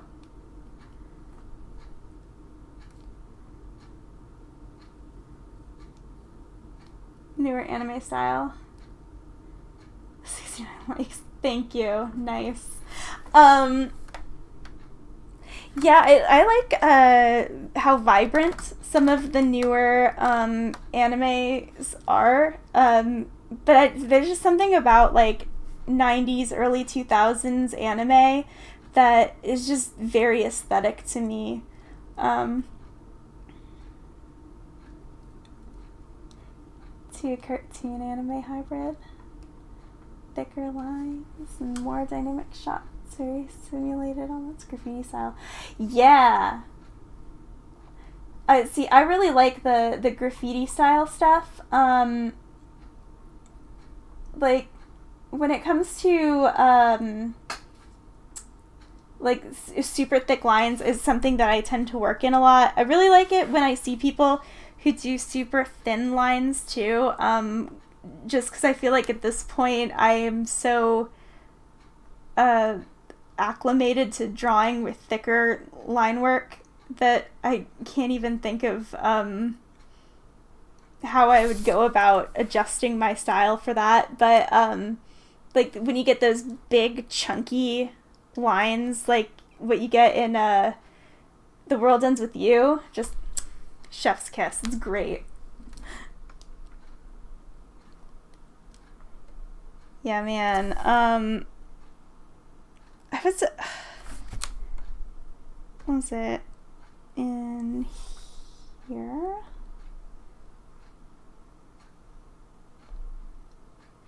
Yeah, I was just trying to go for thicker lines with these sketches the other day. I think it's... nope. Yeah. It's just like once you get those big old blocks of color, that's the stuff I like to see.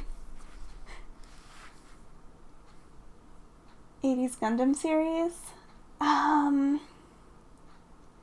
haven't seen the Gundam one. When it comes to like mech stuff, I'd have to say that the only one that I've really stuck with from the beginning to the end was Vision of Escaflowne, which I think is more of like a fantasy than a mech series, but I liked that it turned into a dragon. That was a good one. Go watch the Vision of Escaflowne if you haven't seen it.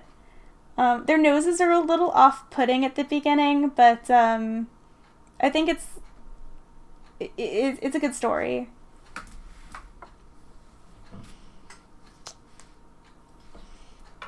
Sorry, I'm gonna... Oop. Excuse me, I'm just gonna spray my desk with sugar shrapnel.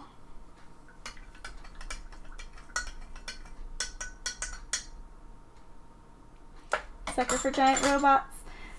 Yeah, I used to watch the old Voltron. I haven't seen the new one. I heard it's pretty good though. Grew up on Transformers. Yeah. I used to like Transformers a lot when I was a kid. Top 3 snacks. Flavor blasted goldfish. Probably like Pocky, and this is very specific. Oh gosh. So I'm Greek, and when I was a kid and visited Greece for the first time, I got these things. They're kind of like pirouettes. They're called caprice, except no pirouette in the States has ever been as good as these. They're like hazelnutty and like amazing. I love them so much.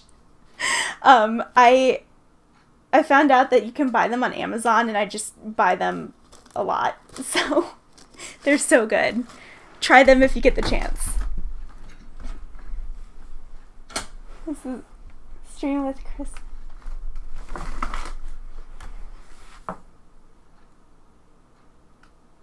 Mob Psycho run. Oh man, I was just telling my friend the other day that I need to check out Mob Psycho.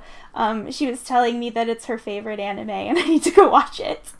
It looks like something I'd be really into. I just haven't gotten around to seeing it yet. Alright, I think my next character... I'm working on writing up some sample episodes, and this is going to be a character from that one.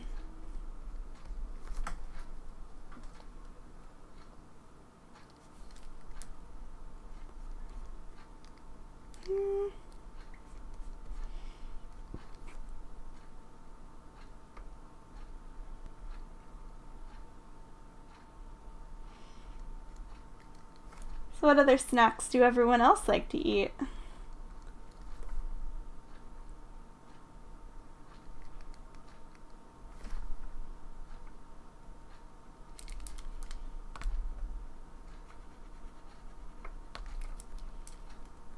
Let's get some more life lessons.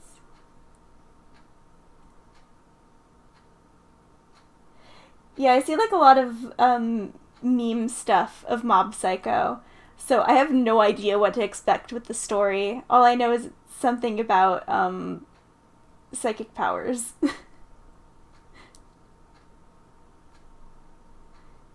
Smoked Gouda Triscuits. That sounds interesting.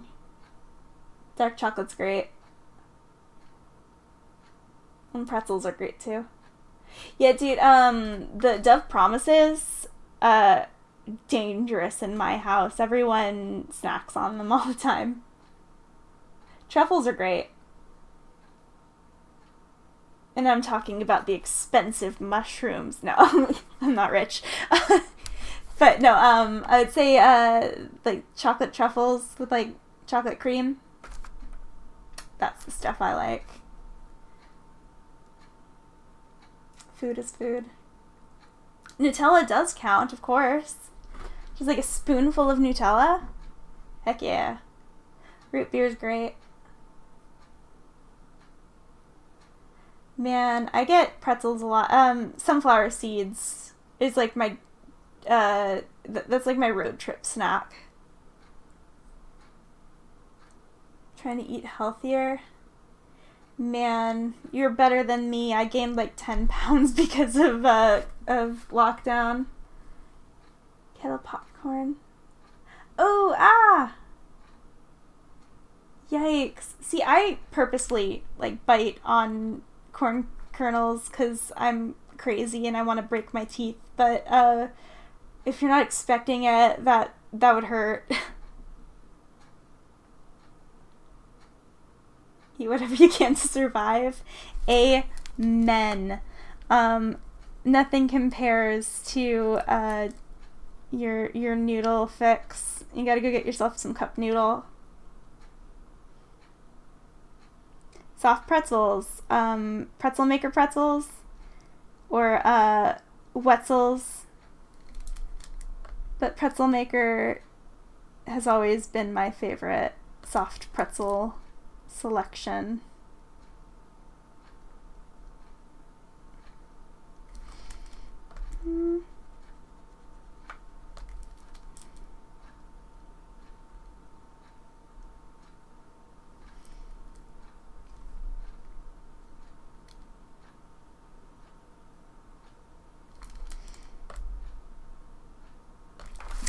You know what? Let me try that again.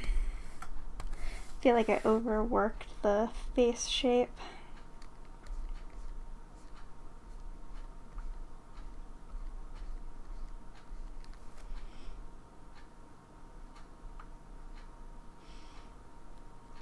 Cheap food is free food.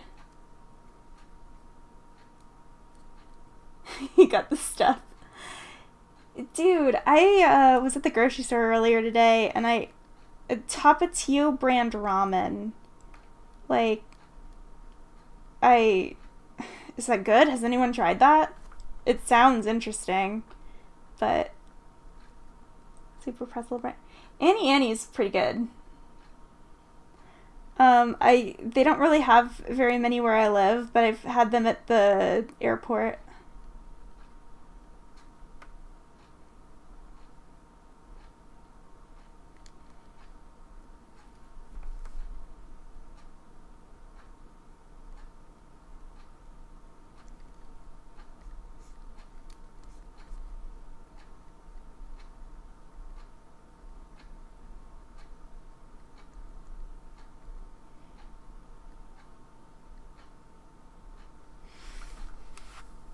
Code Lyoko? I saw a couple of episodes when I was younger. I just didn't know when it was on, but from the stuff that I saw, I think I saw it like mid-season, so I didn't really remember much of the story. Maybe I'll like rewatch it if I can find it somewhere. Is it like streaming? Pretzel nuggets. Heck yeah! Pretzel nuggets are great. Top ramen. It's the Walgreens. I don't know if anybody else used to do this, but when I was like in elementary school, one of the teachers at my school used to sell like packets of Top ramen, and what we would do is we would break them up, and then we would pour the powder in there and shake it up and then eat it like dry chips. It was probably the weirdest trend. Everyone in school, it was like 25 cents a pack at this one teacher's like room during recess, and she would run out. It was like a craze. I don't know if that's something anyone else used to do, but it was delicious.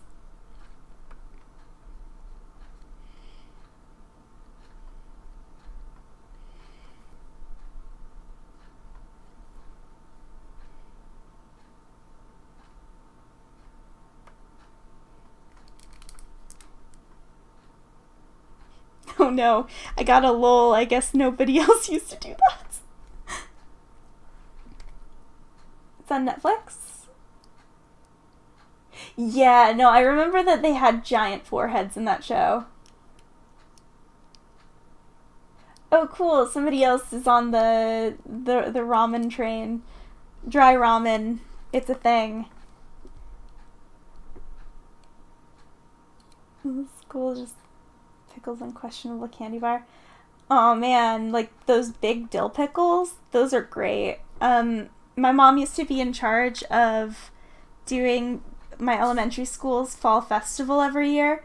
Like she was, they called her the Carney Queen. They gave her a chicken hat. It was amazing. But she used to know how to like get people to spend like all profit was like getting those giant jars of dill pickles from Safeway or Sam's Club, and it would be like $1 a pickle. It was like cost 5 cents initially for the pickle. It's all profit. That's a little economics lessons for you guys. Go sell pickles for $1. See how it turns out. Don't take my advice. Consider the best adult cartoon? Futurama is my favorite. Bob's Burgers is also really great, but Futurama was like, I used to sneak out of bed to watch it when I was a kid. It's always been my favorite. I feel like there's a lot of heart in that show.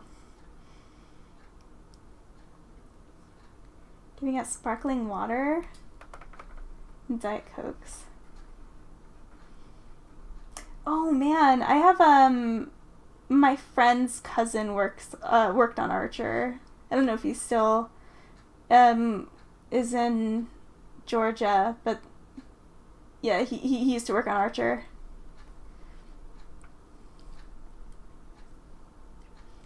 BoJack Horseman, yeah. I've been meaning to check out Tuca and Birdie. I heard it's really good. My pitch, Rick and Morty.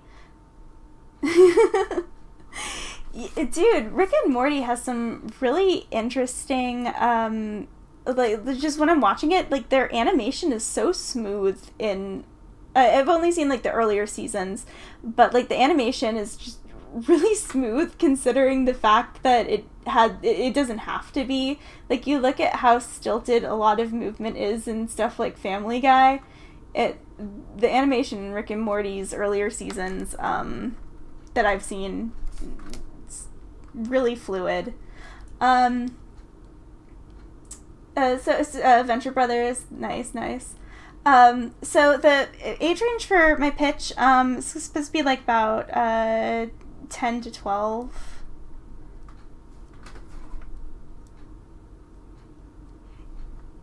Yeah, from the Rick and Morty stuff that I've seen, I tend to like it. It's pretty funny, but like the pitch, my brother was showing it to me because he's like, oh man, you'd love the show. And the first episode, I could not get past him constantly sounding like he was about ready to upchuck. It really bothered me. He's like, it doesn't persist in the rest of the episodes. He dials it back, so that was good for me. Galactic government knows you're a threat or antagonist of the show. Feels aimless. Aw, man. I hate it when shows feel like they should have ended a while ago.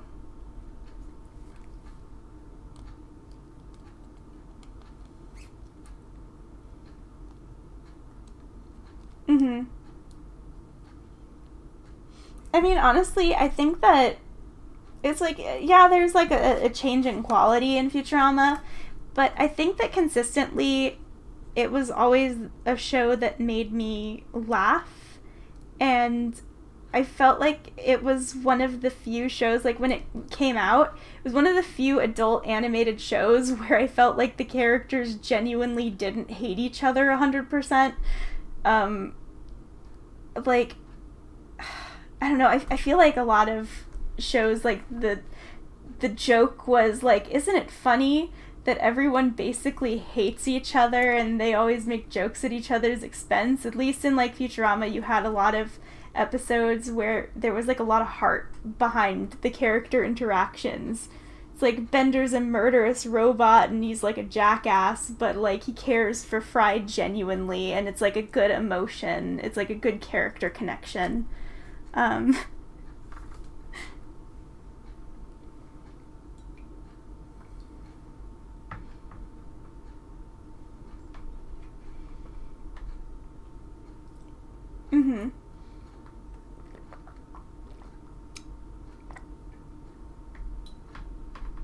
Late Philip J. Fry messed me up. That one made me cry really hard. Oh man. Game of Thrones, yeah.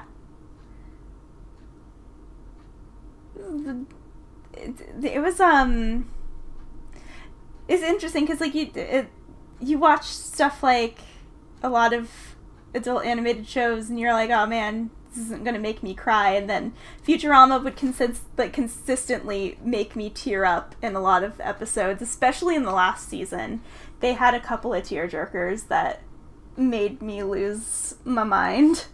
Just like, oh man, they were having like funny jokes about topical stuff with talking heads, and then now you're sad because like Fry's never going to meet his mom again. You're like, oh god. Why are you making me feel emotions?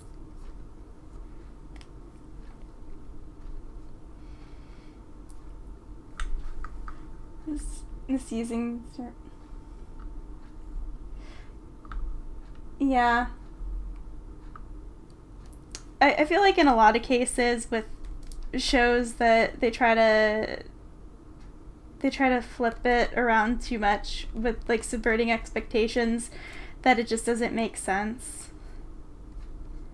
or just like it's too much. There's I don't remember where I was going with this. Okay. Oh yeah, that I remember that one. The time machine one, and then they like they go so far that it restarts. That was a good episode.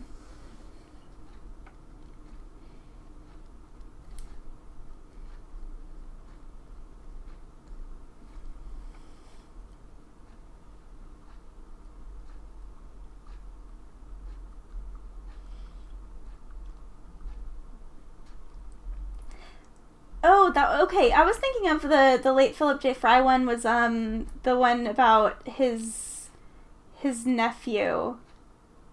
Okay, I'm thinking of a different one then, because that one was sad, and the nephew one was like that one made me cry at the end. Yeah. That's a great line.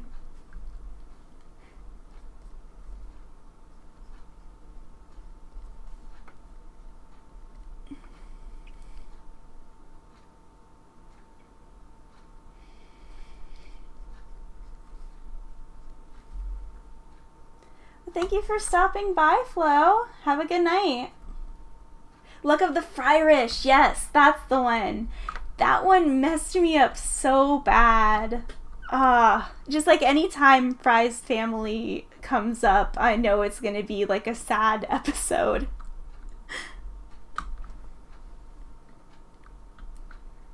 Yes, drink water, stay hydrated, folks.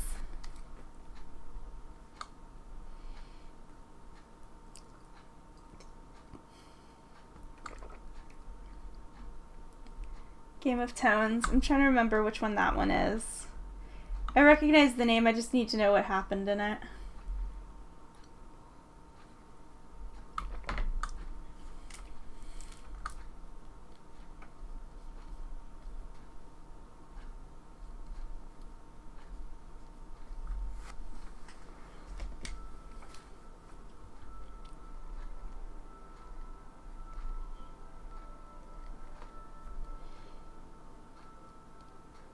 Oh, yeah.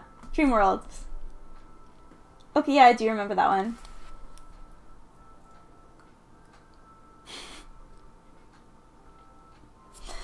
Man, I mean, but I'm used to watching a lot of shonen stuff where, like, you're like, this character caused a genocide, but they punched him in the face once, and then the next time he shows up, he joins the crew, and you're like, oh, well, he said he's very sorry for it. Looking at you, Vegeta. Hi! Dude, yeah, that one. That one messed me up so bad. I was, I was a full, baby blubbering mess when that one came out.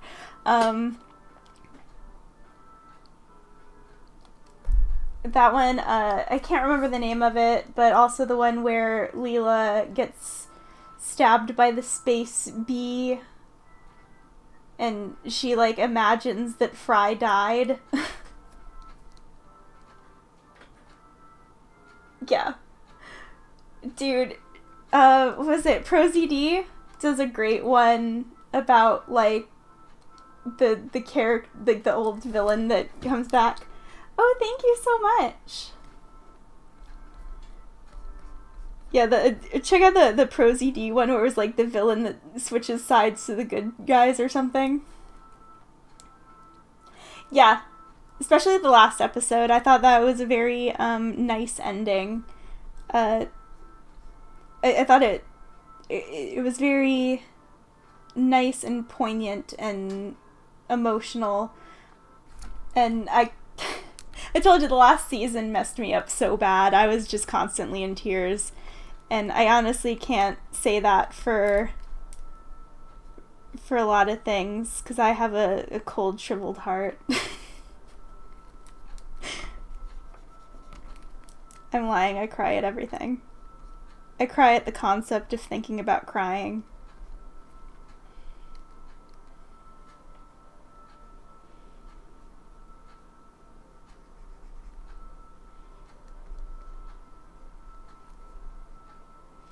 Discord or Skype? I don't really give out my Discord, because I don't have, like, a Discord group. I just have, like, an account that I talk to personal friends with. And I don't have Skype. But, like, if you wanna like, DM me on, I think I have my DMs closed on Twitter, but if you, like, message me on Twitter, like, at me, I can talk to you there. I'll send you a message. Yeah, ProZD skit was very good.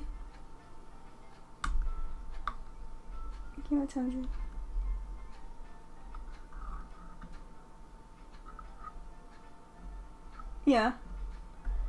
Man, Zoidberg's so good.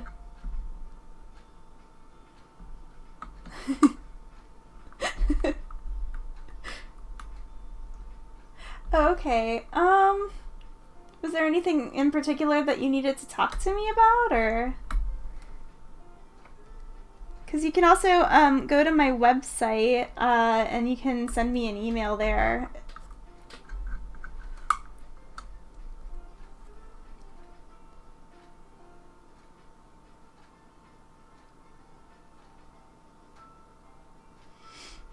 Yeah, see, I don't really have much of a following on Twitter, so it hasn't overwhelmed me or anything having my Twitter, but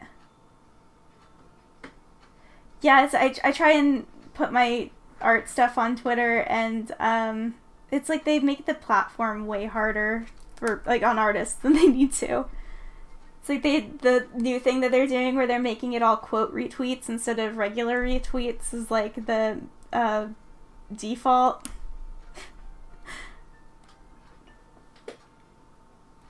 Instagram. Yeah, I have an Instagram. You can try shooting me a message there. I should have all of my social media stuff on my channel page. If not, it's just at Antonia Andros.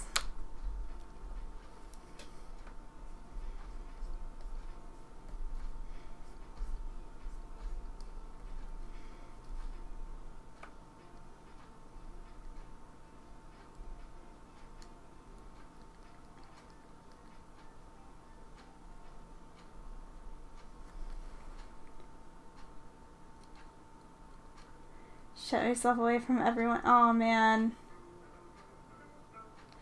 Dude, I bet. I feel like it's pretty manageable for me right now, because also I disappear for months on end, so people don't expect me to, I guess, answer their messages, so I don't really get too overwhelmed, but I can imagine that it's probably like an onslaught. And check when your phone isn't dead. Sounds good.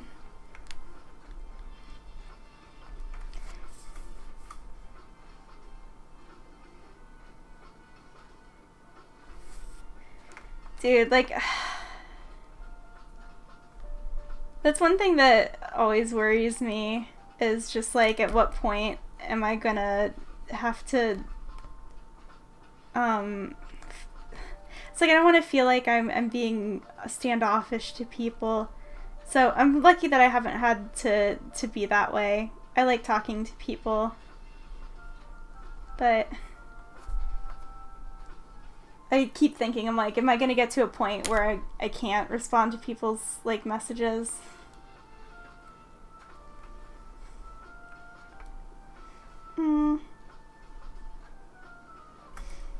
I feel like I'll go ahead and try something else. Oh, I was on the wrong layer. Story of my life.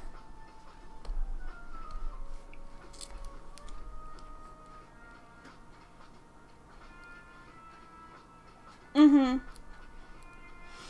Oh, I bet. Yeah,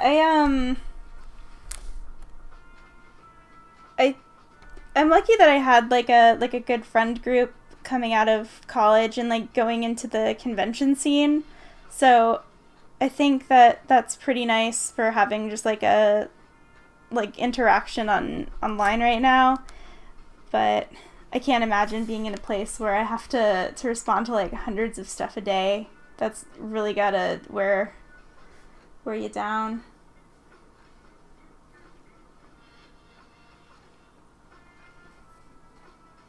Part 2, but don't post them.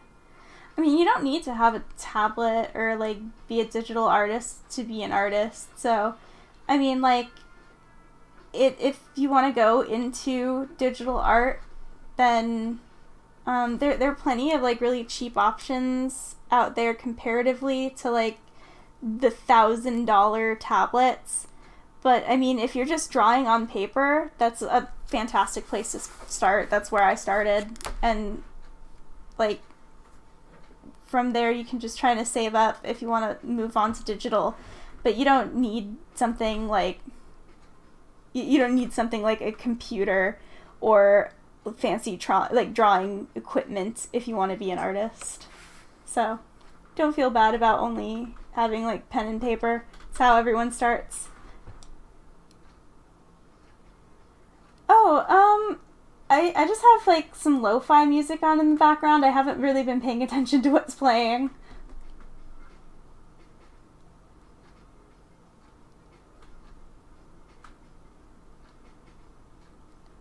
You just like doing it digital?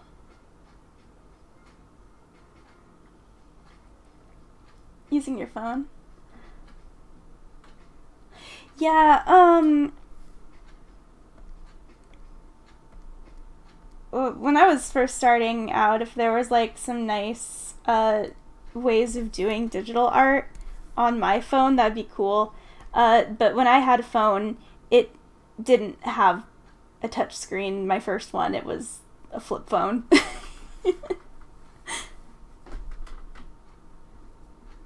From a year ago to now. Oh man, I had that happen once where I redid a painting and I put them side by side and I'm like, look at the improvement. And somebody's like, I can't tell the difference. Which is the new one? And I just wanted to crawl into my bed and never wake up. It was the worst. That's like my nightmare situation. Actually, this little cherry girl over here, my cherry strawberry girl, I had an old picture of her, and I think it was like 4 or 5 years apart, and I posted it next to this one. I'm like, look at it's like, this one's just a rough sketch, but look at the improvement in, like, character design, like, how much better I am at, like, finding how to make an appealing looking character. And I was so worried somebody was gonna pull that on me. Didn't happen. Most people were asleep when I posted it, and I didn't want to retweet it, so I didn't really get much of a reaction on that one. So, but at least it wasn't somebody saying it didn't look any different.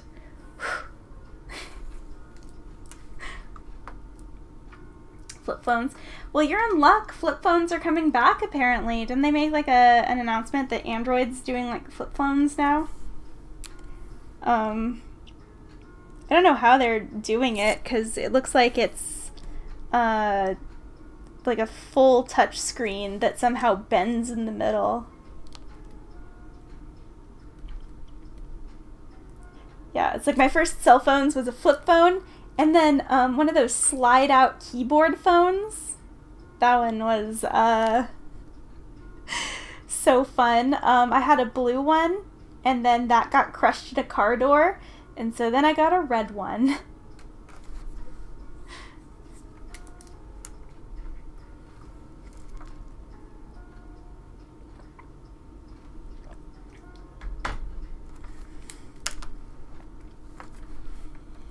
And then I got a smartphone, and now I'm stupid, because I don't know how to do anything without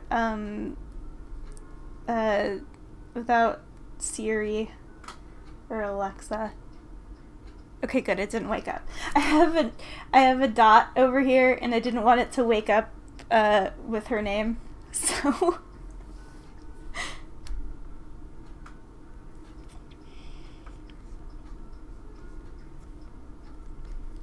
Man, there's like a part of me that wonders if I should make my show set when I was in high school, and then I could bring back like flip phones and slide phones and stuff, but then I would get confused on what was available at the time, like what fashion looked like, because I wasn't fashionable back then. I wouldn't know.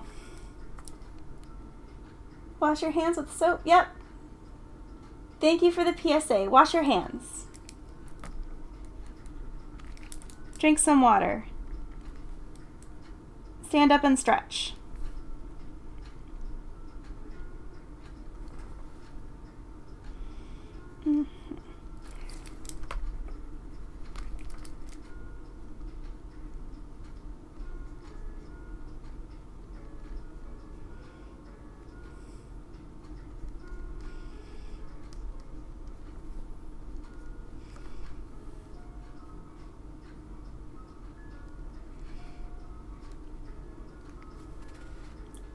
Wear a seatbelt. Look both ways before crossing the street.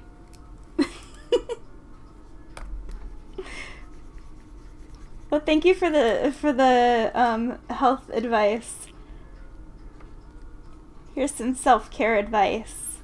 Make sure to have a nice nap and to sit in a bathtub. Or take a bath. Don't just sit in a bathtub. Make sure there's water in it. Wear your seatbelt. Don't try to stand on the back of a bicycle.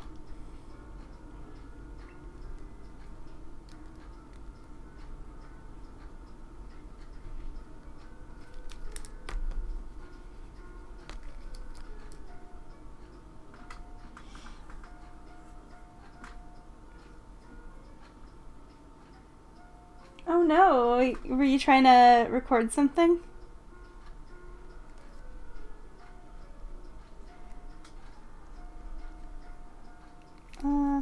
That hand's no good. That would be no good.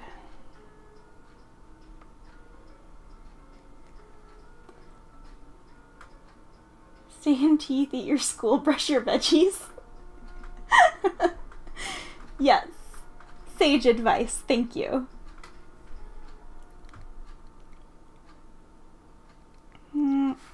How would...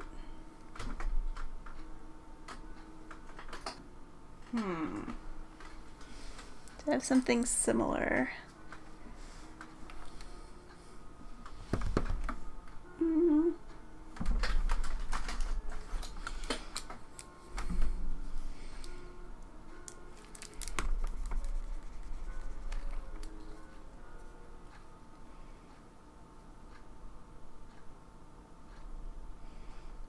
Sorry, excuse my weird reference thing that I'm doing.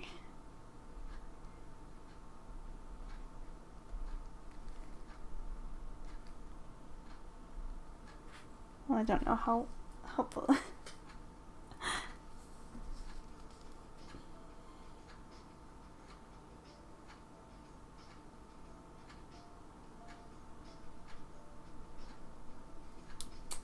Dude, yeah. I feel you on that. It's like sometimes I'll reply to stuff and then like other times people just make like a bad faith argument, or like they'll make some sort of critique, and like, yeah, there's probably merit, but like if that's not what I'm going for, or it's something that is not the direction I'm trying to take it, it doesn't mean that their point is helpful. So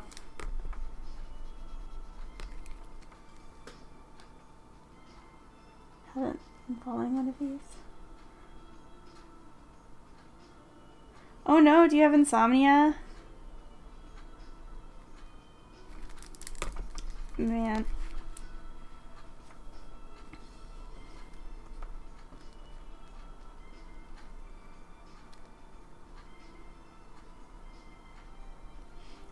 Okay, I guess I'm having a hard time with this hand. I'll come back to it later.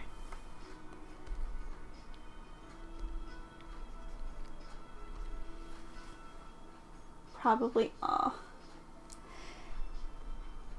yeah, when it comes to comments, like I'll read my comments on videos like for the first week or so, and then after that I can't. Do I take art commissions? Yeah, sure. Go ahead and send me a DM, or you can email me off of my website, and I'd love to talk to you about that.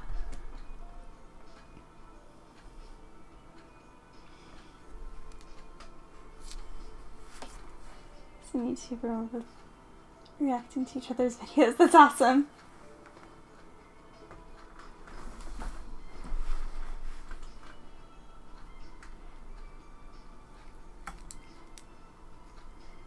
Comments on my vid.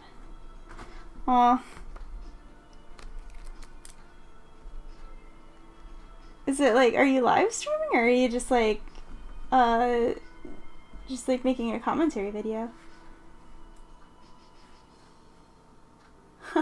Okay, thank you so much for stopping by, Nick Nitro. Have a good night. Thank you. You're doing it live stream too?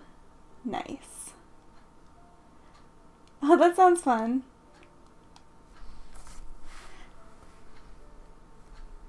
Dude, yeah, it's been a while since I've been doing live streaming. This is, it's a good change of pace, because it also keeps me more motivated to look busy instead of killing time like I normally do, where I'll draw a line and be like, oh, I'm bushed. Nice.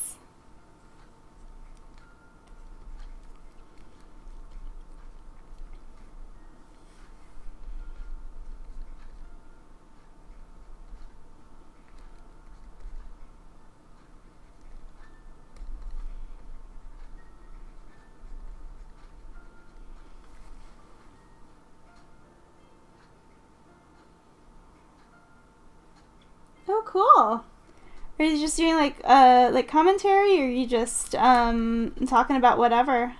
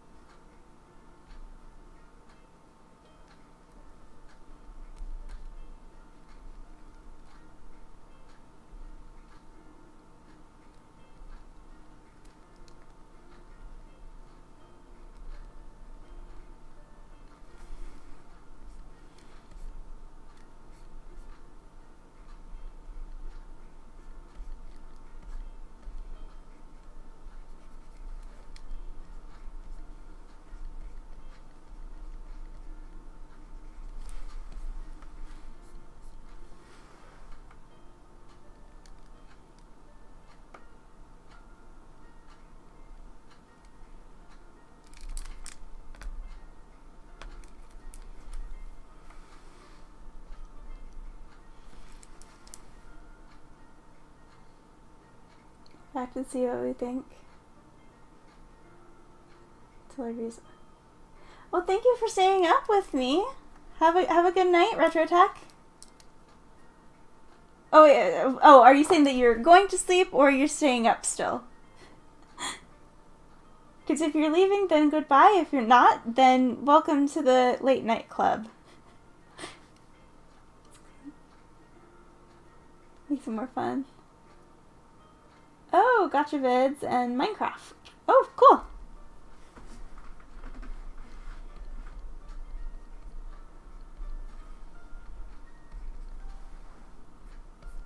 I have some friends that are into gacha games.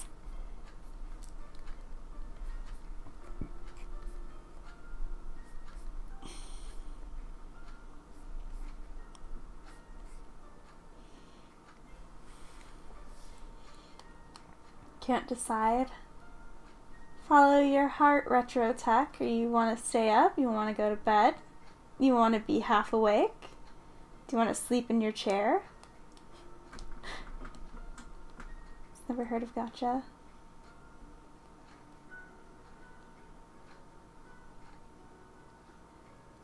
Used to make characters. I never really played gacha games. It's mostly like my thing was like I spent most of my time when I used to play video games like on Gaia, and that's about as close as I got to a gacha game.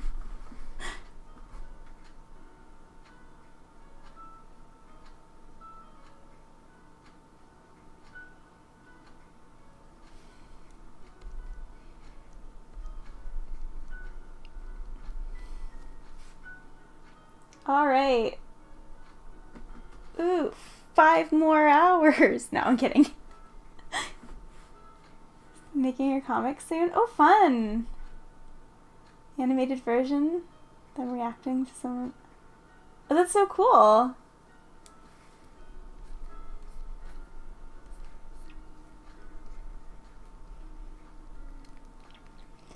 Yeah, see, I found out that I have like a lot of I tend to have like a lot of patience because I need a lot of patience when I'm doing art, but like I do not have enough patience to be an animator.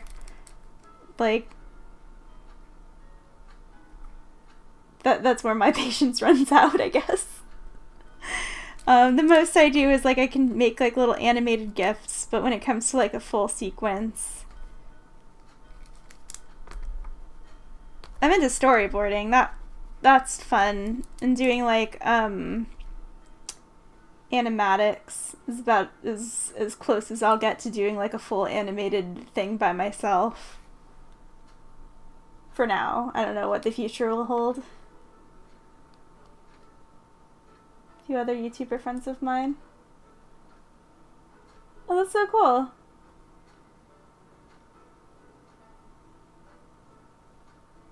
A whole group. That's so cool.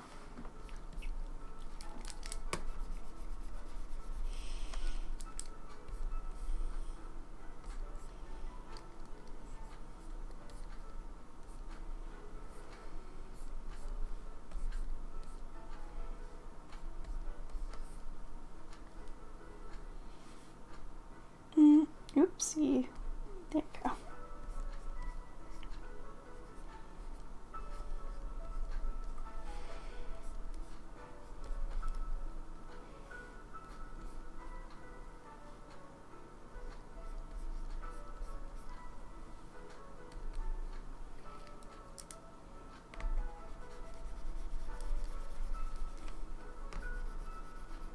Yeah, animatics are fun.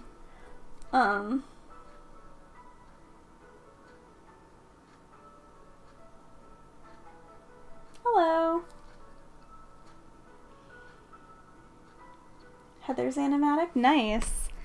I'm so behind on working on a new animated or new storyboard stuff, but I kind of ended up making a animatic for my last storyboard I did. I just didn't like put any sound or anything in it.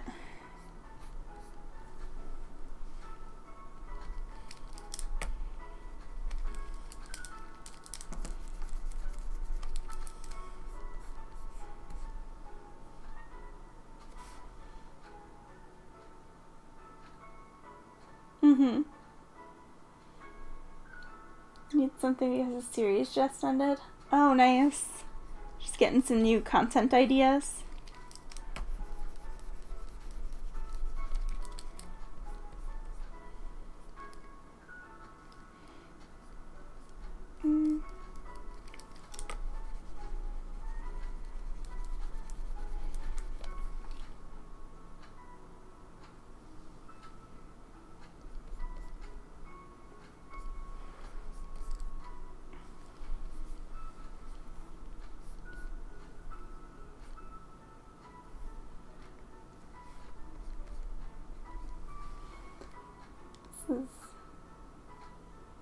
Too many ideas. Do 14 series at a time with these ideas.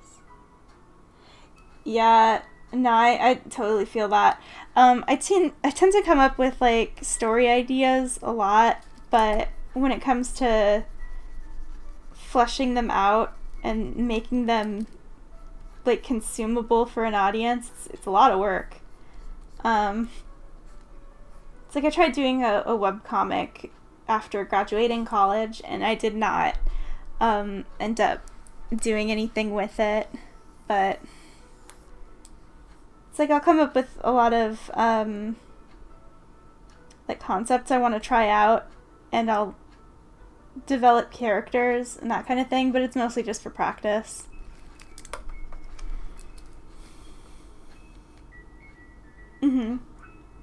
Google Doc. Yeah, see, the thing that I'm making all the characters for is something that I'm actually planning on fleshing out like a lot for. I'm trying to build a pitch Bible for it, and this is probably the most strenuous I've ever worked on one of my concepts. So most of the time I'm just like, okay, that one's not done in any capacity, on to the next one, and then I shift my focus. 2D, nice.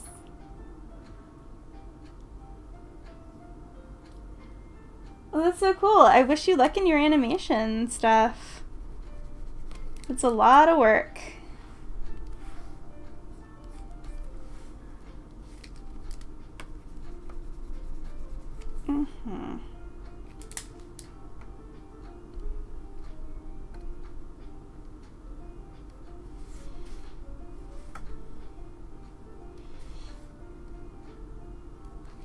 Let me fix the base of her dress. That's not good.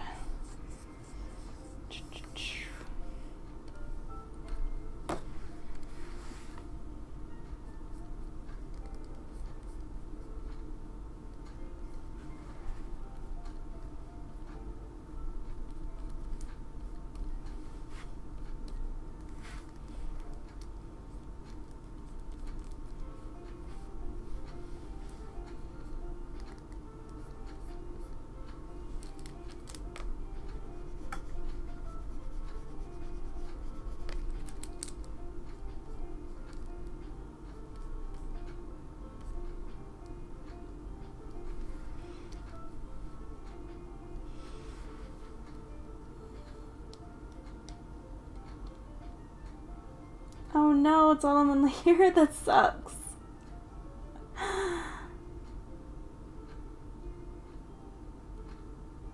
Oh, flip a clip. I've not tried flip a clip before. I've heard of the program, I've just never used it.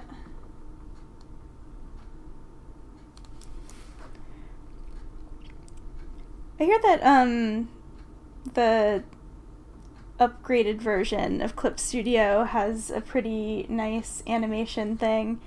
For my storyboards, I've been using Storyboard Pro, and that has like some limited animation stuff on it, but it's mostly for like animatics.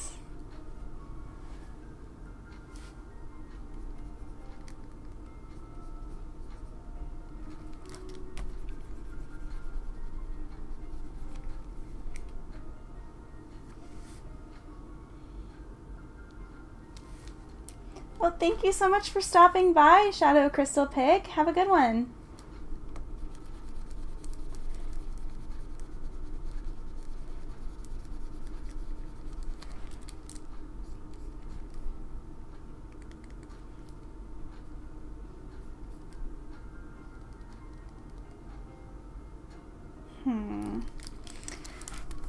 Go ahead.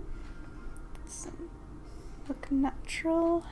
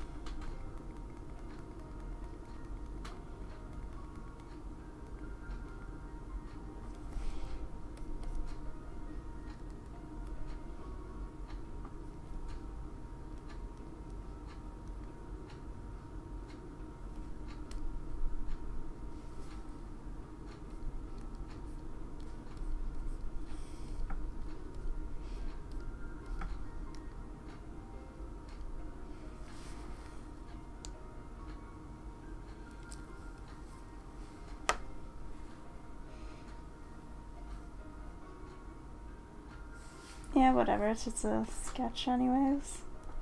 It doesn't need to be perfect, it just needs to be on paper. Or digital paper.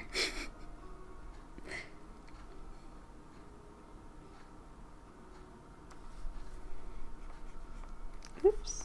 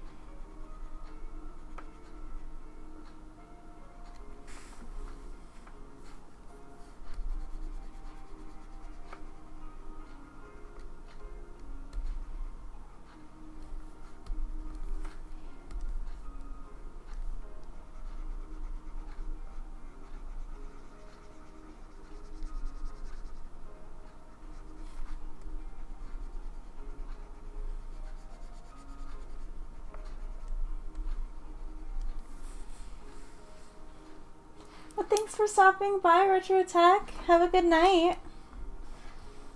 Tips on using a drawing tablet. You plug it into a device and draw. Oh, okay, so you're talking about not the screen kind, like the the regular tablets that you look at the computer screen and then you draw separately, correct?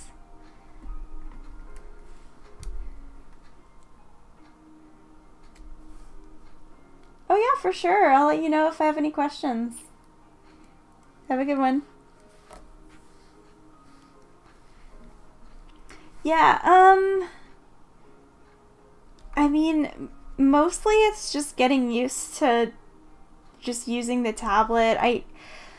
Um, when I first started using it, it was mostly just having to reteach yourself and getting used to using the tablet separately from like where your eyes are.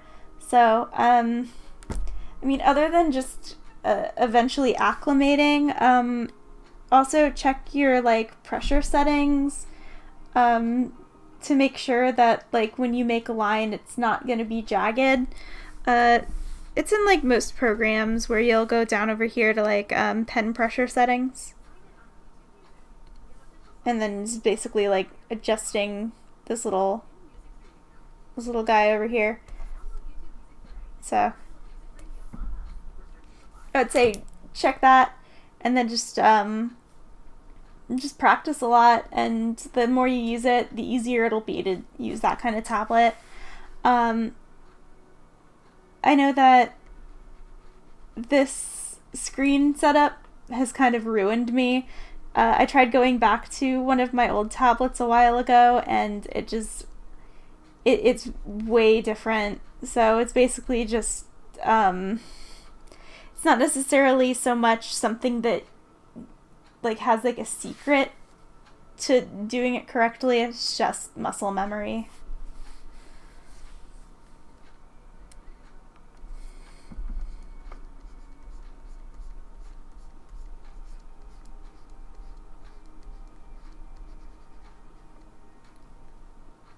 Oh, thank you so much.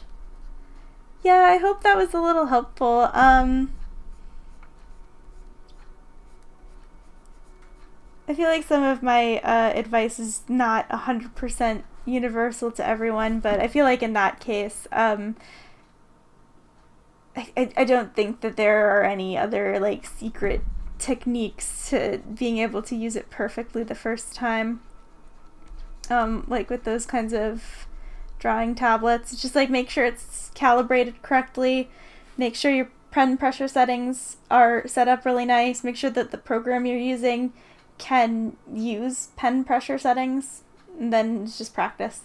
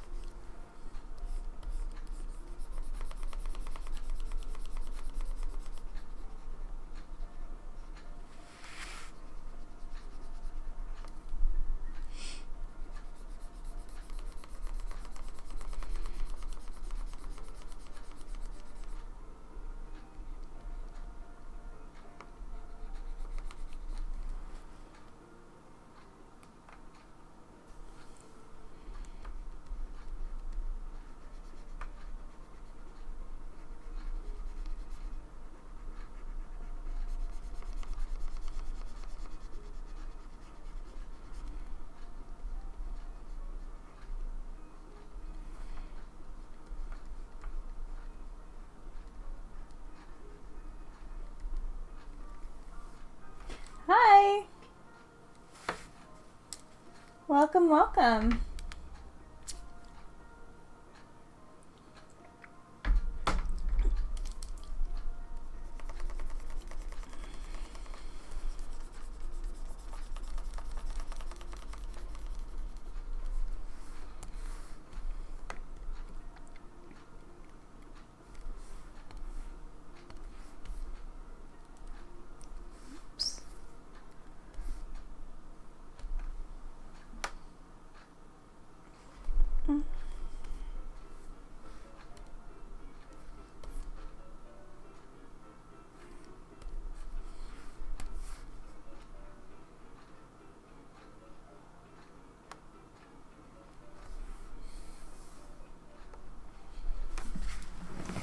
I'm staying up longer.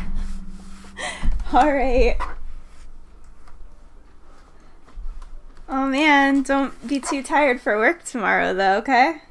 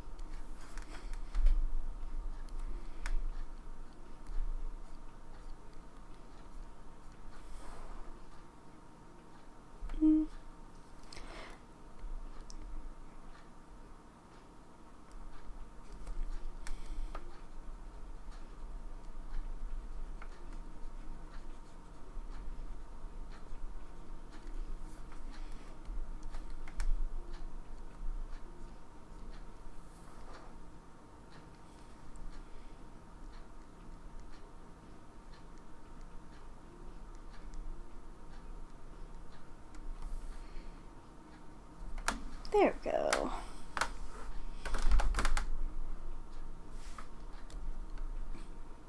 Yeah, that works.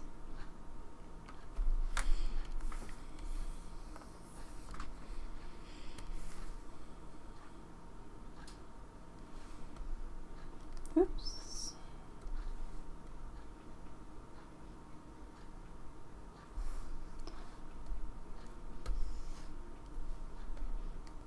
Ooh.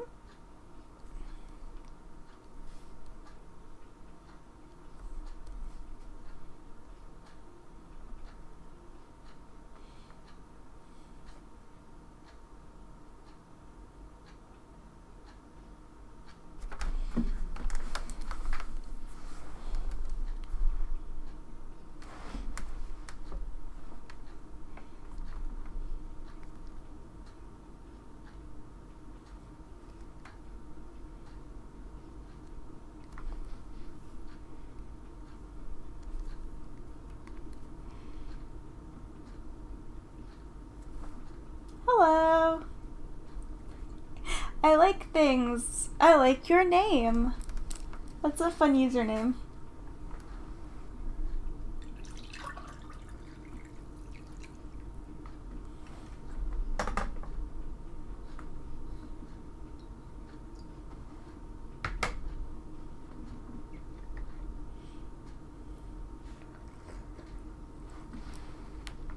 Get out of here, email. I don't want to see my emails. I've been avoiding emails for weeks. If only that was true.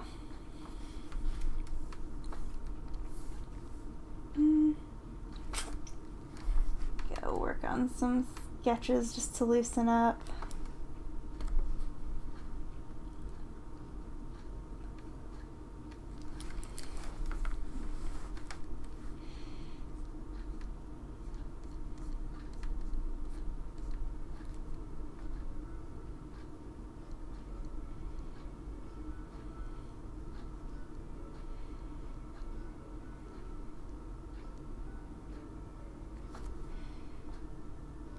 Yeah.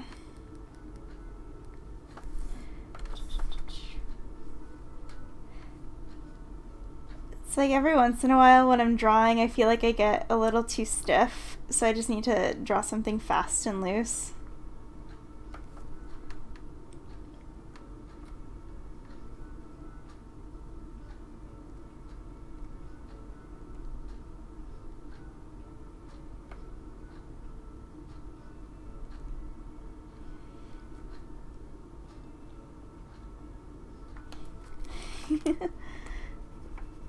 Well, thank you. I had a great day.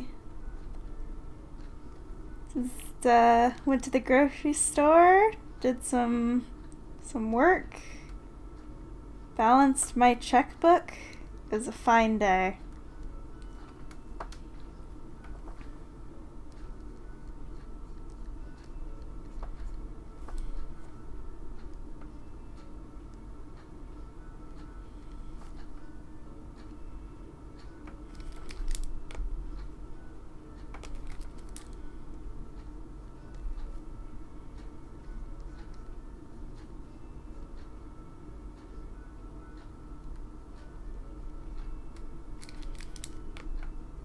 Oh, and my ballot came in today, so that's cool. Go vote, everyone, if you're allowed to.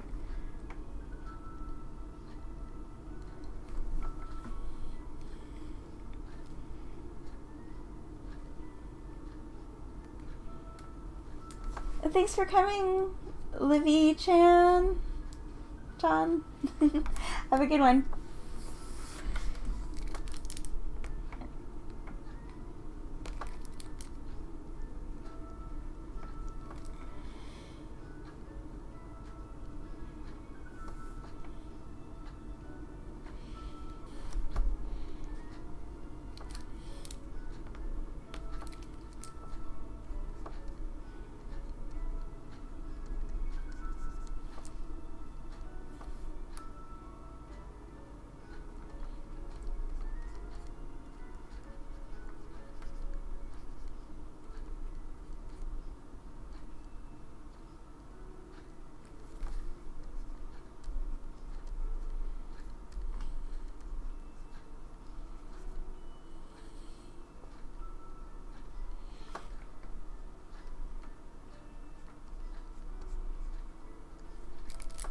Oops.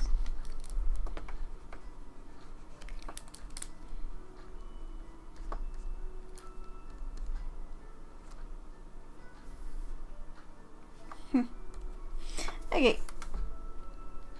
Oop, wrong one. There we go.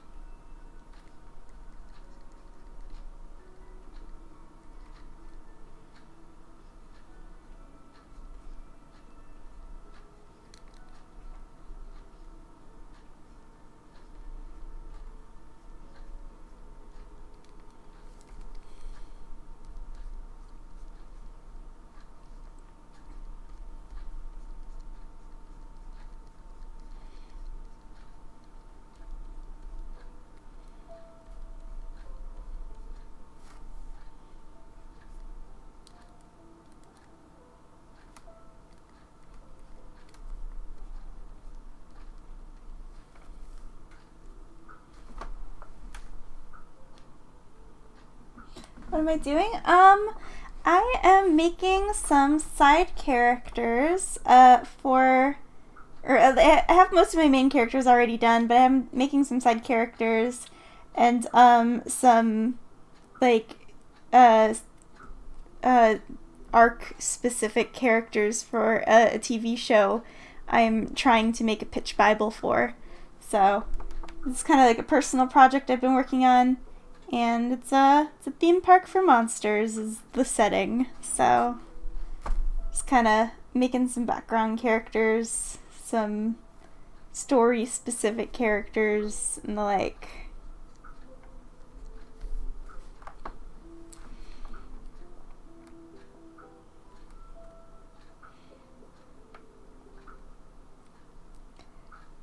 Yep, I've been working on this since last year. But I mostly was taking it more seriously starting in about like February.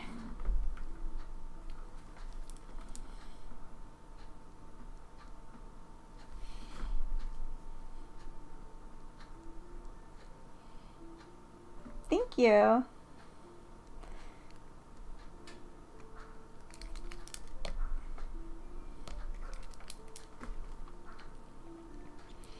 Yeah, I feel like I'm starting to get some good momentum, because when I first started, I had like the concept idea, but I didn't have much of the story figured out. But over like the last couple of months, I've been working on writing out like sample episodes and like world lore, and just kind of figuring out how I'd like, if I had my way and had a first scene, like a one season thing, just how I would lay that out. So it's been pretty educational, because the most I would do with stories was like more one shot ideas, or just like broad concepts that I would design characters for, but I wouldn't like ever do anything with them. So I feel like this is a nice exploratory project. That looks weird.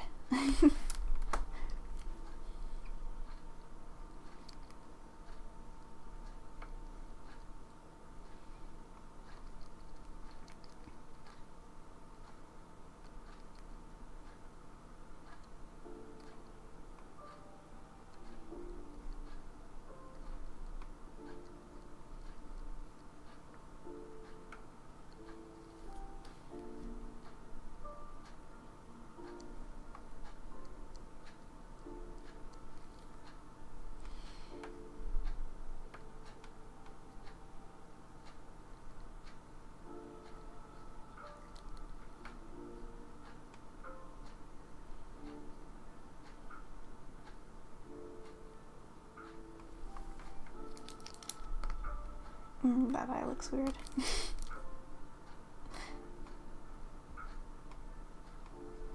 I feel like a third of my drawing process is making a line, undoing it, erasing it, and then redrawing it.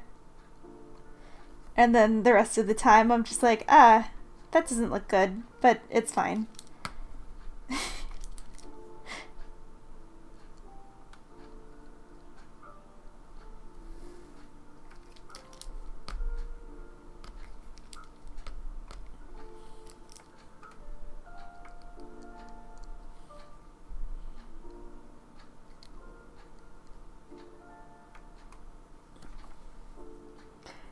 Yeah.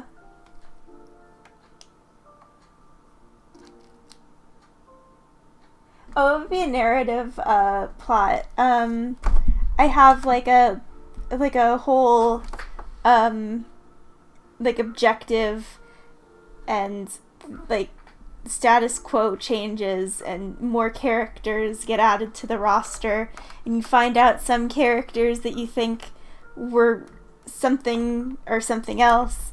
So things change in the stories. It's got like a nice linear storyline that I'm working on where you can't watch most of the episodes out of order. You have to watch them in a specific order.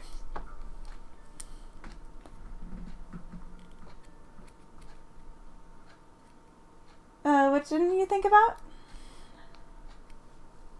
Sorry, I think I missed what you were saying that you... Or, there's a lag, so I'm not sure exactly what you're saying that you didn't think about.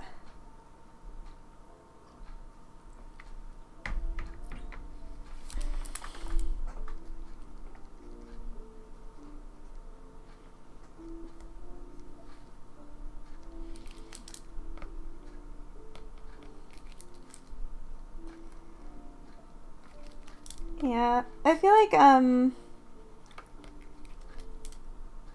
that this story that I'm working on is the most gratuitous of stuff that I like in stories. I feel like some of my other ones were things where I'm just like, oh, well, I'll try catering this to somebody else, or making it popular, and this is going to be kind of like the trash I like.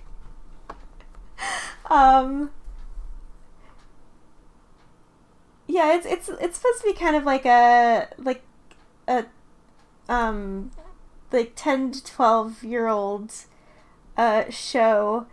It's gonna have friggin' like, oh my gosh, does he like me? Like slow burn romance crap. There's gonna be like dramatic reveals. I don't want to give too much away, because even if it doesn't get picked up on anything, which, I mean, it's not likely to, because I'm not big in the industry. So, typically if, like, a show gets greenlit, especially one as ambitious as what I'm trying to do here, it's probably going to be by somebody who's been in the animation industry for a long time. So, welcome back! Oh yeah.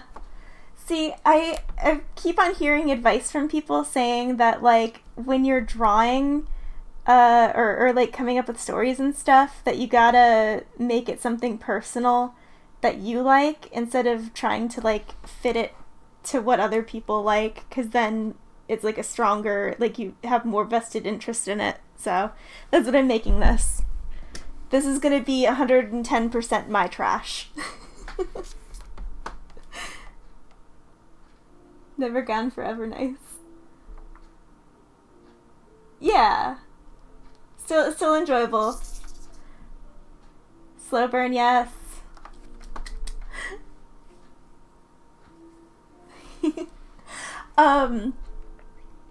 Yeah, it's like, I really love me some, and they knew each other when they were kids too, trash, so that's gonna be in there. There's definitely gonna be like, wait a minute, this character's secretly part of, like, what you don't expect, like the old switcheroo.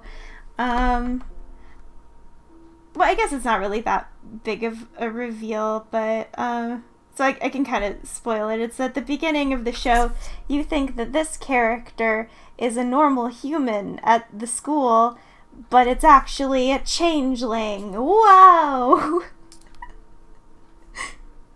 One's trash is another's treasure. Yes. My trash is also my treasure, so. 2 a.m. Good night. Thanks for stopping by. Yeah, so I've been working on writing out episode ideas, and I've been bouncing them off of my brother. He's really good at writing, so he's kind of got like an editing credit to this. References galore. Yes, 100%.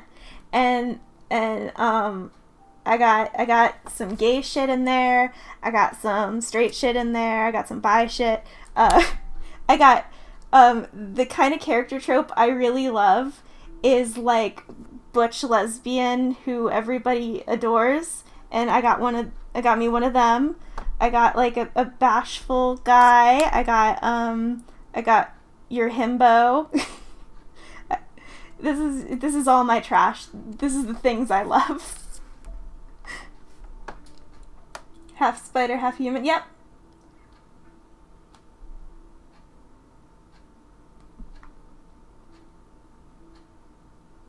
Oh, you have... Oh, shoot. Okay, yeah, because I thought you were talking about this character. I'm like, yeah, she's the same. Where it's like I have characters that you think are normal human characters at the main character's school, but they're actually monsters. Whoa. Character moves to Japan. Oh, cool. The name was Sugar. Oh, fun.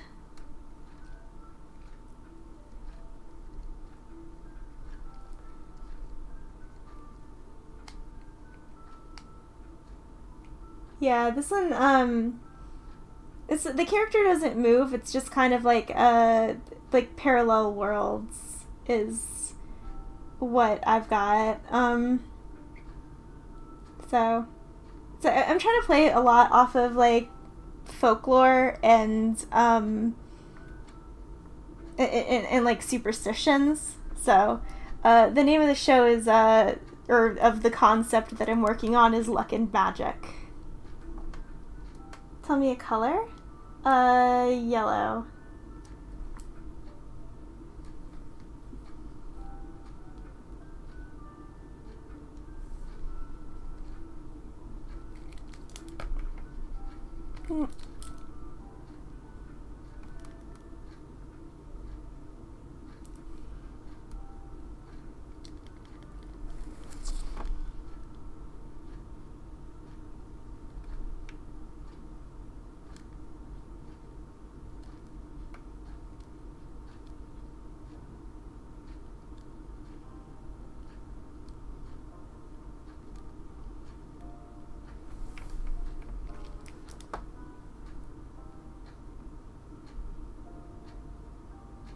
No OC attached to it? Oh.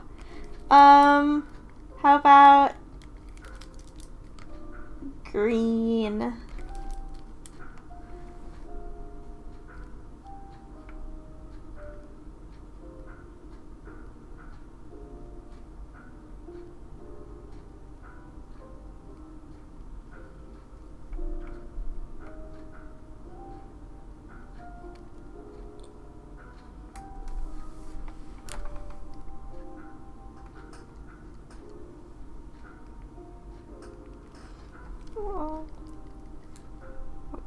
Okay, let's try that again.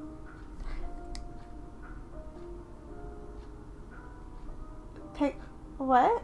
Of the names? Let's do Eartha.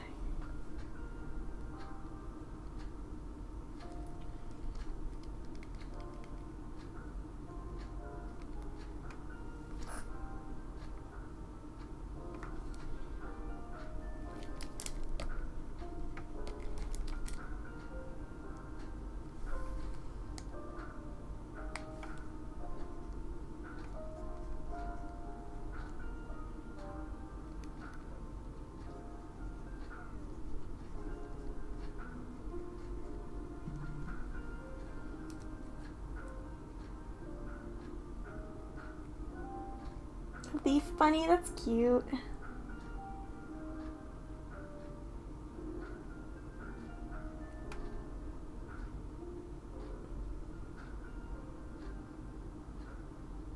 Part human, part leaf bunny. Oh, that's cute.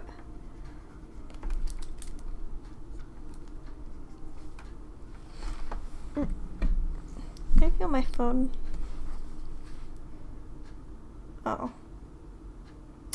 Man, why can nobody, like, email me to offer me $1,000? It's always like Joanne Fabrics has got a coupon.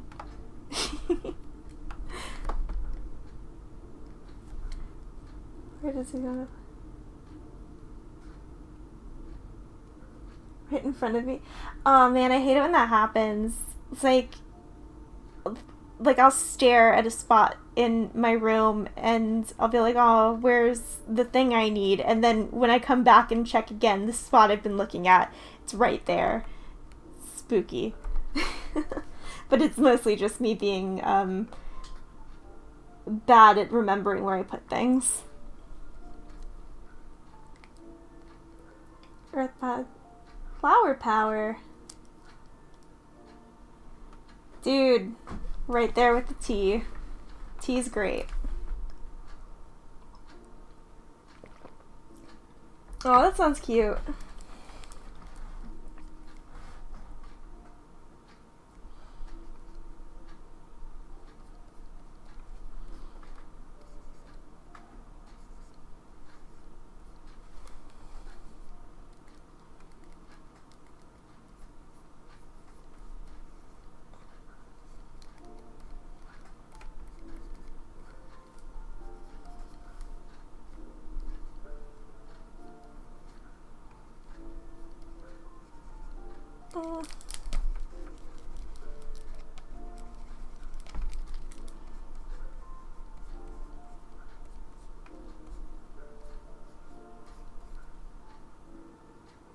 Kind of like a knapsack.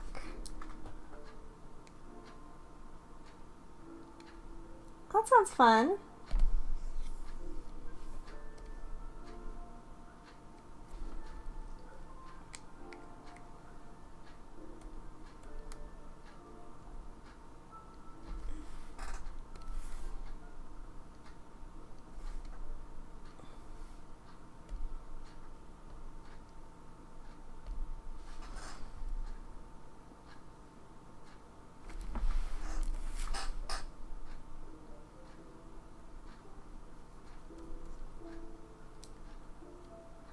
That's pretty cool.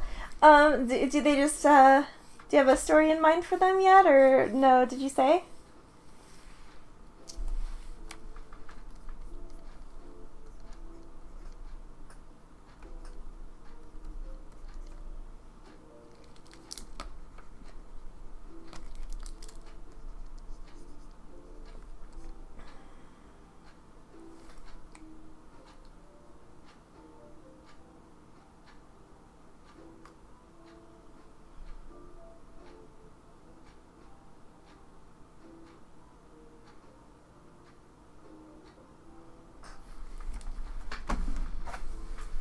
Okay, let me go ahead and check. I just saw the descriptions. Did you put the backstories in yet?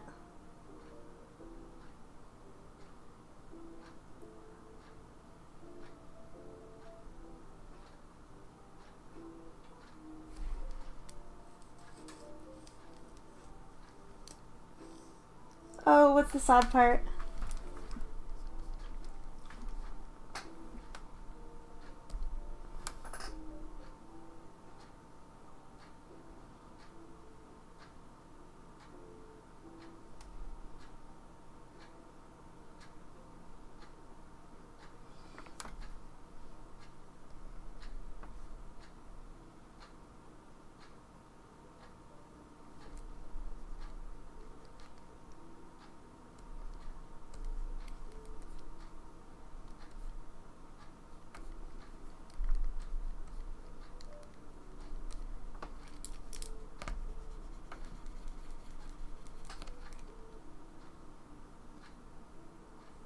Aw, that's sad.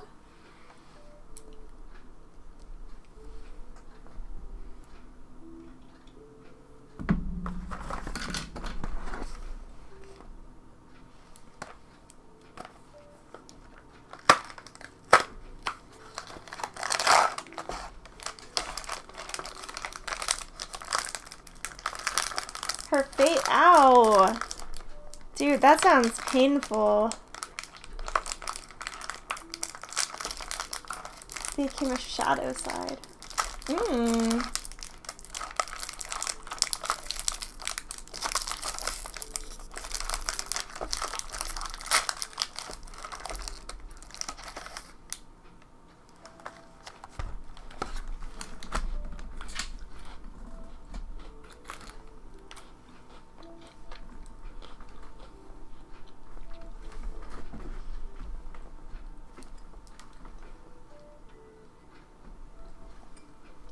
Oh, jeez.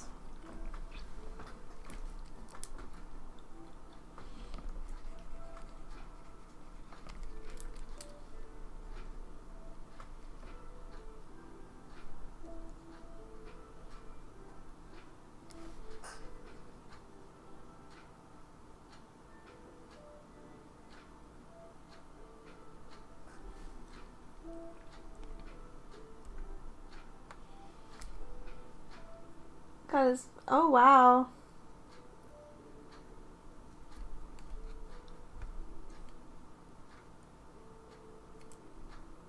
Is this kind of like supposed to be like a little bit of a spooky story, or like are they ghosts now, or you said they became a shadow side? Is that kind of like a spirit?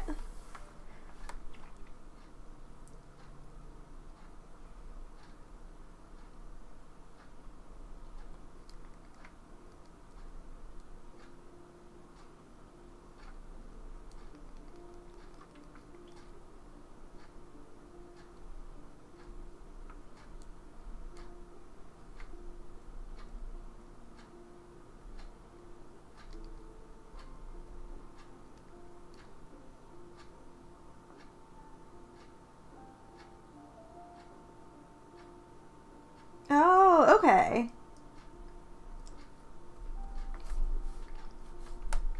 That's interesting.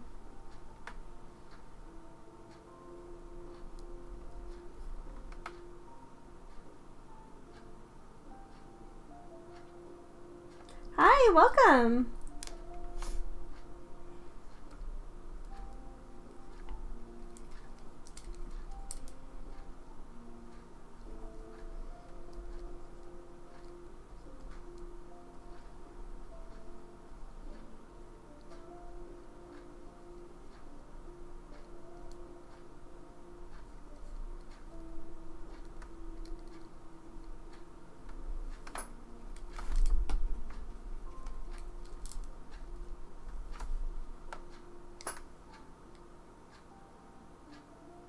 There's another color. I don't know, blue.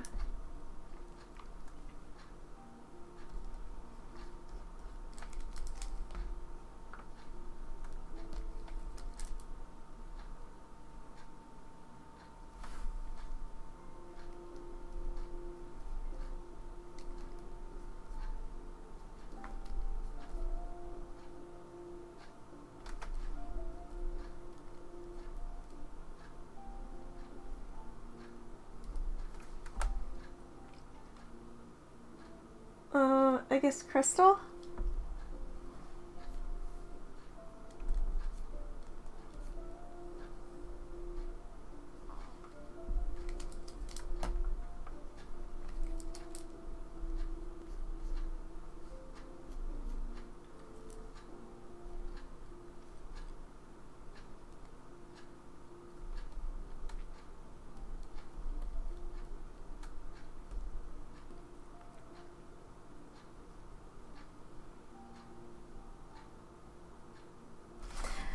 I don't have a name for the character yet.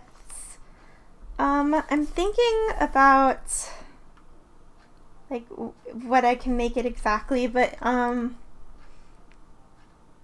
these two characters are for one of my story arcs that I'm working on. I tend to have a hard time coming up with names. I'll probably think about it for a while and then come up with something stupid like Steve. No offense to Steves out there, it's just not a very good fantasy name.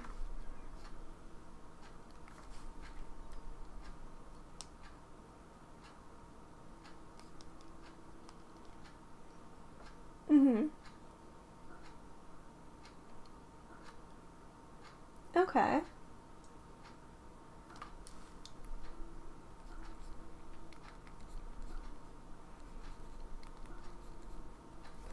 Yeah, this is when I come up with names, I tend to... The good ones that I come up with tend to be ones that I don't put any thought into. Like, this character up here, her name is Sylphie, because she's kind of like a nymph. So I'm like, oh, Sylph, and then it's kind of like Sophie. So I mashed them together. I'm like, cool, that's a name, and I really liked it. But the ones that give me the hardest time is where I'm like, oh, I need to have meaning to this name, and so I just like dredge through a bunch of baby name websites and like random name generator websites until I come up with something, and then I'm like, yes, this works. And then I like think it sounds stupid and change it 2 weeks later.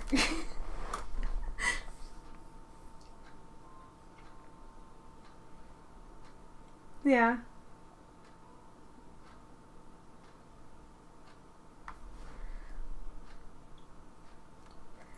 Yeah, see, like, Google searching for names. Yeah, there are, like, ones that I gotta be careful on ones where you do, like, the random name generators, because a lot of them are based off of, like, characters that already exist. Where they're like, oh, you're looking for a wizard name? How about Harry Potter? And you're just like, okay, I can't use that. No mashing names. Yeah, see, I used to do that when I was a kid, and I would like write little short stories and stuff. I'd be like, their name is Glorm, and I'm just like, okay, I think I need to put a little bit more thought into this. And so there's ones where I'm like, oh, what's the Scottish word for deer or something? And just, I don't know, like it either sounds good or it sounds really stupid. Welcome, welcome. I had a real bad time because the main character for a while I'm like, oh, or I guess one of the main characters, because there's two technical main characters in this, where I'm just like, oh, I'm going to give him this name, and then I'm like, oh, there's already an animated character, who's like a main character that has that name, so I guess I can't go with that. Dude, I am no good with FNAF. I can't do any jump scare stuff. It makes my heart palpitate too much. I'm such a rabbit. Program? I'm using Clip Studio. Creamy Doggo, that is such a great username.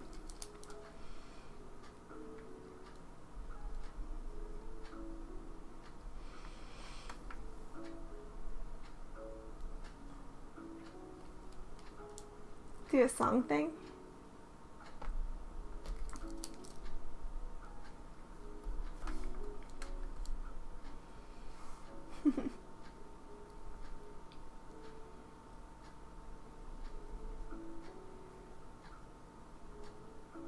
Trying to learn how to draw hands. That's the struggle. I feel like I can draw semi-okay hands sometimes, and then other times I'm just like, what are these things I'm drawing? And then other times I do it like really fast and loose and it looks great, and then the second I try and ink it, I'm like, the anatomy on this is not good. What was I thinking? And then I look at a photo about how the hand's supposed to be, and it just sometimes it looks correct, it's not correct.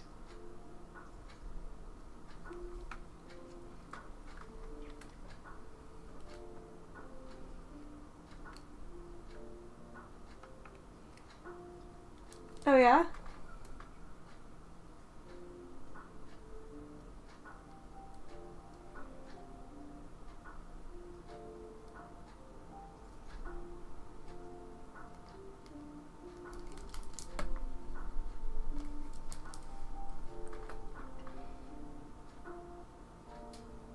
Ooh, Life and Cedric. Those are good. Dang, Retro Tech. Coming in with the great names tonight. Ooh.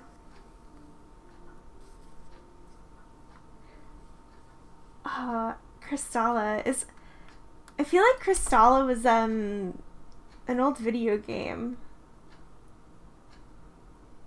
I want to say that was like an old video game.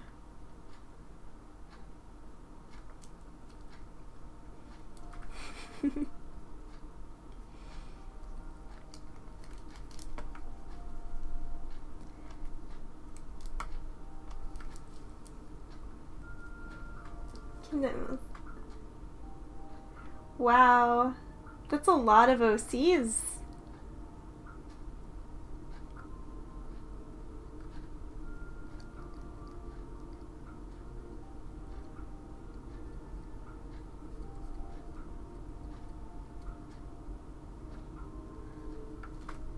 So I can't come up with game names for person. Oh yeah, last names. Like the amount of last names I come up with are like maybe like 3 per project. I'm so bad at last names too. I feel like when I overthink the names, that's when they sound dumb. Yeah, see, that hand is no good.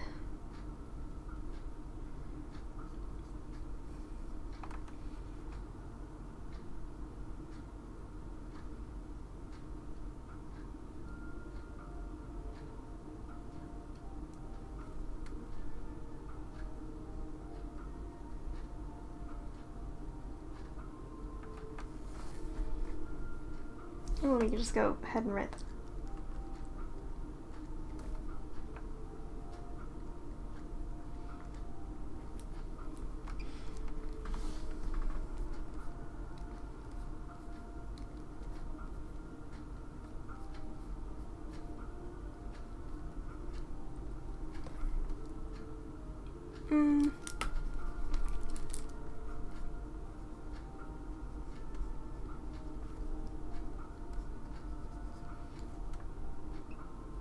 My goodness.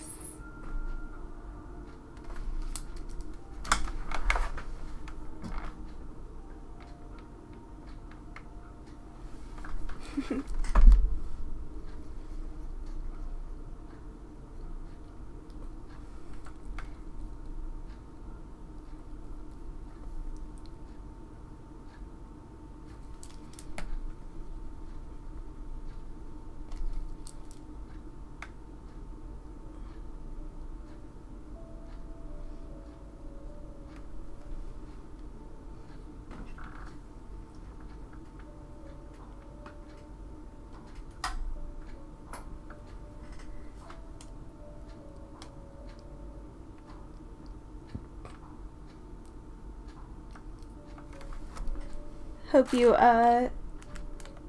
pardon the noise. I just turned on my kettle, so it's gonna be a little loud for a second. Unicornia is a great one. That sounds like a magical world of unicorns.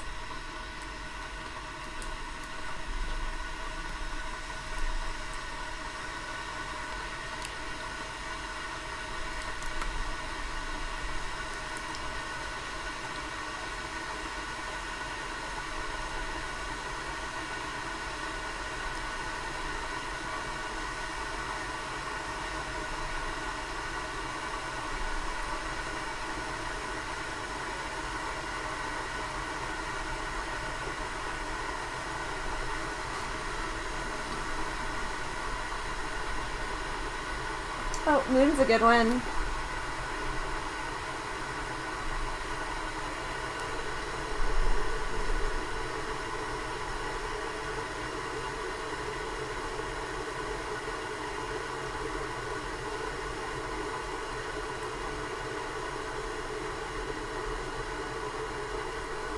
Yeah, Unicornia sounds like a unicorn planet. Navia, if you have any questions about anything in particular, I can definitely just give you my quick opinions on stuff or some random tips. I'm full of lots of random advice that may or may not be any good. Letting some steam out. Yeah.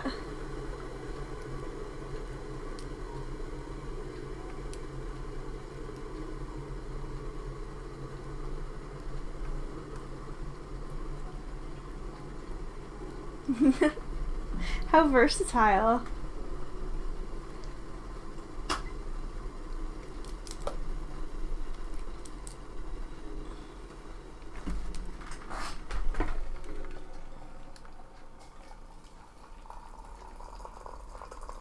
Superheroes? That's awesome. What's their superpowers?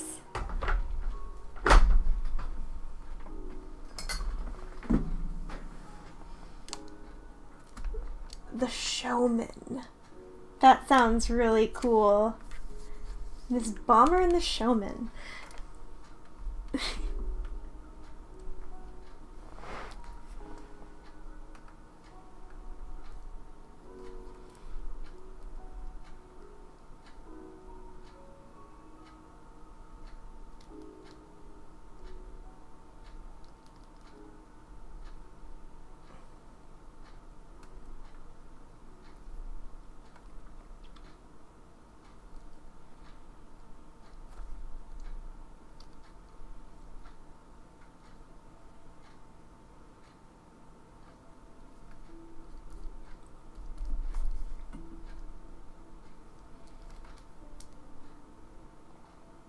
Mini aircraft bombs, like little tiny ones, or like small in comparison to a full-sized one.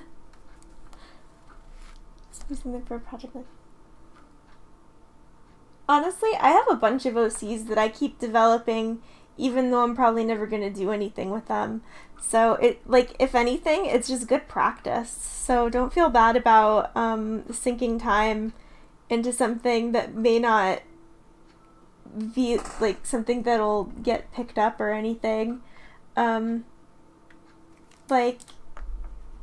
I have a bunch of just projects where even if worse comes to worse and you don't ever do anything with the characters, you can still have their designs. So if you get better and you're just like, oh, I want to practice doing some character designs, you can redesign them like a couple years down the line, and it's just something that you can practice on instead of like having to sit down and come up with like a perfect character design, or like something it's like these little food people characters that I have. Like I designed these characters in college. They were way different looking. And I only had, technically I only had these three to begin with. And the two right here I didn't have originally in my roster. So I, like every couple years, I would just like go do another pass at them. Try and make them look better, change up some stuff. And it was just like a good study tool. And I didn't have to sit there and rethink up characters. So, go for it. Keep developing those characters, even if you feel like you're probably not going to do anything with them.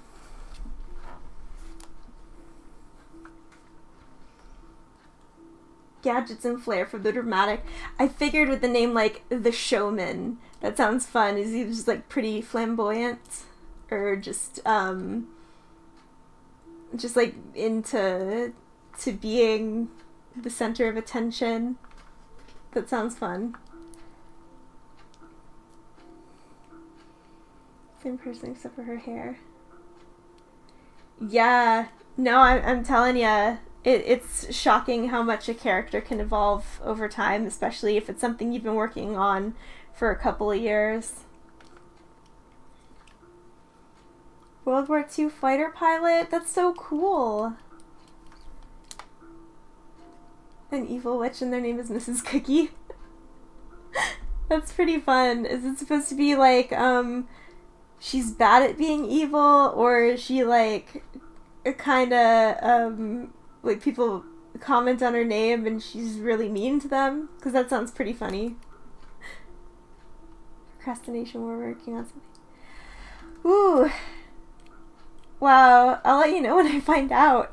To avoid procrastination, on doing something important, I would invest in getting like a day planner, honestly. I picked up this at the beginning of the year, I just kind of fill stuff out, and then I have like little sticker books. I give myself a sticker if I do something like, oh, I took out the trash. I get a little trash can sticker, and that's how I motivate myself in my day-to-day life. And then I'll just like put arbitrary due dates on stuff later down the line. I'll be like, okay, by next Tuesday, I need to have finished this part of my project. And then I'll just know that I have like a deadline ticking down. And then like when it comes to stuff like for clients and that kind of thing, I'll have already I'll have like an end date in mind. They'll be like, oh, I need it by Sunday or something. Next Sunday I would never do something for like a couple days in advance unless they give me a rush fee. But it's just a good way of keeping track of your time, is just to have due dates, know how long you have until like even if you have like an ultimate due date for like next Tuesday or whatever, give yourself a couple days or like a day or two beforehand to get everything done, so if something terrible happens, you have a little bit of time to fall back on. That's about as good as I can offer right now, because I'm kind of bad when it comes to time management, not necessarily because of procrastination, but because I'll be like, oh, it's not good enough, I can still work on this, and then I'll go back and just faff around until it's overdue. So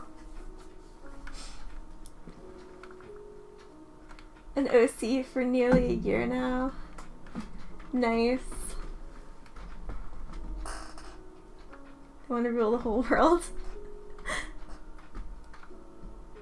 Smart. Yeah. Honestly, day planners, they knew what they were talking about in school when they made you buy like the school day planner. It's just like a good way to keep stuff in mind, and there's something different about like typing in a calendar versus literally having to write down like, I need to go to the grocery store or I need to finish the application or whatever. So it's like I don't know if it's like muscle memory or something that just makes it stick in your brain a little bit more, where you remember. So at least that's the way I work. A short story. Sure, if it's a short one. This drawing is not working out. So if I come across something that's not working out, which is, like, I do that all the time when I'm drawing, like, I'll restart stuff a lot. Like, I'll have, like, basic sketches down to just kind of get the main idea across, and then, like, when I go into rendering, I'll be like, this looks too stiff, this looks bad, this doesn't work, and then I will take all of the stuff that I've been working on. If I decide to scrap it completely, I'll take all of that, I'll put it in a folder, and then I will hide the folder and start over again. And then sometimes I'll go back and look at the old one versus what I'm working on and see if there's any improvement, or if the old one was actually better. And then maybe I'll go take parts, I'll like Frankenstein them together to get something good. But sometimes it's just like, sometimes a picture can't be saved, and you gotta not be too precious with it, and you gotta just be like, nope, done. Start over, let's try something new.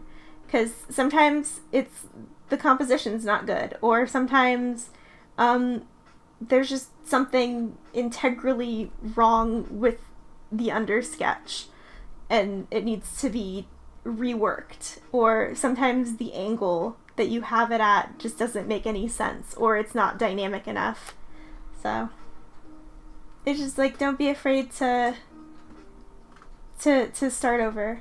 Oh, good night, Retro Tech.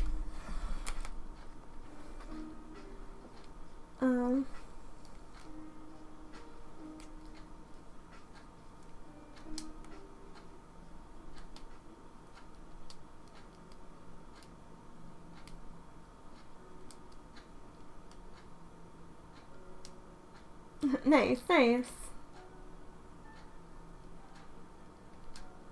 Good short story. Good night. See you in the stars. Peace out.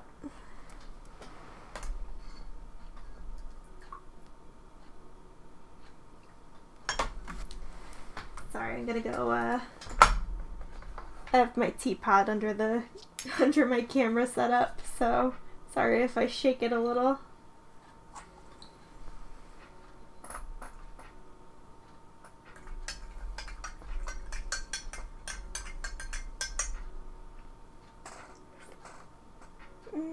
Just a little more sugar.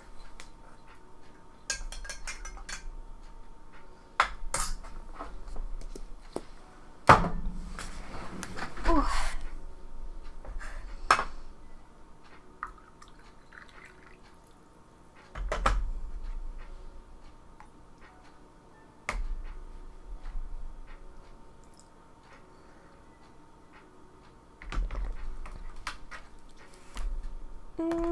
That hand's no good. Oh yeah, also sometimes when I'm working on stuff and I don't think that it's turning out well, I'll just go work on something else in the meantime. I always have like a bunch of different tabs open because I'm like, okay, so this one's giving me a hard time. I need to loosen up. I'll do a sketch over here. Or I'll decide to go work on a different drawing and then clean that up, that kind of thing. So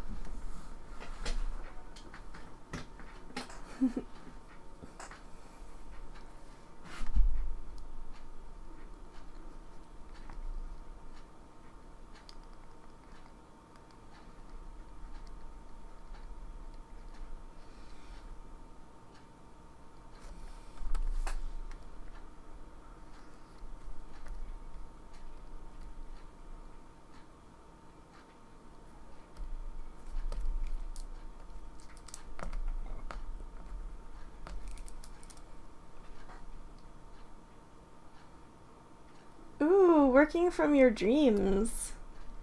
That's pretty fun. Sometimes I have really good dreams, but I never remember what they are when I wake up.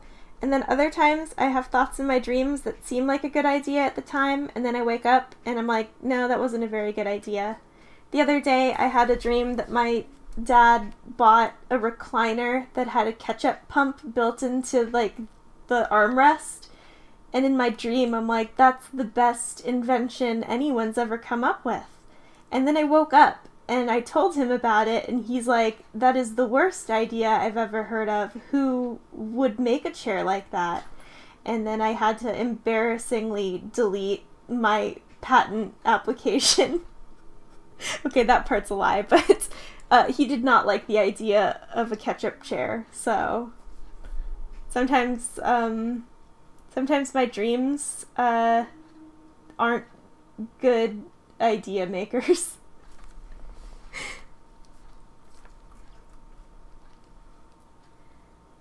Story ideas, yeah. Frog Muppet.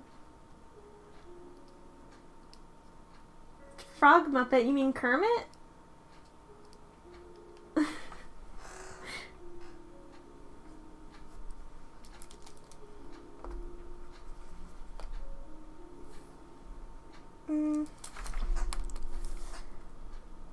Let's go ahead and pop that leg out a bit. You hate the Muppets? But Muppets are great. It's from... Do you hate like the Muppets, or do you even hate like Sesame Street Muppets?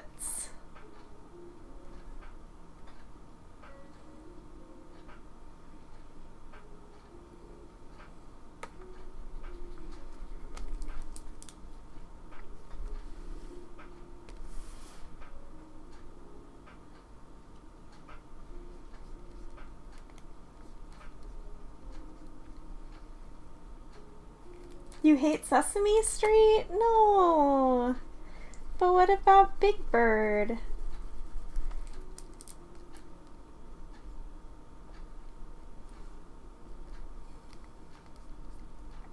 I used to watch a lot of Sesame Street when I was a little girl.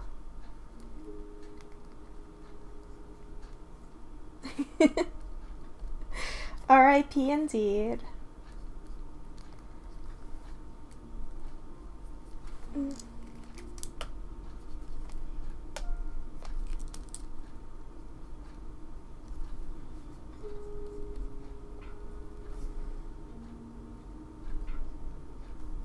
Oh, until right now, these shoes aren't going to be good. But I'll keep moving down this trail. Maybe something will happen and these shoes will look fine.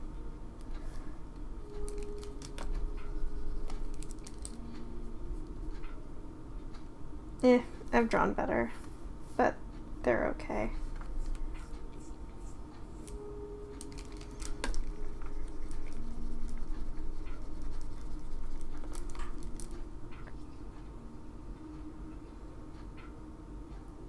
Oh, you hate Elmo. But Elmo.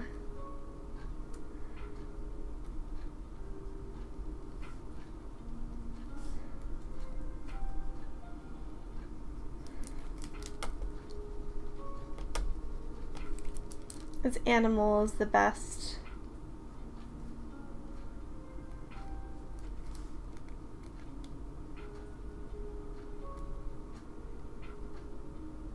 I'm trying to remember, was Animal... I don't think Animal is Sesame Street. I think Animal is just Muppets. No-mo.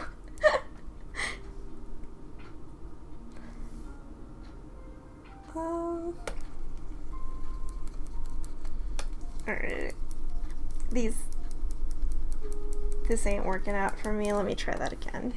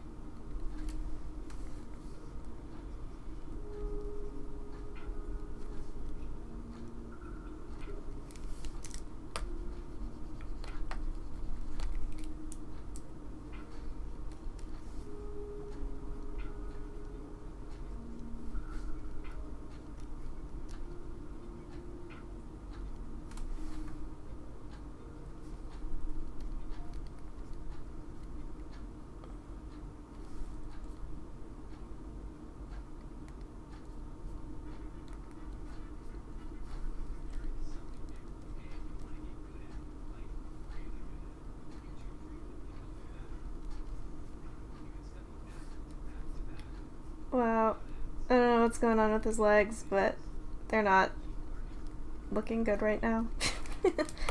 I'll keep working at him.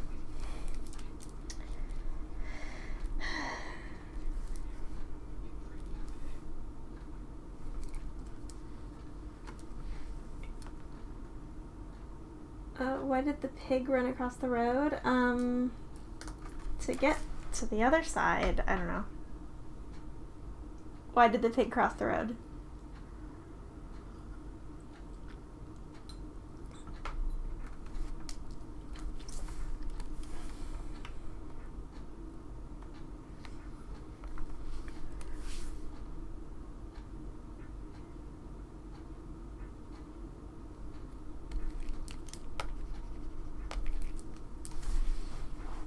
You forgot he was bacon?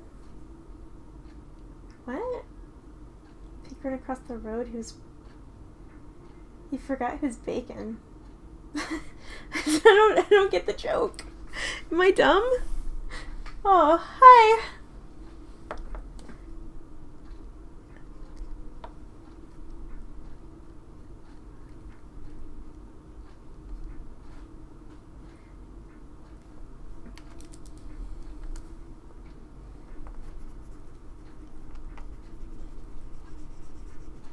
Is baking? Baling, okay. Oh, okay, okay.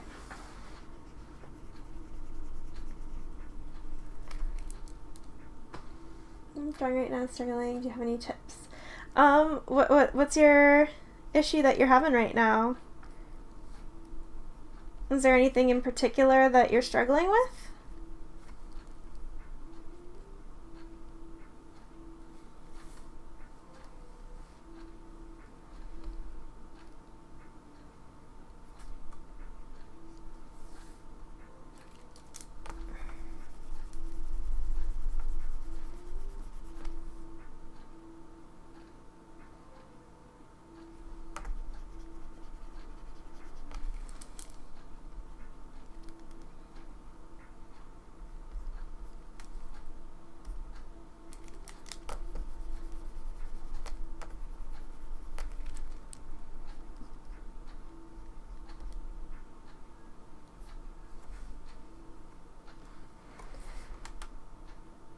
Armando!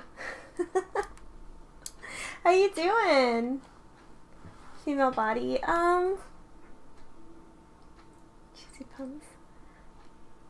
I don't know, what do you call a pickle sale?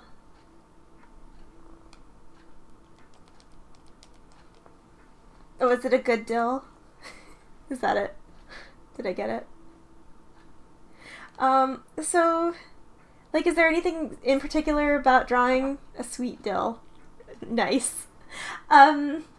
Is there anything in particular about drawing the female body that you're struggling with? Just like anatomy, or are you just stuck on something in particular?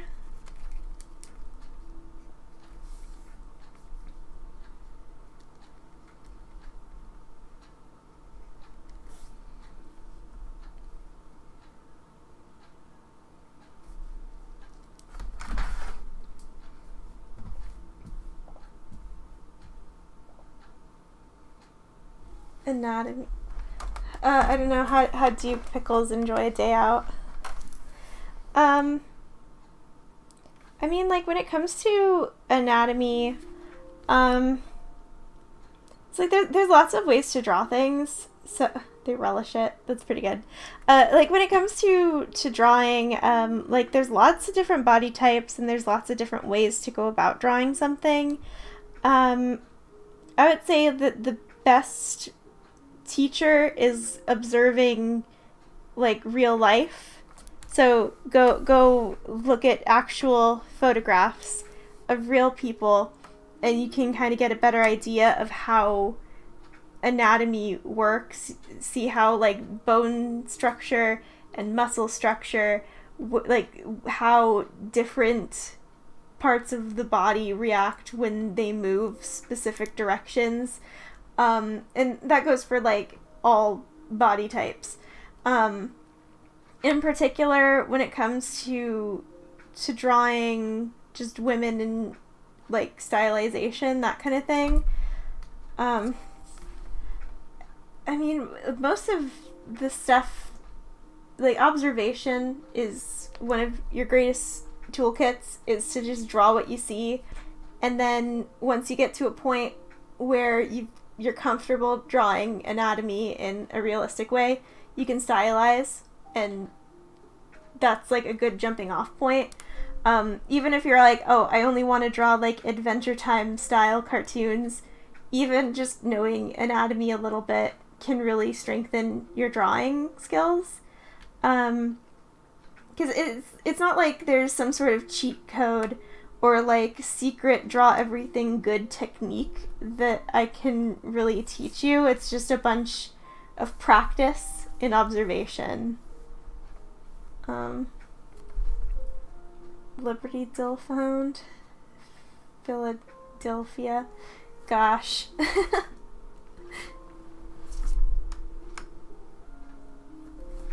But yeah, I hope that helped you. Yeah, because, like, when it comes to drawing, I feel like a lot of people are used to those how to draw books where they're like, draw a circle, draw another circle, fill in the details, now you have a perfect photograph. It's a little bit more different than that, and just, like, a lot of it is just repetition, observation, and just, like, understanding how to better utilize, like if you're using pen stuff, pen weight can be a helpful tool. Knowing like how to use line, light, shading, that kind of stuff. It's a lot of basics, and so I feel like I can't really 100% give you like a super easy technique. Just practice. Oh, thank you for subscribing. Yeah, I realized that that's not like 100% like a definitive answer. I hope that helped though.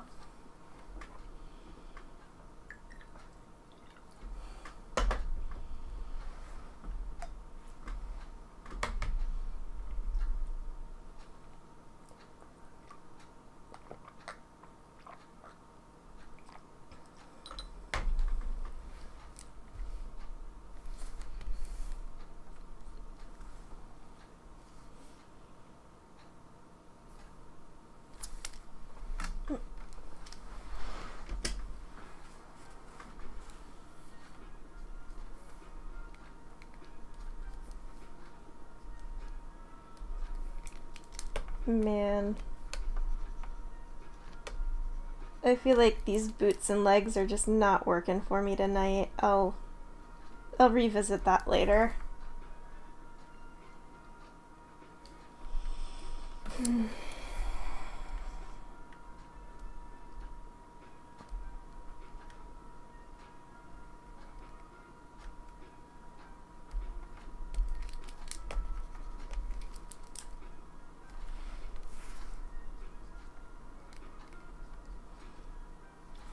That's it. How long have I had a YouTube channel? It's been a couple years. I'd say that my channel didn't really take off until like about 2 years ago, which is weird because I had the video that ended up blowing up was out for a couple of months before people started taking notice. But I feel like I've technically had my channel, like my account, for longer than that. I just decided to put up videos probably around 3 years. So Bestie passes out mid-call. Oh no.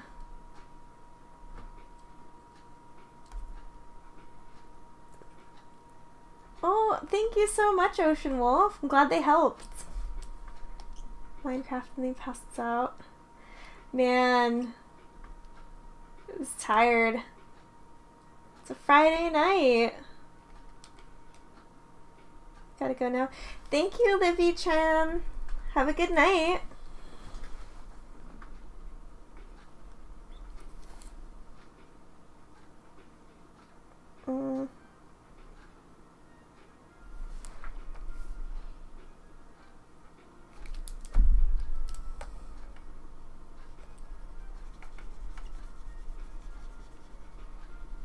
Maybe what's bothering me is that it's not...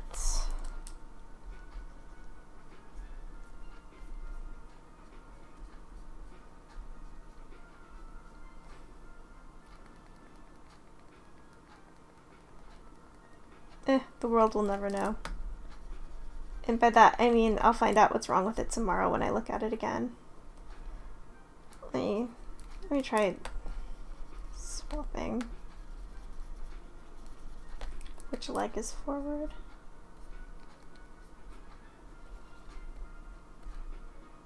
Okay, I think I got it.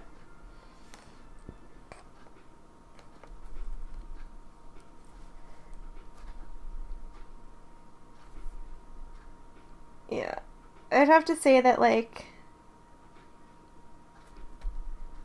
45% of my drawing process is FNAFing around and deciding what is actually the issue with why it looks so funky.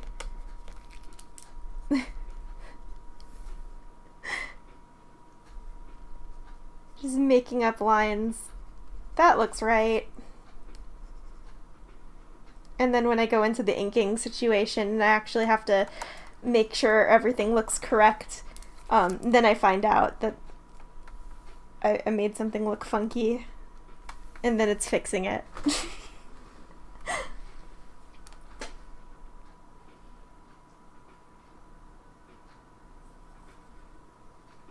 It was 3 a.m. when he passed out.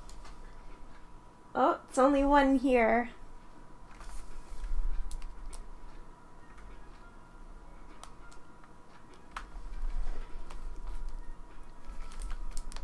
Wow, did Armando really just show up to say, "You're still awake," and then leave?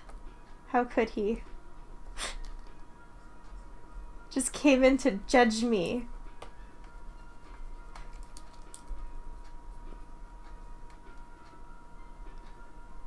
Oh, you're still here? Oh, good. Okay, I thought you just came in here to, like, crazy Ando, still awake at 1 in the morning. Everyone, this is Armando. Subscribe to all of his social media.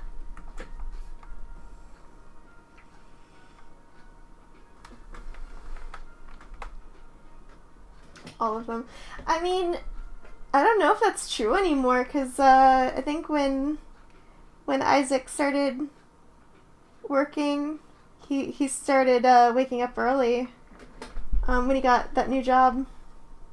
Waking up at 6 a.m.? I went to bed at 6 a.m. 2 days ago.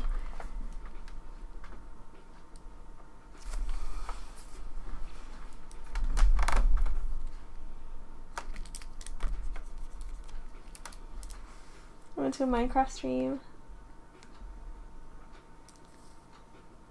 Everyone makes it faster.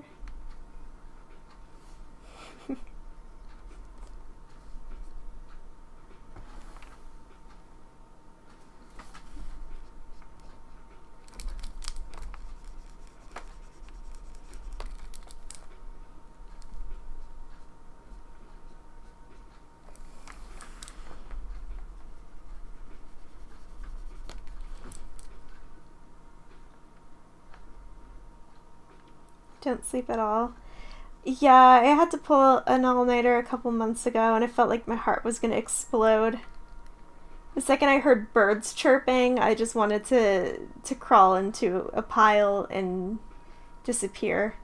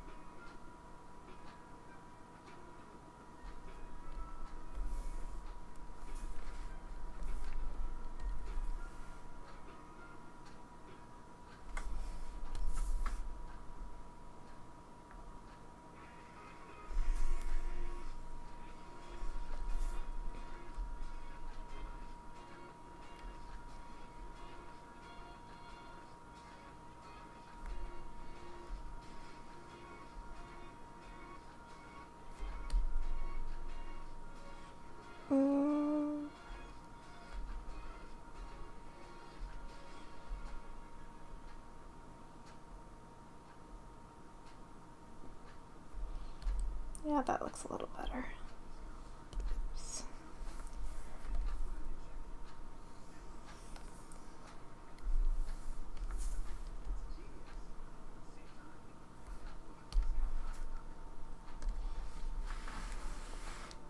Oops.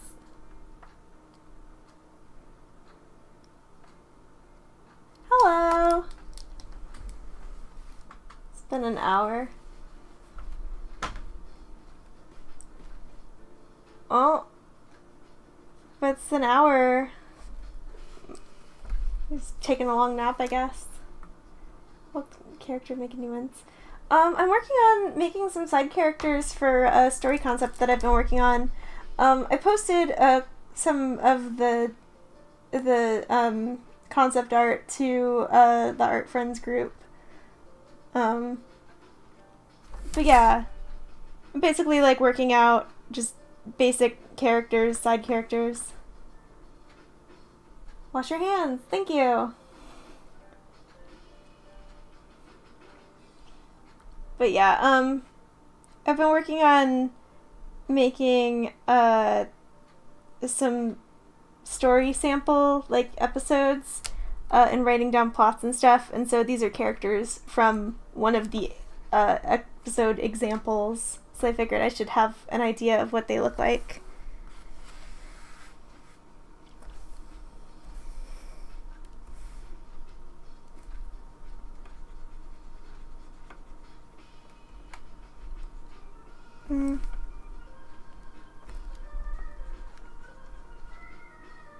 There.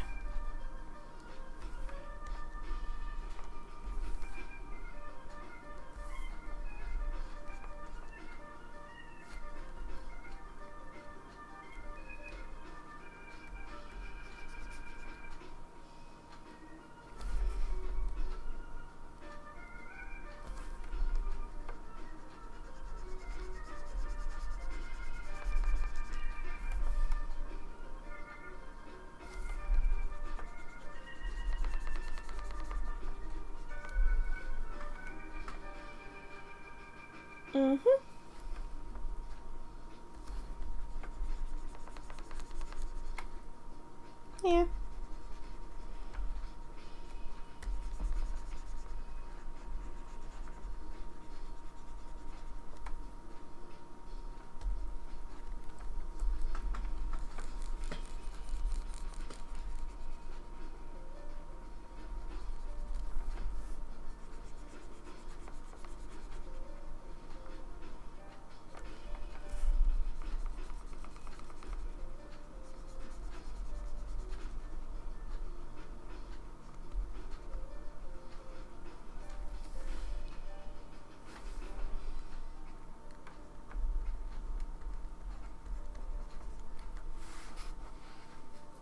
Nobody wants Corona, that's for sure. It's been real rough lately.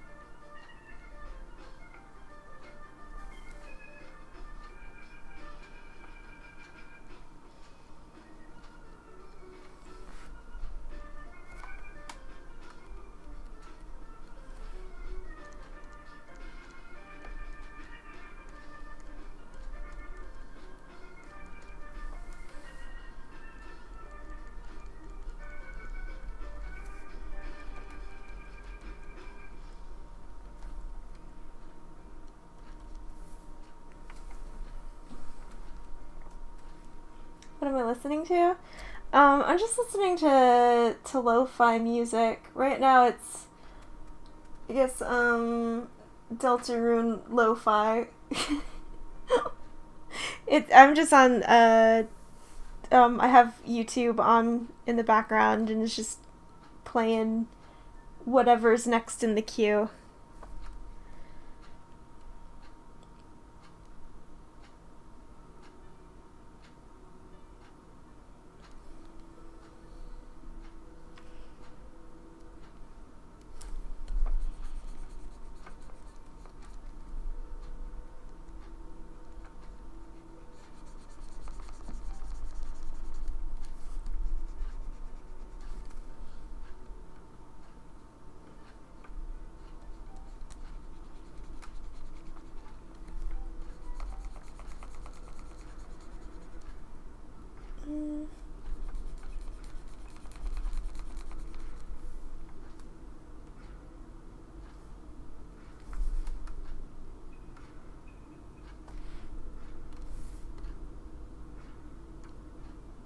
Yeah, that looks a little better.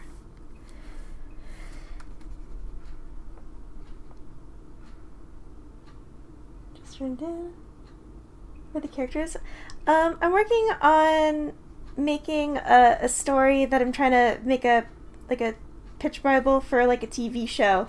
And so I'm just kind of making some background characters and some characters from, like, other episode arc stuff. So...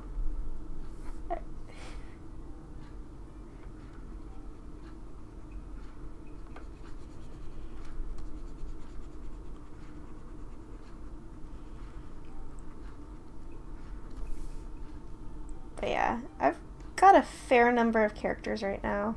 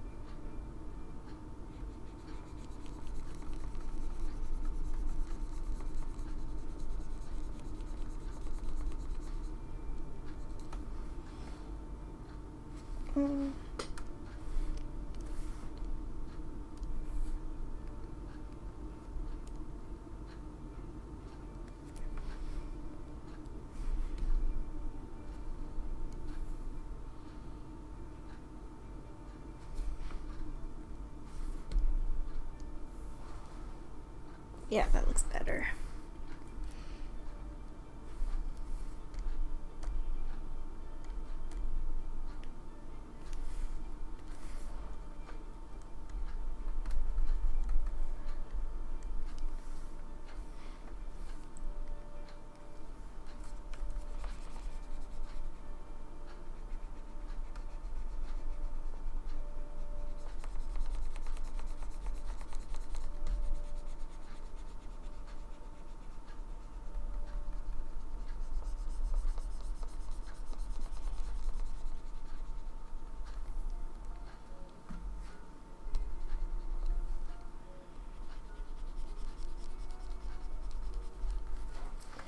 Night, Armando. Have a good one. I'll talk to you later, bud.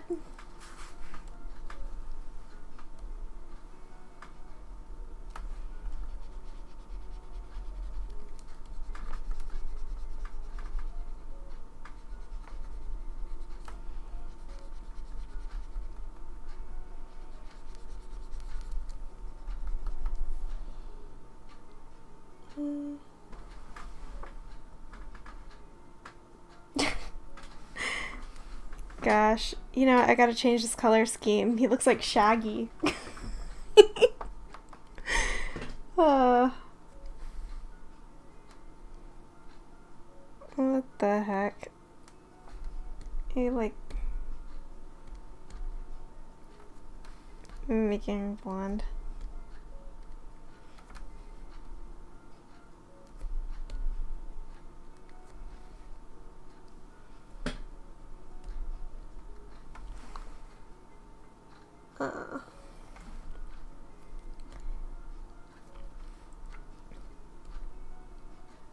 Nah.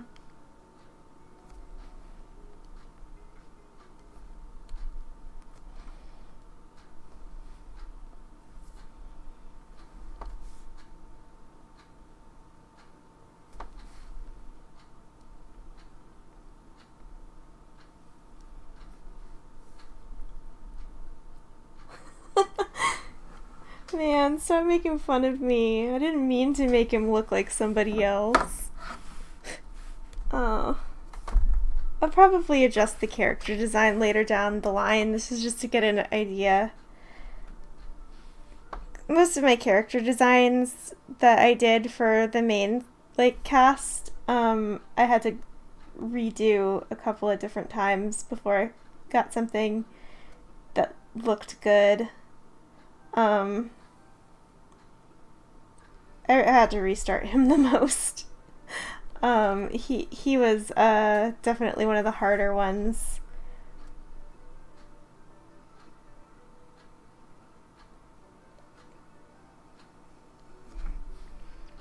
I guess the shirt color is the main thing.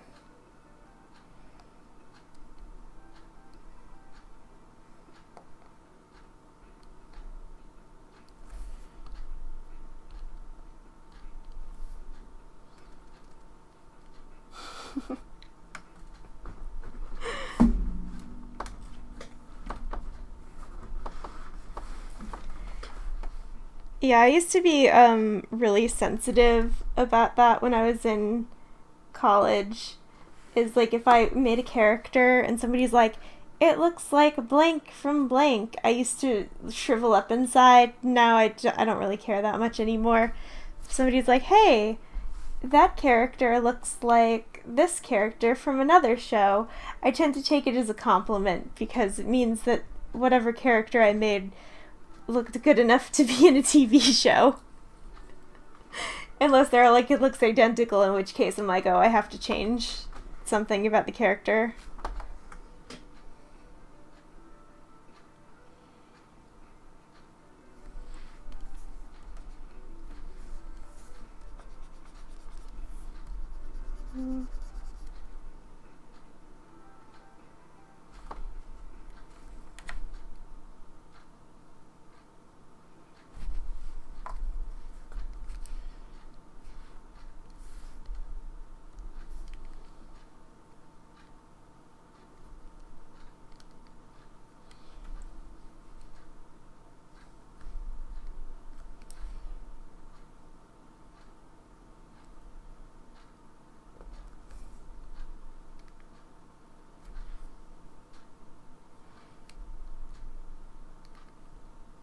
Yeah, I'll work on him later.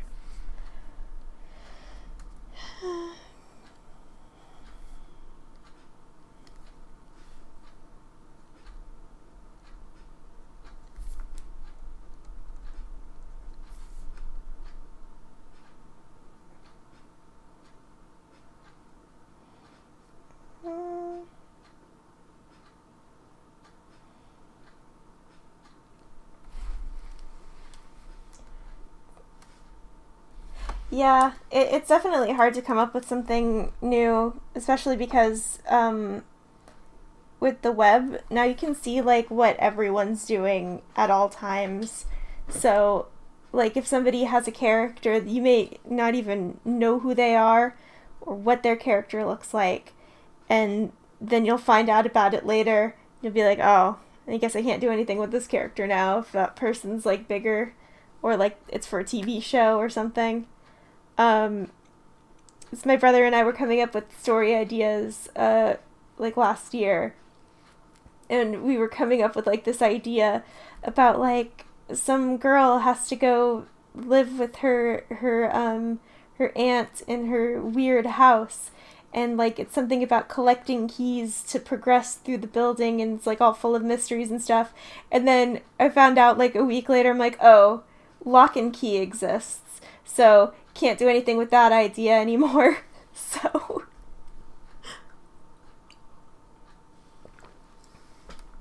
have fun playing Minecraft.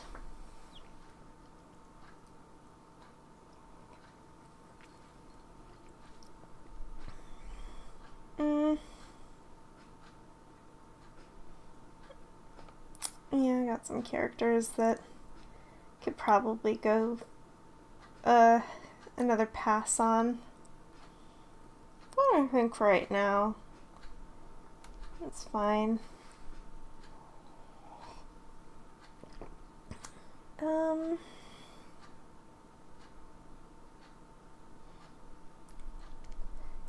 Yeah, so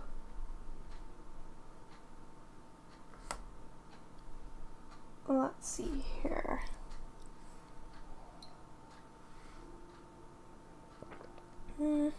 What time is it? 1:21. I'll try for like one more character, and then I think I'll call it a night, but we'll see how long it takes to make.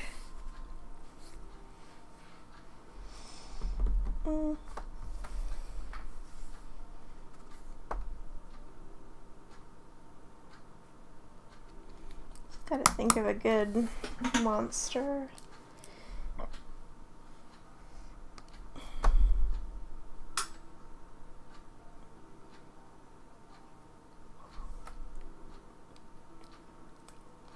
Creative clothes for OCs? I mean, most of these ones I'm just trying to do variations on a uniform kind of thing, so probably not the best example. But like when it comes to making clothing for your OCs, I do have a video on that, but just kind of like to summarize quickly, when it comes to clothing, like keep in mind if you have like a theme for your characters, like these ones, it's food themed, so like I worked off of food items to make the clothing, and like what's the character's name and like what kind of food item they are, that kind of thing. And like what's the materials, that kind of thing. When it comes to like day-to-day clothes, like what kind of character are they, like what's their personality? Would they wear something like a ball gown? Would they feel uncomfortable in a ball gown? Do they always wear pants? That kind of thing. Like keeping in mind what kind of clothing your character would feel comfortable in, just based off of their personality. And then like if you're thinking about something eye-catching, you can do something like a pop of color, like, or have something that contrasts, that kind of thing. And to like try out a whole bunch of different stuff. Wow,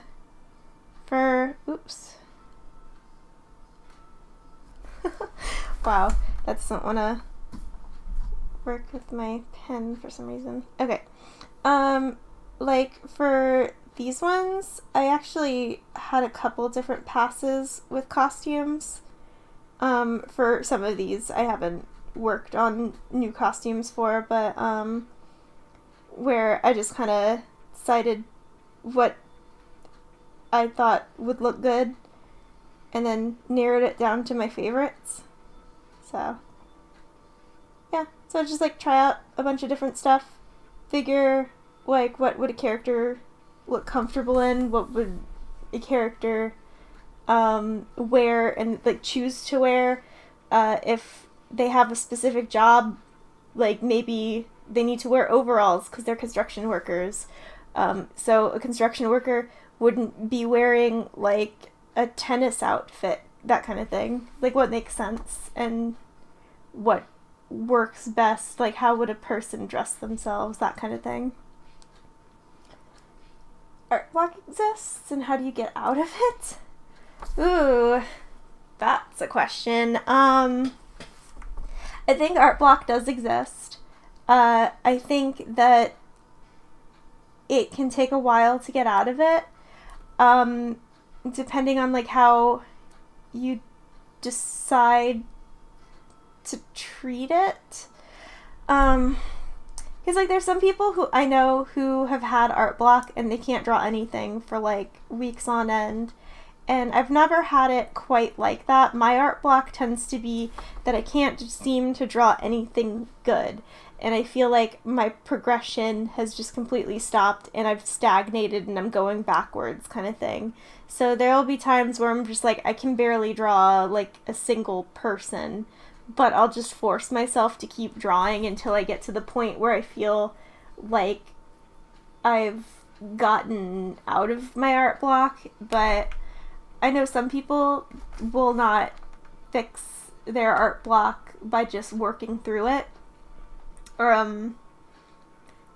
cause like, I'll take like maybe a couple days off and just be like, okay, I'm not gonna draw anything for the next couple of days, like unless I do like little doodles, but I'll just decide to step back and then work on something else that I need to do, whether that's something else in like story creation or just, I don't know, like cleaning, just something else, and I'll try not to get back into drawing specific stuff, or I'll try to power through it.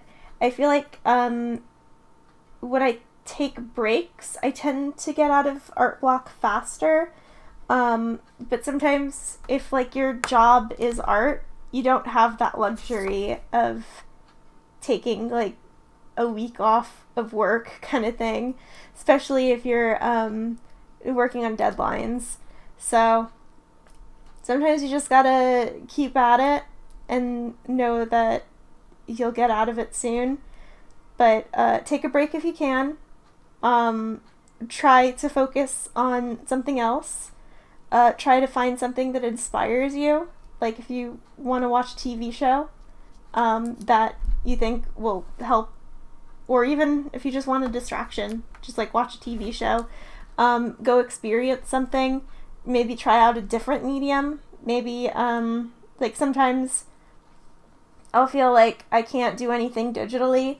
Then I'll bust out a piece of paper and some pencil or like some watercolors and markers, and I'll try my hand at something different and then try going back to it.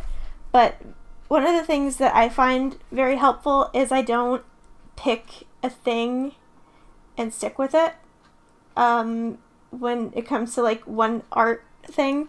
So like if I'm like, oh, okay, I can't stop until I finished an entire illustration, like painted, like completely finished, I will take breaks from it constantly. I'll be like, okay, well, I think that it's too tight. I'm seizing up when I'm drawing. I'm making everything look rigid and unnatural and not pleasant to look at.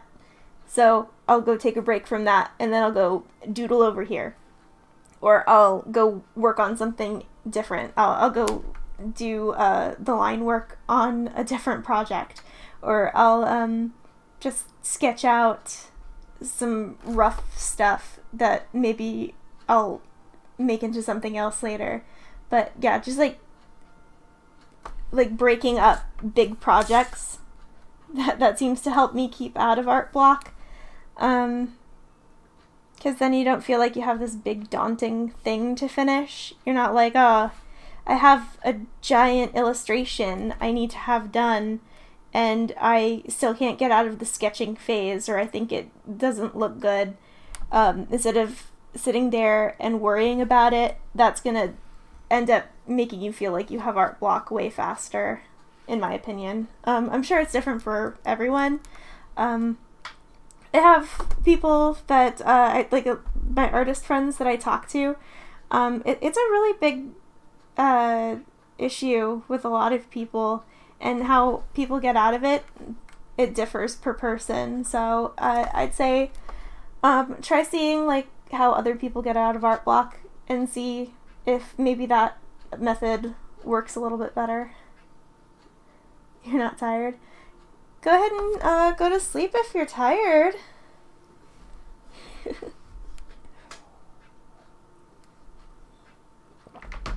But yeah, I hope that helped. I know it was a little rambly.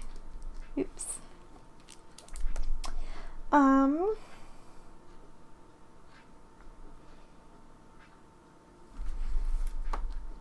Nope. Okay.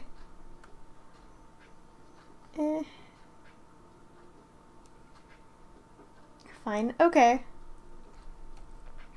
So, let me see about doing one last character.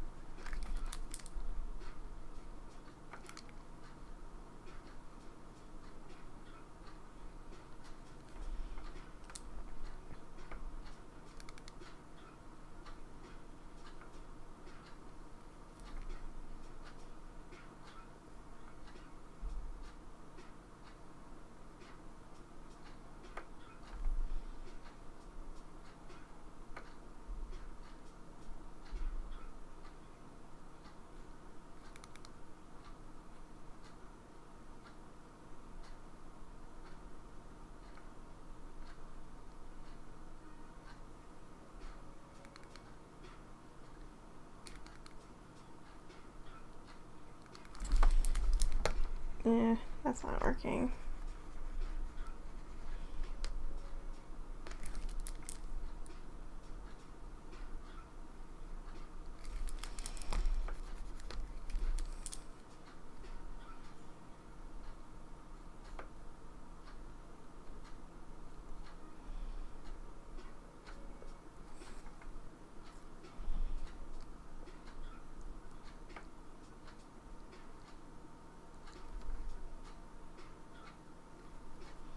For face shapes and hair, I mean, honestly, when it comes to face shapes and hair, I know I tend to fall into a pattern of where I'm like, okay, time to draw a face. And then I just like, okay, here's an oval. And then I just like make the little point chin, and I tend to fall into the same thing where everyone's got the same face shape. I would say try switching it up a bit. If you have an issue where you think that a lot of your characters have like same face stuff, try expanding outwards and like find something to exaggerate. Maybe you're like, okay, so for this character, they're gonna have a very square chin. And for this character, they're going to have a very tiny nose, and this character is going to have really big ears. And so just like, you don't have to change it up completely where you're like, okay, every character needs to have like a weird amoeba face. Nobody has anything in common with each. It's just like picking a couple of things to exaggerate. And then the more you do that, the more combinations of stuff you can have. And then when it comes to like hair, like if it's like hairstyles, I would say checking online and just like looking up photos of hairstyles. That's always like a really helpful thing. If I'm just like, oh, I need to know what kind of hairstyle is popular with like 10-year-olds right now, I'll go online and I'll just be all like child hairstyles or something, and I'll look around and I'll find something that works. But yeah, or if it's like, if you're asking about like how to do shapes of hair or something. I would say try not to make everything all strandy. Realize that hair kind of clumps together. It tends to kind of fall into shapes, and so just like using shape works. It's just a lot of playing around. It's a fun process to just kind of come up with combinations. So just play around with stuff, find something that works best, and run with it is my advice for that.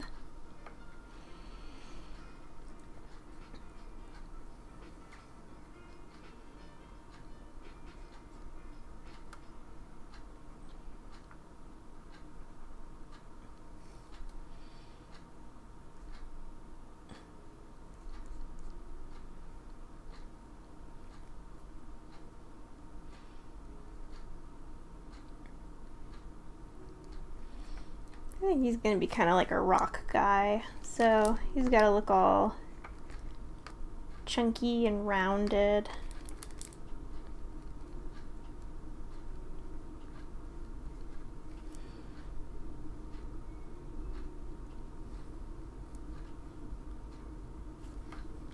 And also, I'm good. Thank you for asking.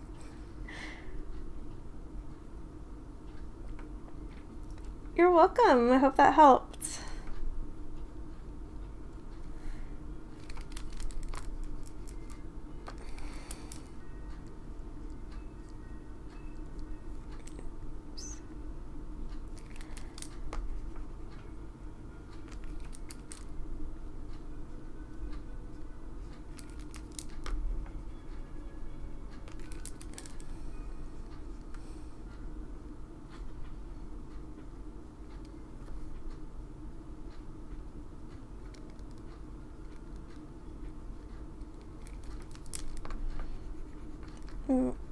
Maybe I'll make him like have little beady eyes.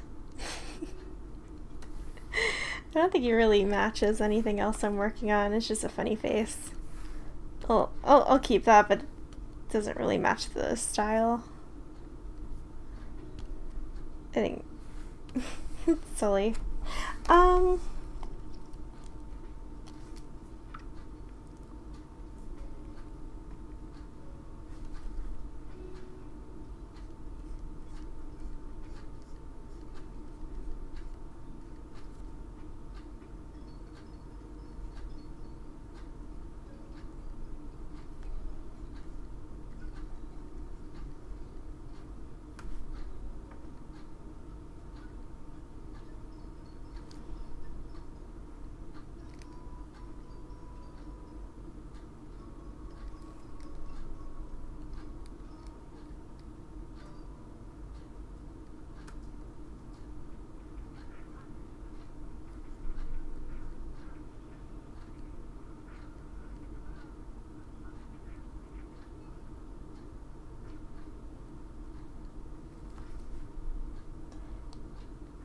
I'm fine.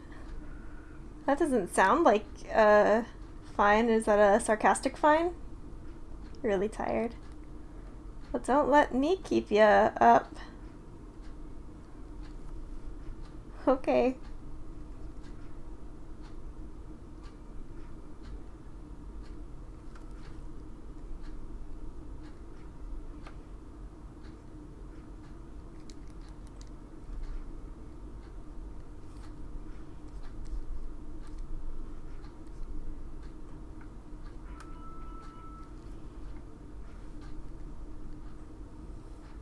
It's 3 a.m. It's about 1:40 over here.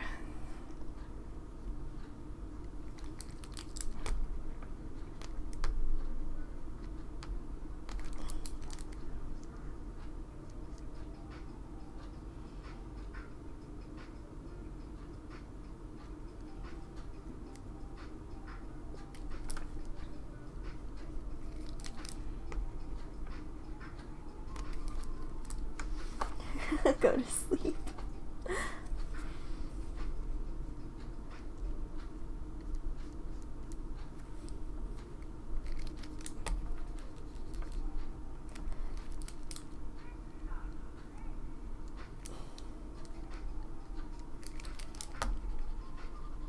It's kind of like a grumpy gnome.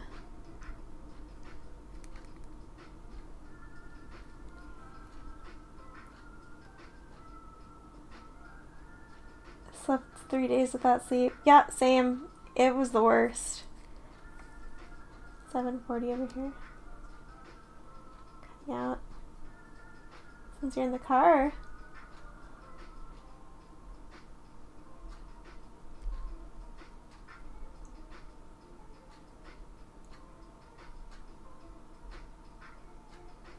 Curse of Creative Professions. Yep. Not even streaming yet. Yeah, I don't know what it is about creative people, but like my creative juices don't start till like 6 o'clock. Can't do anything during the day. It's ridiculous.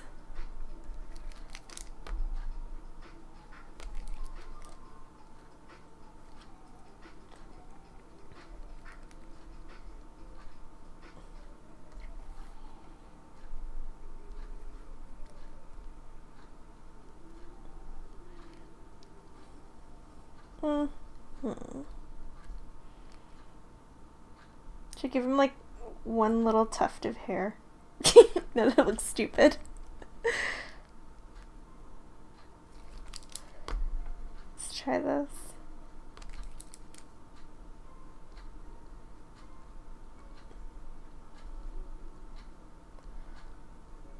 Oh, that still looks stupid, but it looks stupid on purpose.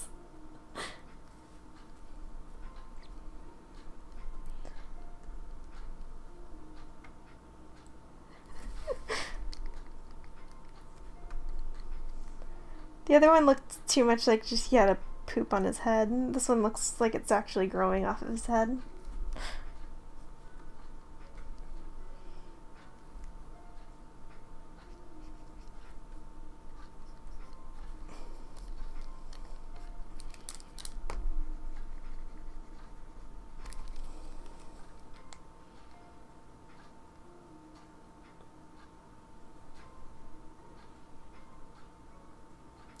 Yeah, I hate it when that happens. That's why I keep a notebook by my bed in case I come up with something really great, and instead of being like, oh, I'll remember it in the morning, and then I never do, I'll just have like a little notebook there. Sometimes it's helpful.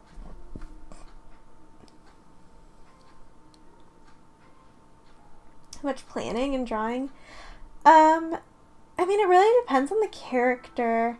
Sometimes, I have a character that, like, I'll write out before I make them.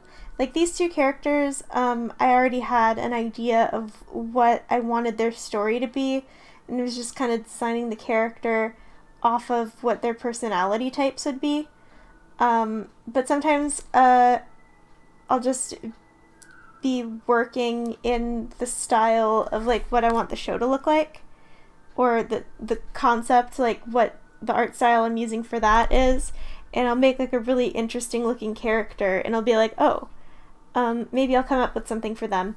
And then the more I work on actual character traits and stuff, the character design will end up shifting with the new writing for what I've got for them. But yeah, it's like 6 one, half dozen of the other when it comes to me coming up with the character designs. I work both ways. But I think that their like character design and character story are pretty heavily tied together. So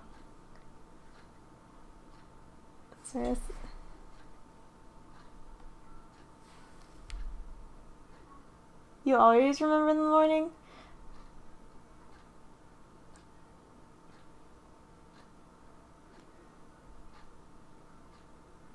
I'm stealing that idea notebook. Here I come. Yeah, it's a great great idea. And then I also keep just like a little tiny notebook. Like I don't know if you've seen those field notebooks. I tend to keep one of those in my bag in case I'm like out and about, and then something strikes me where I'm just like, oh, that's a really great idea. And if I don't have a notebook with me, I'll just like make a note in my phone. And then I have like weird cryptic notes in my phone, like like Pikachu basket or something. And I'm supposed to remember what that means. And then I go home and I'm like, well, that didn't make any sense. But, yeah, if I remember exactly what my notes are, I need to work on making more detailed notes. But it's a good idea in theory. Go to sleep, guys. Color palettes for my OCs?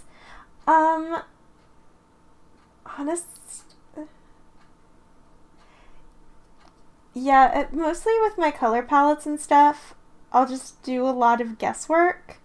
Like, I tend to know...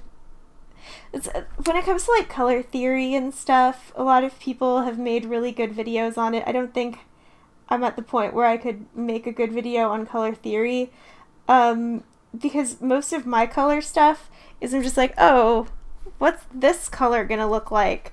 Cool. Let's combine it with this color. And then I just kind of pick and choose. And then when I find certain colors that go well together, I'll change like saturation and hue a little and just find something that works well together in just the way that I look at it. I'm like, oh, okay, yeah, that matches. But sometimes I make things that clash terribly and I don't notice till like the next day. But when people are all like, oh, well, on the color wheel, I I don't know, that's really bad. I tend to just pick what I think will look good together.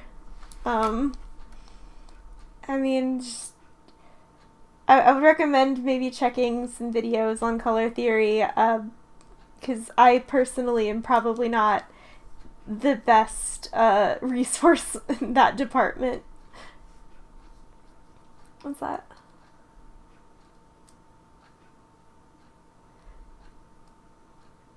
Stop that. Oh, yeah. Doing a little Pikachu voice. Fave colors not mean to you. Yeah, I mean, like, also, if you're gonna be going for something like, oh, this character, sometimes, like, if there's, like, color psychology, where you're like, oh, red sometimes means anger, or it could mean love, and that kind of thing, and just working off of that kind of, color stuff, like, cool colors, most of the time, that's, like, like, if you put a lot of cool colors on a character, they're probably a calmer character than a character that has lots of warm colors.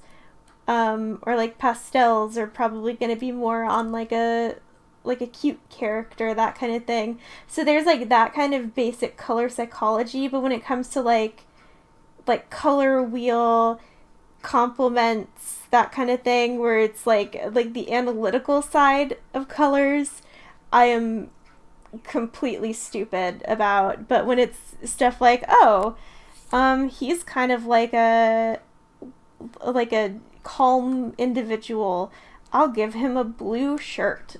Then that's kind of more my my speed of color psychology versus color theory.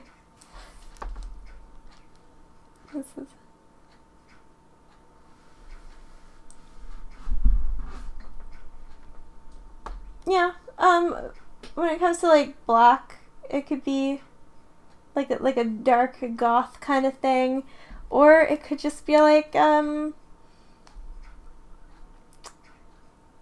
yeah, it depends like on where you have the black, because sometimes it could just be like a buffer color, like if you just like have a character where the main color, it's like a cool character that has like a red hat or something, that's like the main eye-catching color, and then you like use darker colors like dark grays or blacks to kind of make that pop out.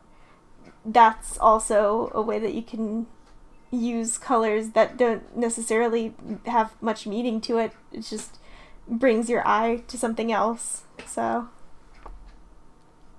oh, okay. I thought you were giving out examples.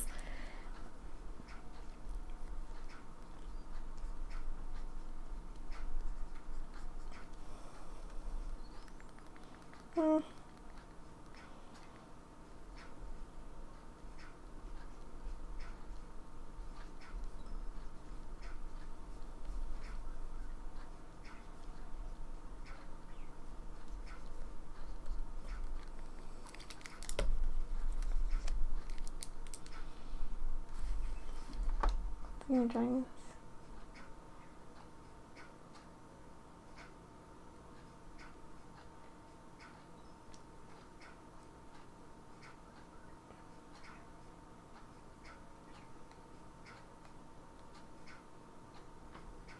Oh, are you asking if I've tried a more realistic style?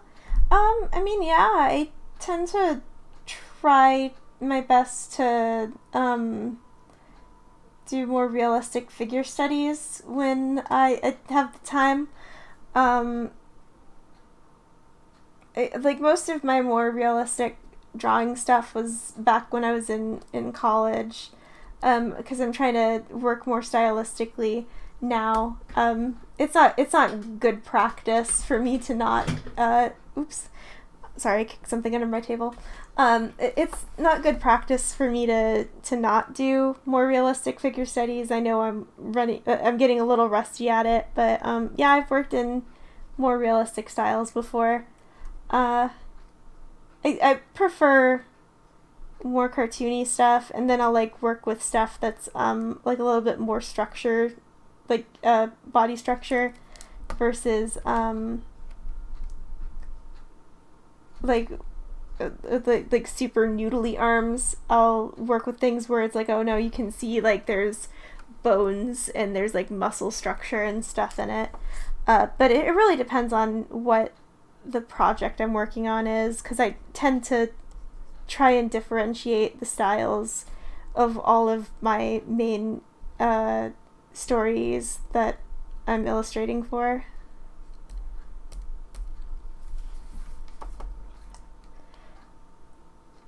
Yeah, Luna, I would say I have a video on costuming on my channel where I talk a bit more in depth about, like, coming up with clothing's like, choices for characters, and just, like, the best way to do costuming, in my opinion, is just, like, things to keep in mind. So I would say go ahead and check that out when you get the chance. I think it's, like, about 10-15 minutes long. So it just to get your ideas going, if you hadn't seen it before, or maybe you just need, like, a refresher.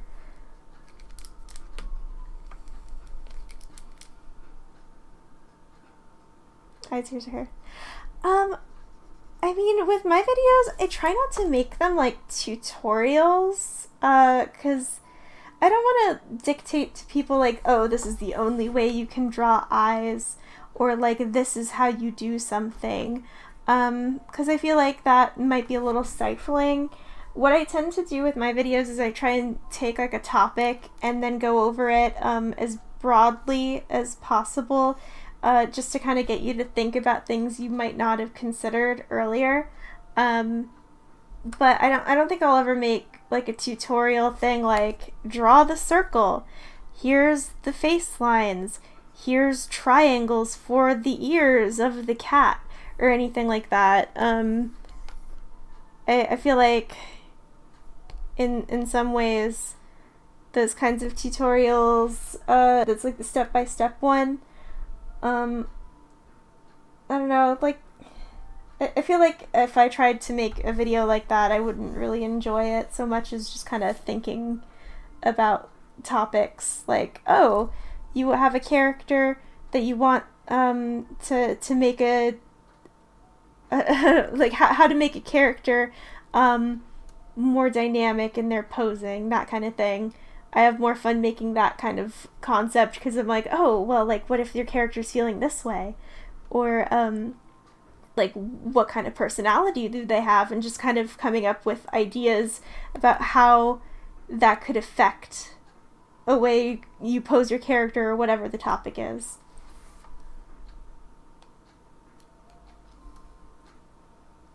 Yeah, no problem. And, you know, I know there's plenty of other artists that have, like, some really good tutorials and stuff, that I've checked out myself, so, just for, like, inspiration stuff. So, I'd say, look around and see if you can find, some really nice resources that way. I just know that I personally am probably not going to do tutorial videos in the vein of like, this is how you draw a thing.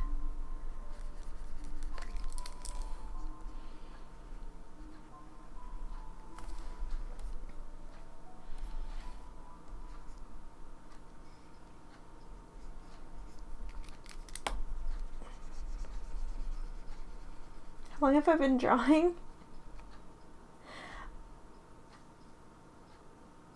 Oh, I thought you meant tonight for a second there. I'm like, oh, it's been a couple hours. It's been since 7. Drawing in general, probably since I was able to hold a crayon. But, at like serious drawing where I wanted to do it as a profession was senior year in high school. I decided that I wanted to go into art college. So it's been, let's see here. It's been about like a decade. So yeah, it's been like 10 years since I started taking drawing seriously.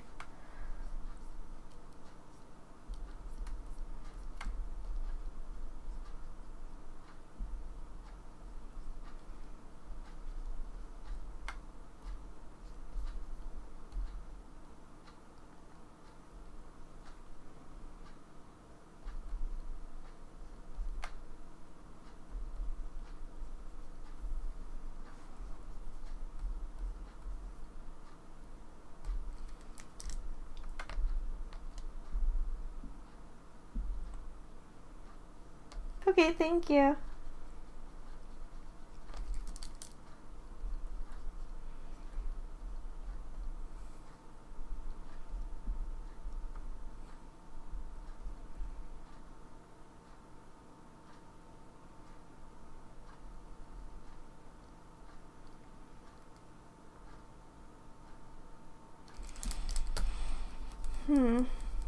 Trying to give him like an apron, but it's looking a little bit more like a dress.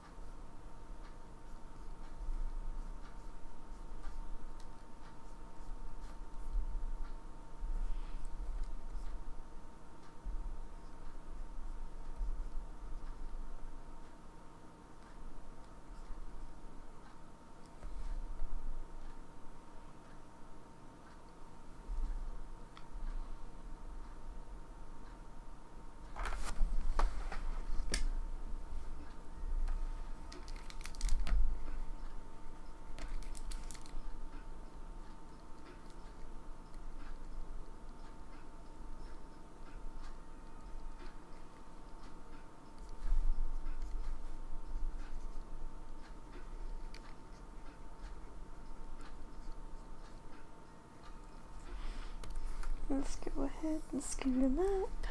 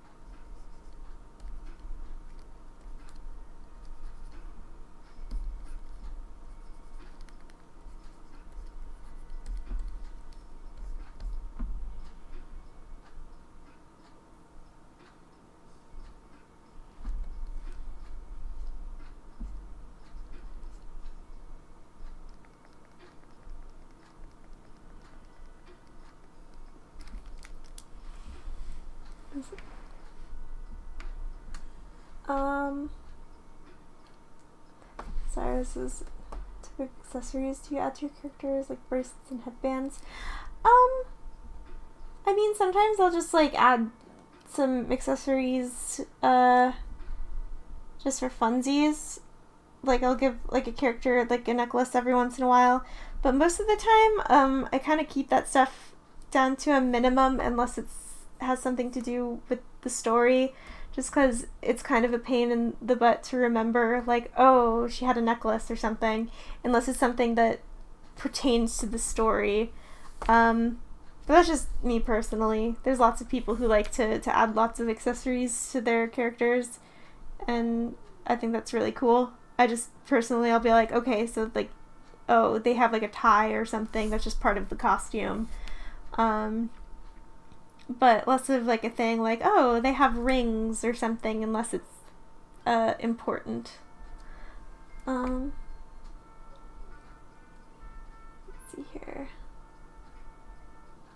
How tall is the character from tallest to shortest? I think right now he is the tallest. But it used to be her. And then I think shortest would probably be the kids. And then other than the kids, it would be Coco here.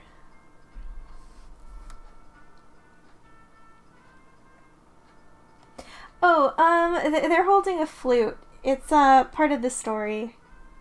It's supposed to be kind of like one of those bamboo flutes. So.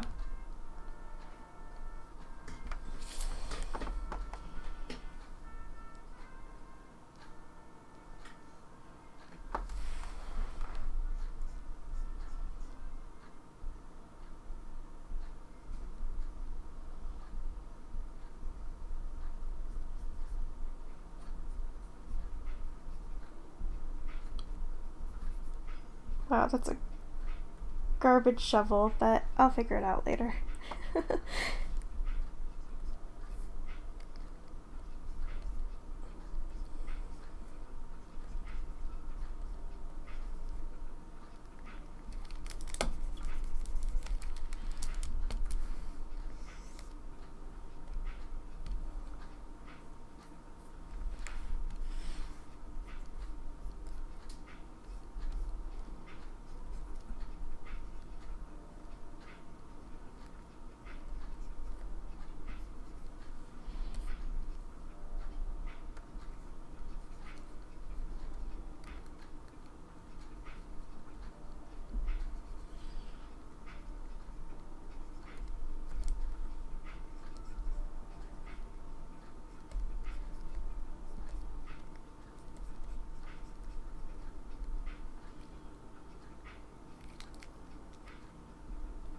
Okay.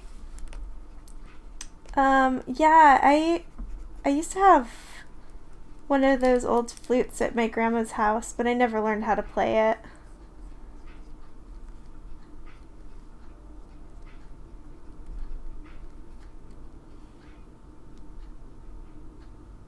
Oops.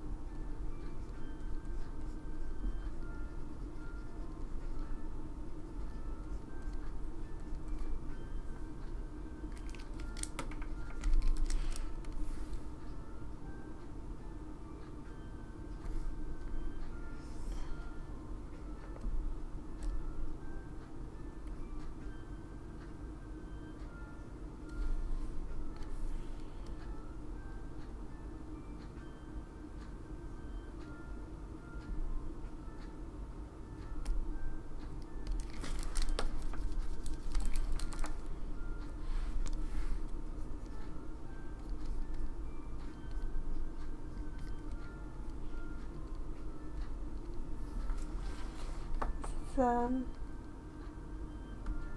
did I find my art style? I mean, honestly, I don't think I really have. Like, I feel like a lot of my art stuff different. Like, I have different styles of drawing for each of my like main story ideas that I work on, and I try and shift things around.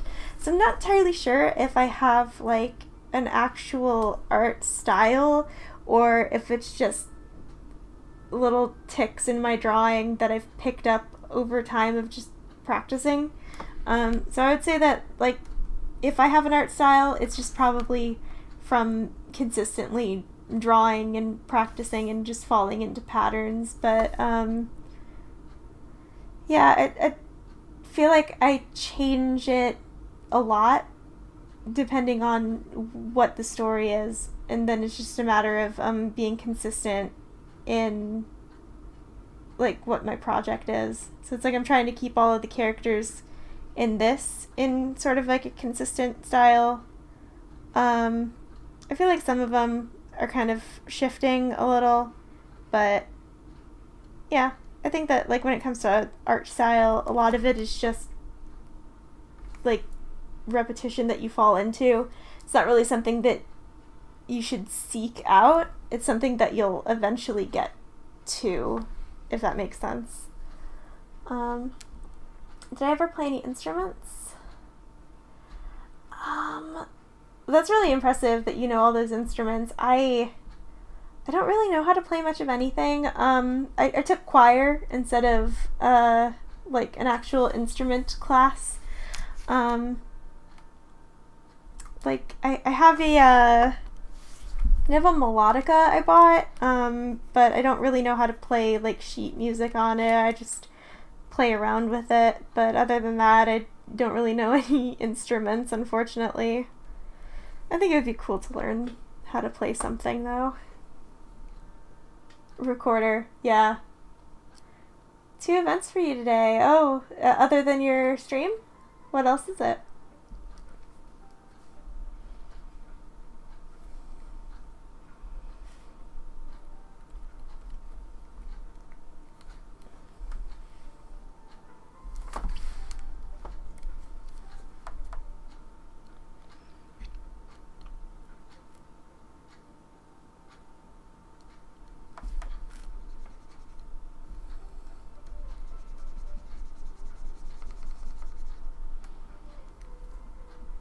You're working on the guitar? Nice.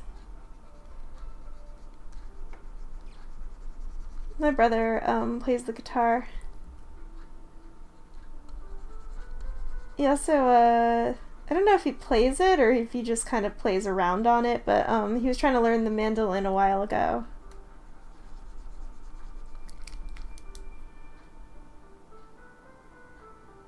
Oh, nice.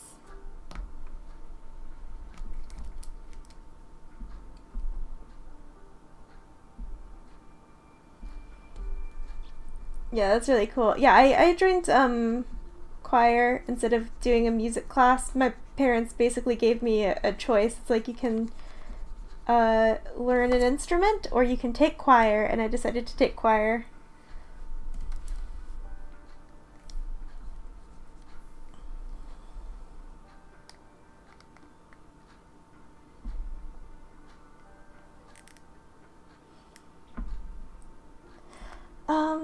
To improve art, honestly, it's like it depends on what you're trying to improve at. If you're trying to improve just like in art for characters in general, I would say take like a figure study class if you have the ability to, or try drawing from observation. Like even if that's going and just like drawing a family member or something. It's not really safe to go outside and draw people right now, depending on where you live. So, like finding photos of people to draw online, that kind of thing, and then just like working from observation is a fantastic resource. And the more you understand about how the human body looks and moves and just like the way to structure someone, that's the best tool for learning, even if you want to work super like cartoony. Like just knowing body structure, fantastic idea. Yeah. And how did I improve? Was I went to school and took figure study courses. Before, I was just like, I'm just gonna draw cartoons. I don't need to know how a human skeleton looks or something. And after taking my figure study courses, my stuff looked way better. So, and then just like, if there's something that you have a hard time drawing, draw it a bunch. My main thing was like, I can't draw hands. Hands are the worst. And sometimes I still have trouble drawing hands, but I went out of my way to just sit down and draw a bunch of hands over and over and over again until I got a little proficient at it. So it's just like repetition and observation.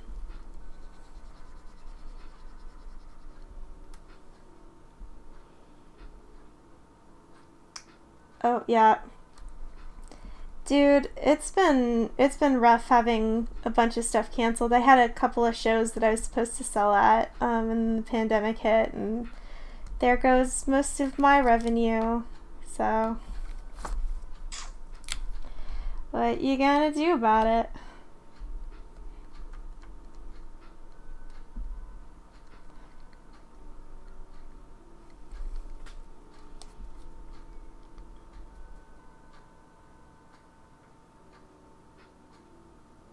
Four-hour trip home from capital city.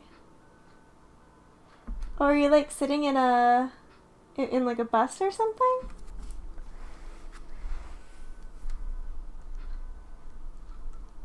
Yeah, it's my aunt and my cousin were like out of town recently. I'm just like, oof.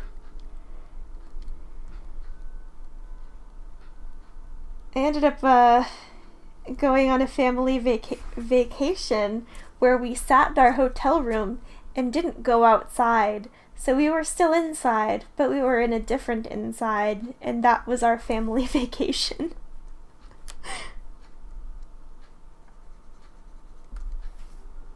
I don't like that.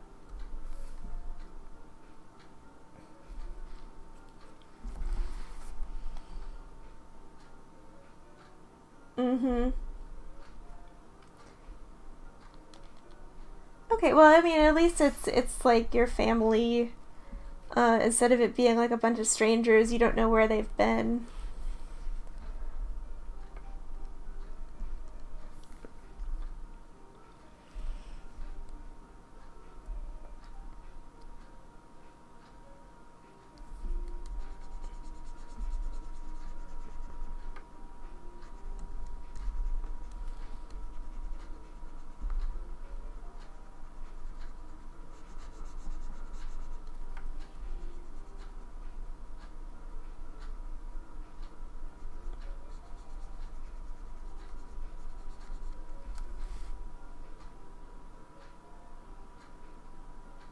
Yeah. Dude, it's been pretty rough.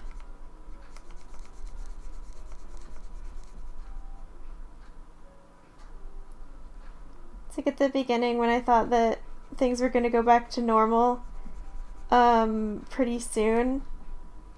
I was just like, don't make any plans. Because like I'll be back to work as in no time. I'll be back doing some extra part-time stuff, and then they ended up stretching out, and so it's like, oh, we're gonna go out of town and sit inside all day. I'm like, yeah, sure, sounds good. I don't need to be available for anything. We're not reopening.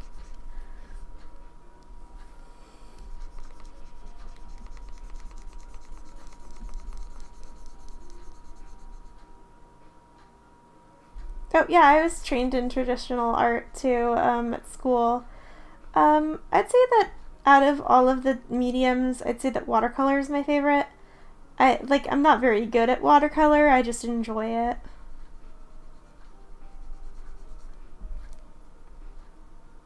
Pencil and watercolor, yeah, stuff's good. Um,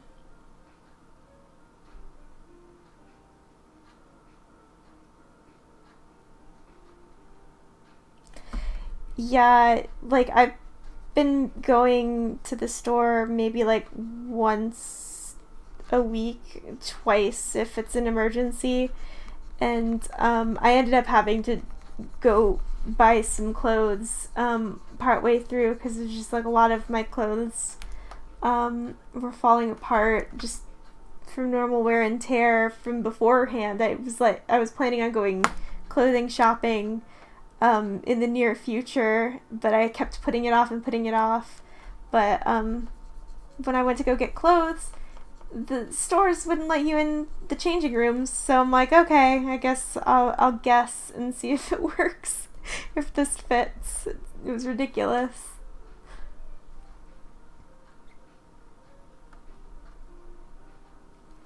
Yeah, watercoloring, it's hard to do it well.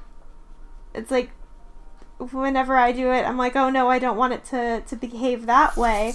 There's really no controlling watercoloring.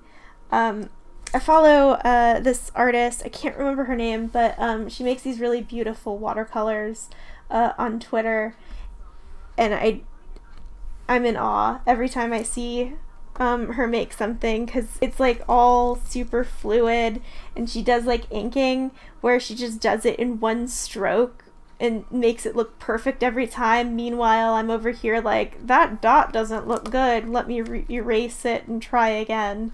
So it's incredible how disciplined and good she is.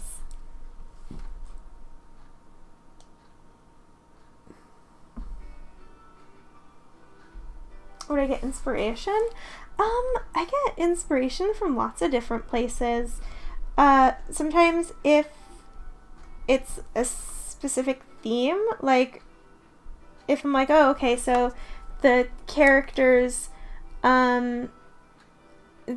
supposed to be like a specific, like from a specific location or that kind of thing.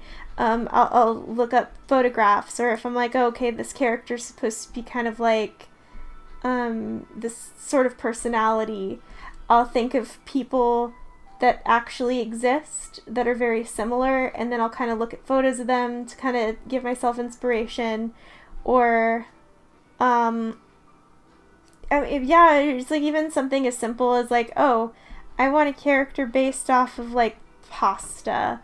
I'll just go ahead and look at photos of pasta and come up with a character based off of that. So it's different for lots of things. And I also have like my big old wall of inspiration up here that is just things that I think look good, and I'll stare at it and hope that some of the knowledge seeps into my brain when I'm coming up with ideas. Is the stream starting to oof?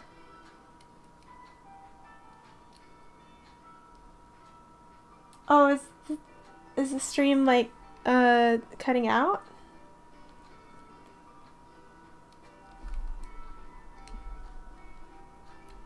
Classic.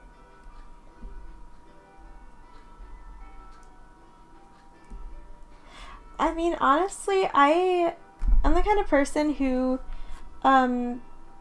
tends to dress more, where I don't really like crazy patterns. Like I'll do florals, and that's about as crazy as I'll go. I like a lot of solid colors, so most of my stuff is just kind of looking around. And I've recently gotten to to buying vintage dresses, so like I'll look around online and see if I can find some cheap vintage dresses. That way I don't have to go to a store and try and find something.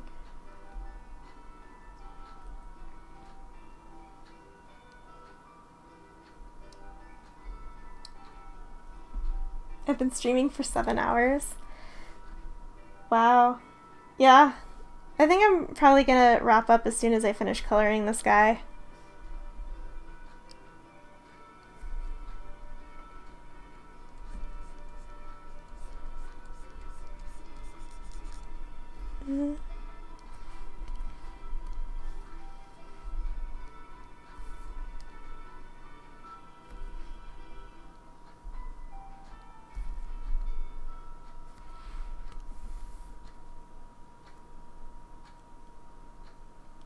Okay.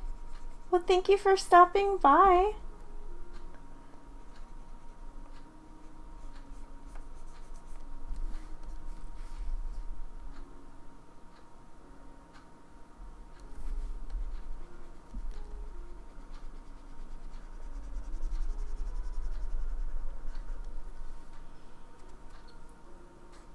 Oh, thank you so much, Ollie.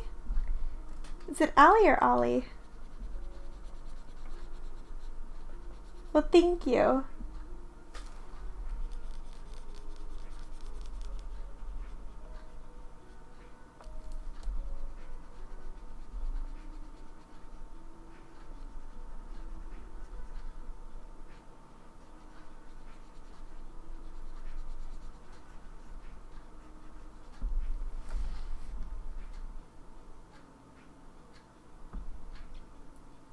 Yeah, heck yeah. I like 50s style dresses where it's like the whole flare skirt.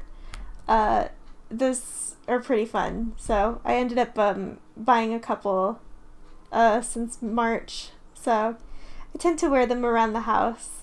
Um Even though I'm not going anywhere, it just makes me feel nice. It makes me feel more human to wear clothing that's not like ratty t-shirts all day.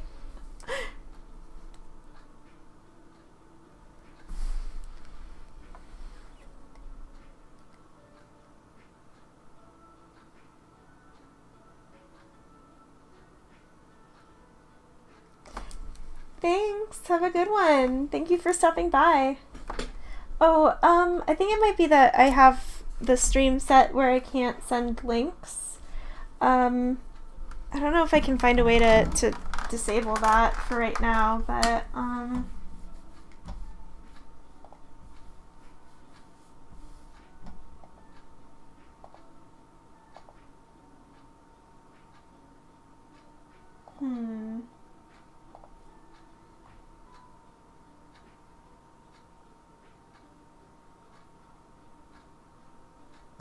comments on, let me go ahead and check real quick.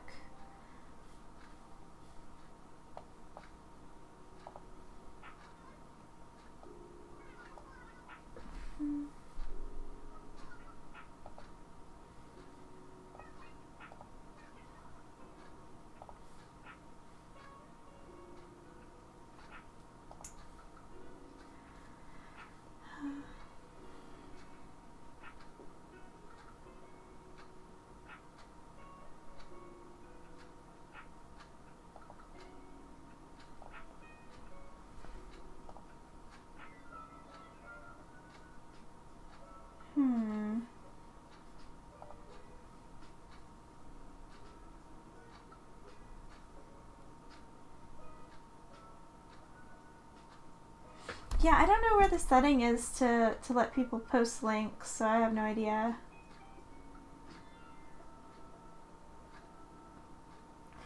Yeah, sorry.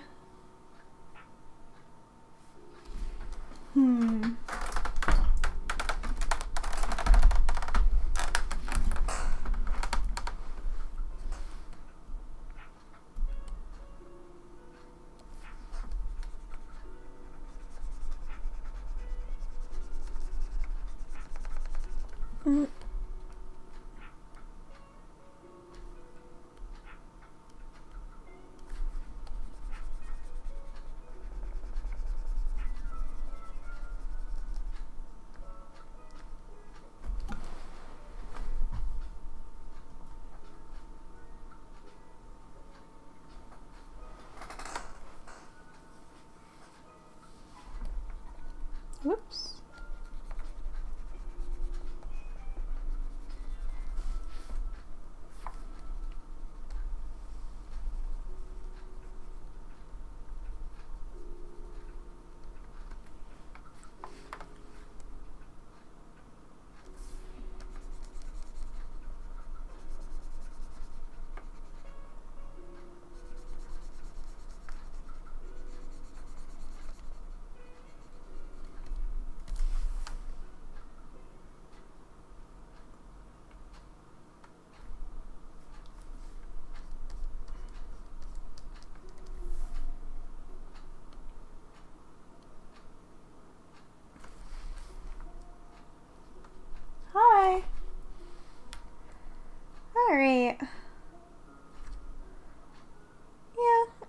don't know. That's probably good.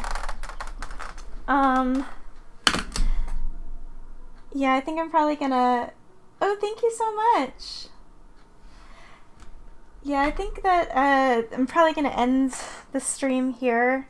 It's been about 7 hours.